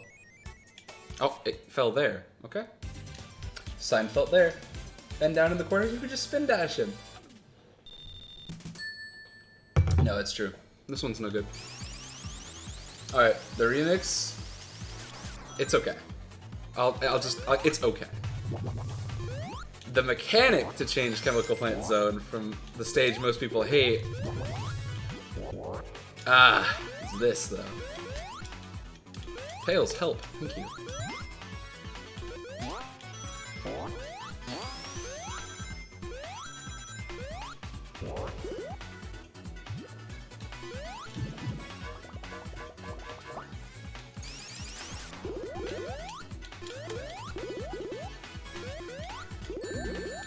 clipped me. Whatever.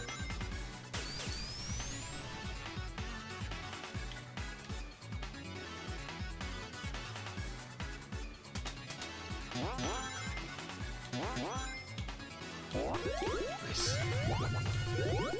And we go down. Go up. Ah! I fall for that every time. Up. Over. And up. Psych! Yeah.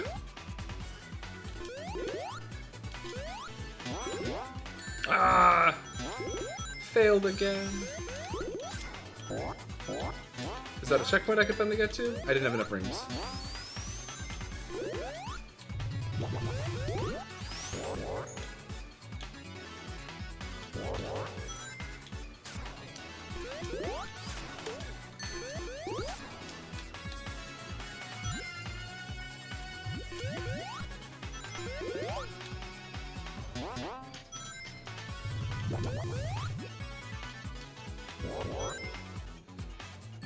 Oh my lord, come on now.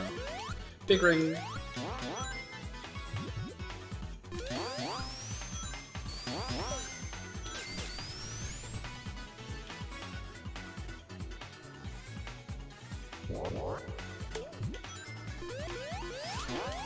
No, I want the checkpoint. It's up here. Give it to me. Thank you. Good lord. Oh, can I do one of these correctly?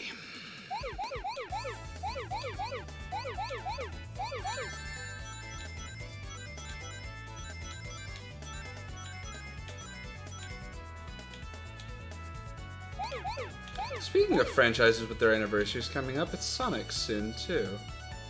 I think he's 30 this year. God bless him. A lot of good memories.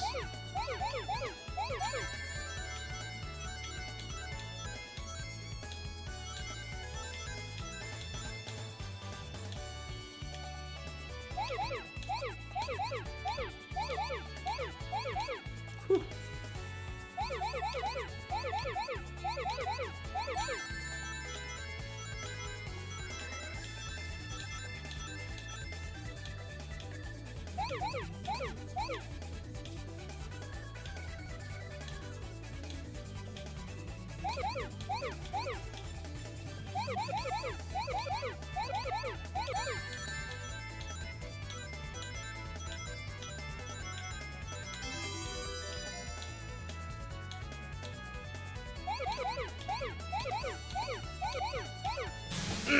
That's how it then. That's how it goes. You love to see it.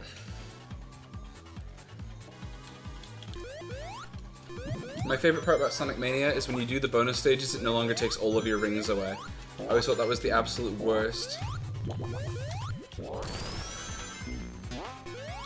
Oh, it's so good. Oh, it feels so good to play this game. Oh, I feel so bad when I'm stupid, though. Oh, did it 3 times in a row.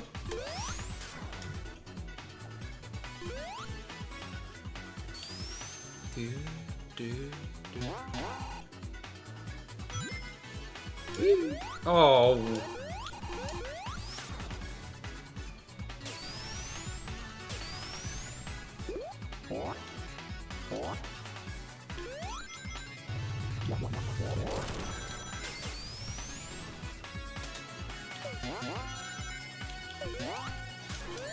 Good ring getting, Tails. Well done, mate.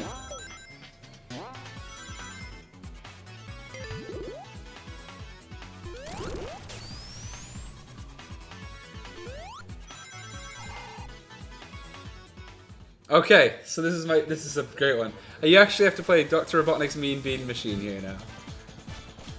This is actually the boss for this stage.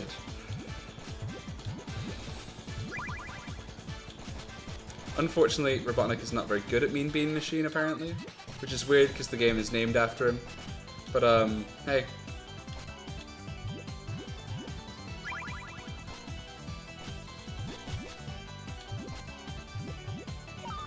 How dare you?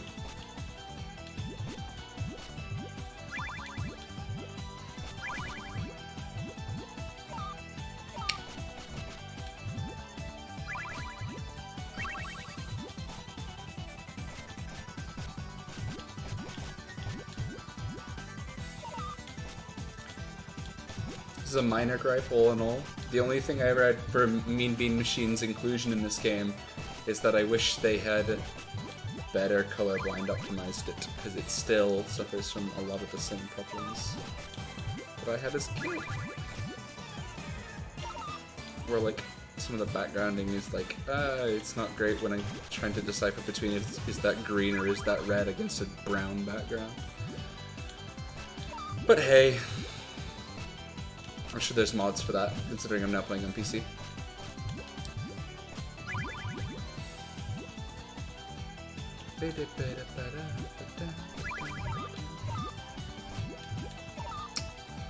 Come on now. Thank you.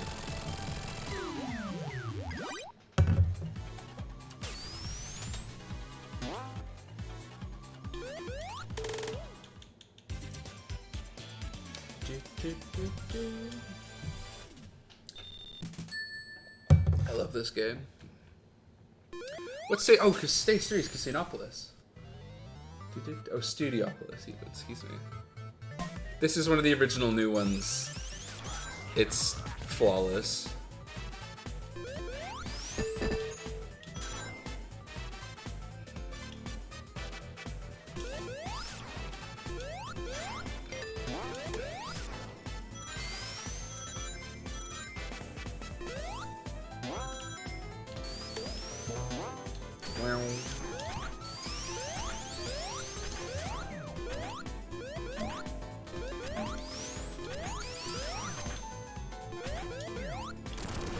Bye-bye.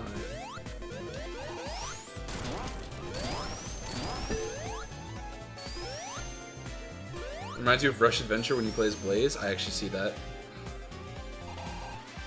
Wee-hee! Got some hang time there.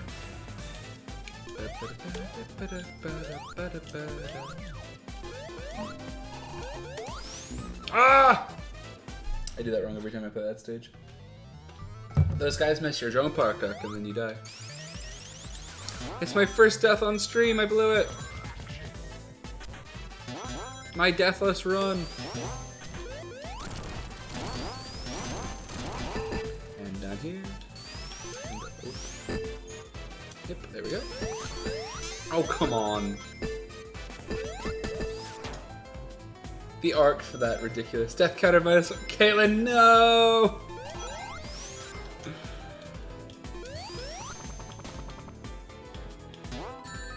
What hit me there? Ridiculous. Don't jump on Eggman.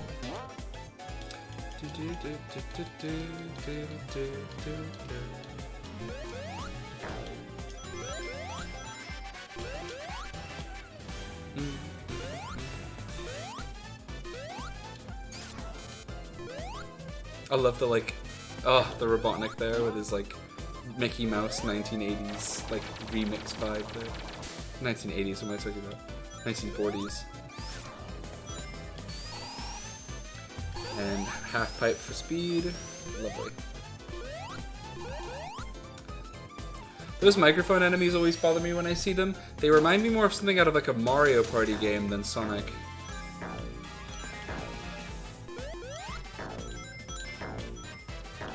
Oh, speaking of Mario Party. Oh, I had a really good idea for a stream just now. No. Oh, the camera paparazzi wasp. That's an annoying enemy. There's so much flavor in this stage. As you fly past the Sega Sonic popcorn shop, and as you fly past the Eggman posters, Sonic flips them around and they turn into Sonic posters. It's just like, there's so much love in this. I fly away! The Hornet! The television vans are called Hornet, which is the name of the original plane from Sonic 2. Oh, nearly. You can hop up here. Oh, I missed the arc. It's fine, it's fine, it's fine. I still kind of know where I am, so. Whee! Oh, that's the best. I love those. I missed the minigame ring there, though. There we go. Oh, cool. One up. Oh, even better. Guess I'm going this way. I guess I can't get out. Guess I'm stuck on the easiest puzzle platforming section of my game. Aha! Up the director chair. Tails, where have you been, mate? Boing. Feels bad to cancel my invincibility, but I want to win prizes. Alright, Turquoise, it's you and me. Let's do it.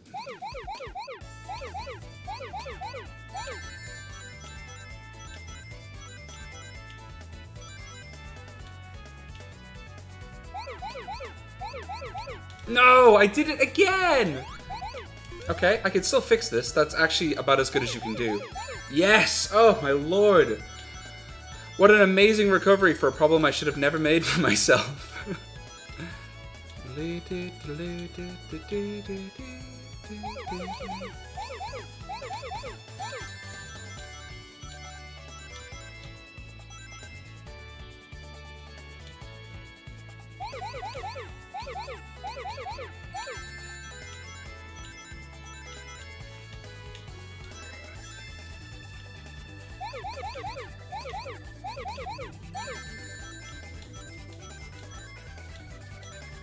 Oh, the speed up.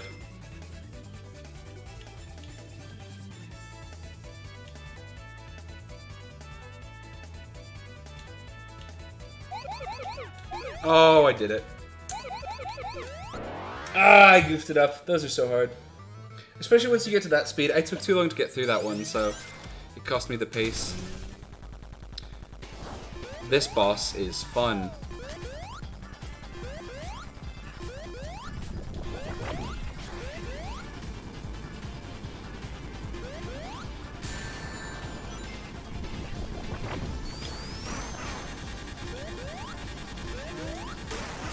It's more a matter of controlling Sonic and Tails than actually fighting the enemy. You have to try and get your speed to like a happy medium a bit. You want to sort of be in the middle of the screen. We're gonna bump that one and get away from this. Nice, pulled away just in time. About 3 seconds between me hearing you grouch to the wall in the stream. Hey, 3 second stream delay is not too bad. I apologize for the noise to the wall though. I'm just too epic a gamer. Oops, bad jump. Too epic a gamer immediately screws it up. Immediately screws it up. Too epic a gamer dies. And so modest, true. And talented too. I can definitely walk the walk and talk the talk. That's evidenced by my immediate failure.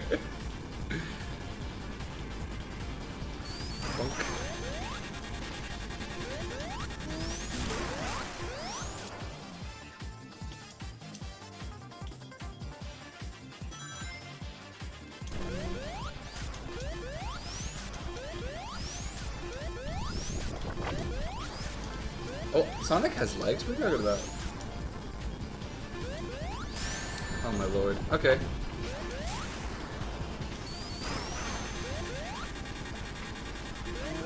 Oh, I did it again. Wow, amazing. I don't have legs? I have legs. It's the brain I'm kind of missing out on, evidently.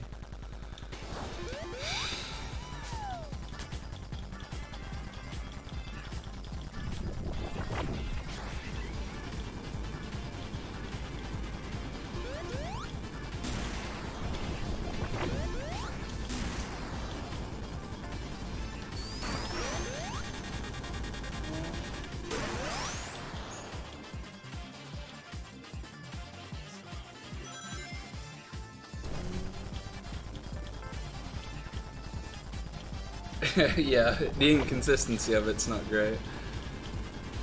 I'm something in the middle. Ugh.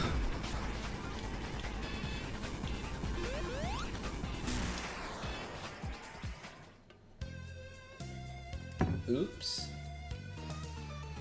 That was bad. Just generally poor performance. Okay, thank you.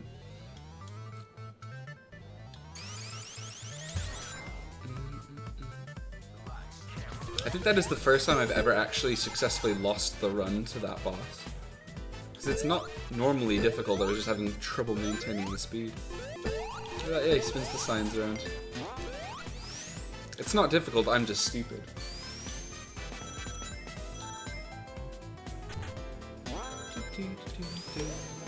Boing.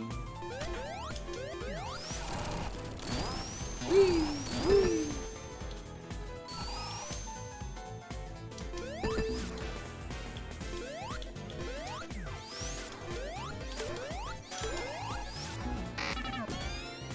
I know. Kid did an amateur. Oh no! It's all over. I blew it right when it mattered. Woo! But did you see me get 10 points 3 times in rapid succession there, though? That was pretty cool. Would an amateur do that? Get stuck on the terrain really rapidly? Oh, God. There we go. Whee!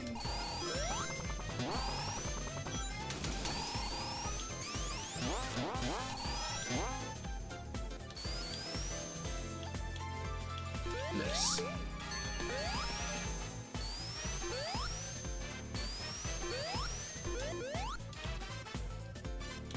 There we go. Hey Sonic Knight, can you get some speed up, please? Okay, fine, we'll do the spin dash. Thank you.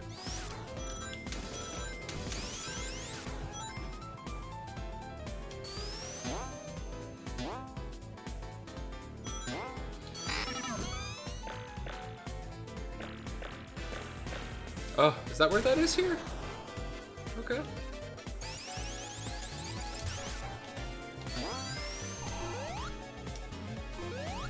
Oh, so I'm not going that way. Okay.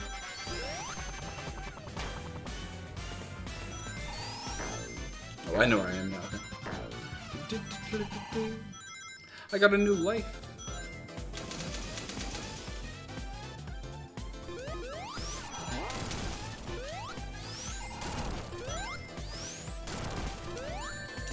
Oh my lord.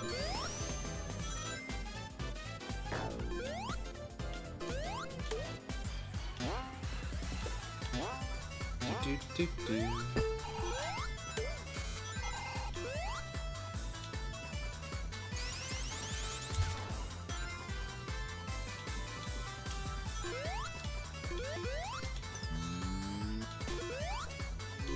Oh, those little film reels are actually projectiles, I see. Hadn't paid attention to that. Oh, spring. Look at this way. No! Get up the hill! Yes! This is the priority. This is what I'm after. Oh, I like this one.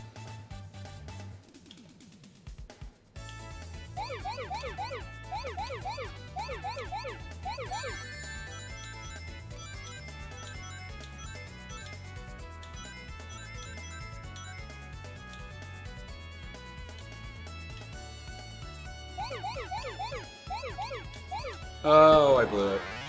I did it too early. That was bad. Oh, I'm having trouble with those. Oh, whatever. Plenty of chances for the boss here. And I won't screw it up this badly this time. I love these guys. They have so much like character. I love that he's got like a missile launcher that you only can tell is a missile launcher at the second part of it. Because it looks like he's carrying a boombox around. It's like, oh, it's so good.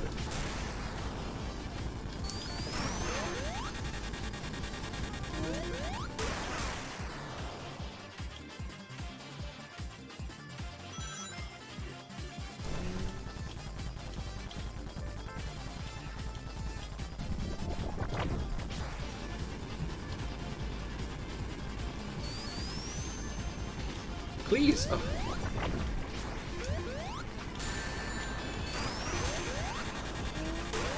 That was tragic.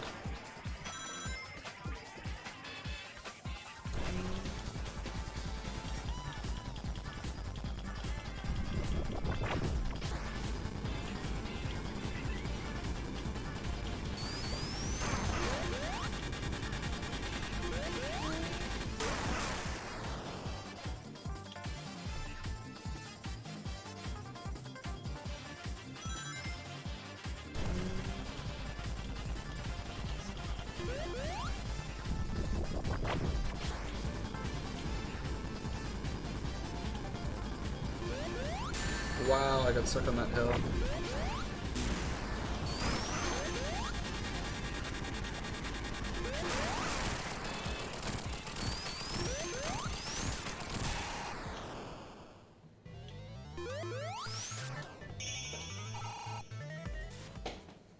Perfect timing. See, it's not actually that bad, I was just stupid. That's how it be. Sonic got through Act 1. Oh, Sonic, where are you going, buddy?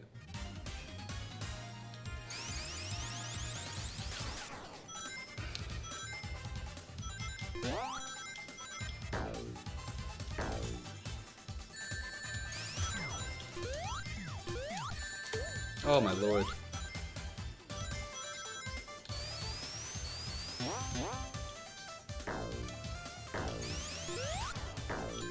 I know, there's something so like delightful about this stage. It's such like a welcome inclusion to Sonic to me. They did such a good job with it.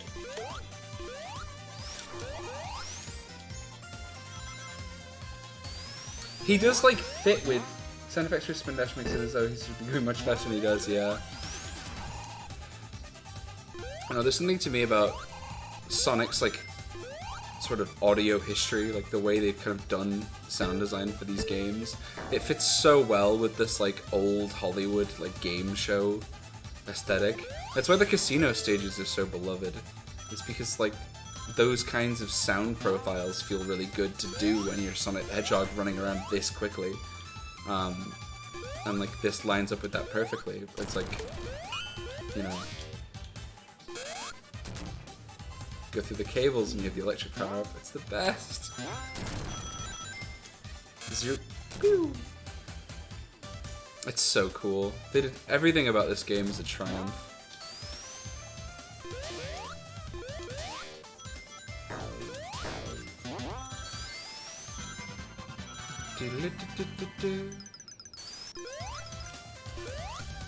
Oops.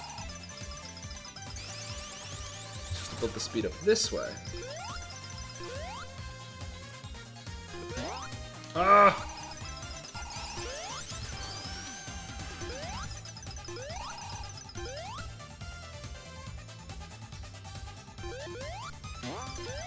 Oh, come on. Oh, I have to shoot off at the top, I guess. Sonic, mate. Come on now. Okay, fine, we'll spin dash.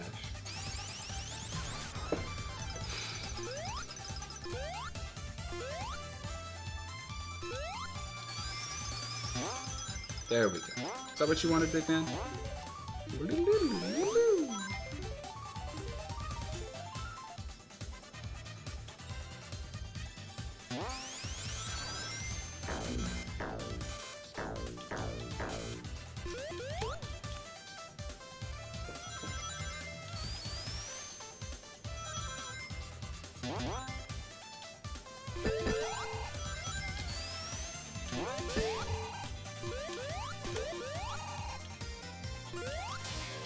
Am I supposed to go?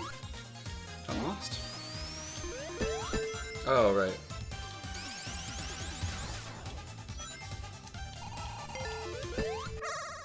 Okay.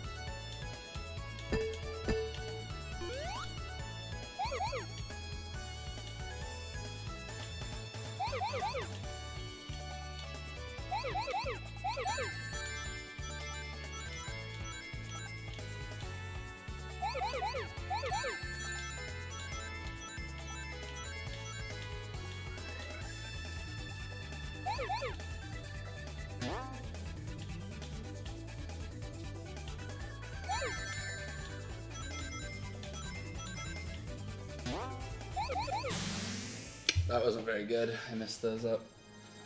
Ah, I could have done that better. Ah, well. We'll take it. Do I lose the shield for that? Okay, no, cool. Thank you, game. Thank you for not punking me. Woo!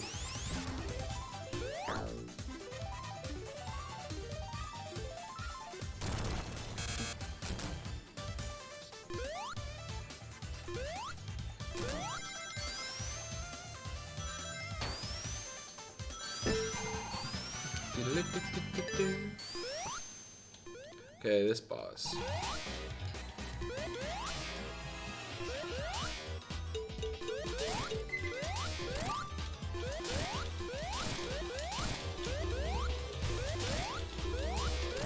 He's the weatherman, do we get it? It's very clever.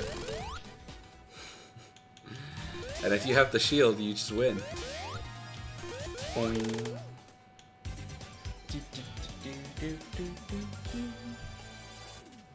Right.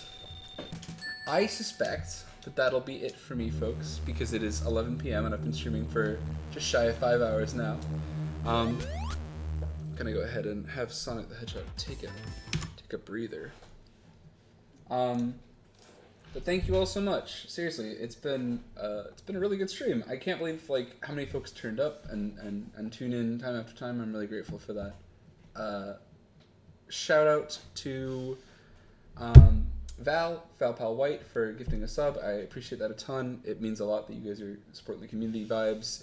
It's cool that people show up over and over and again, and it means a lot to see people like actually like find it in them to want to contribute and make it like a more sort of open big space, and that's cool. Reminder to anyone who doesn't know already, if you have Amazon Prime, you can subscribe for free to the channel. It pays me a chunk of the like revenue for it. It's like 50% of the cut or something as an affiliate. For using Twitch Prime, you can basically subscribe and get emotes. There are emotes pending for this channel. They will be going up probably, if not tomorrow, then Tuesday. But by the next time I'm live on this channel, there will be emotes here that you'll be able to get as part of being a subscriber. As well as that, you get cool badges like you might see on a couple people in the chat. A lot of folks have these like founder badges and they were subscribers too, but there's stars and things like that. So you can go through it and check it all out. But yeah, if you've got a Twitch Prime or you've got Amazon Prime, it's free to subscribe for that, and it helps me out a bunch, so it means a lot. I don't normally do this, but if you've got anyone who you know is into like any of the stuff like that I've been streaming or Monster Hunter coming up or things like that, it would mean the world to me if you'd tell a friend about the live stream. I've had like a pretty crazy month of people showing up. I hit 50 followers this month, and it's been pretty crazy. But it would mean a bunch if you shouted out the stream, if you know anyone who's doing some stuff. Let's Buff by Valheim. I might be about to do that. So yeah, that's all from me. I'm really grateful for you all coming and hanging out. Happy Sunday. I hope you have a lovely rest of your day, time zone dependent. And I hope your next week is really good. As always, I'd like to remind you, because tomorrow is Monday, that on Mondays, from I think we do them at 4 o'clock. No, 2 o'clock. I'm stupid.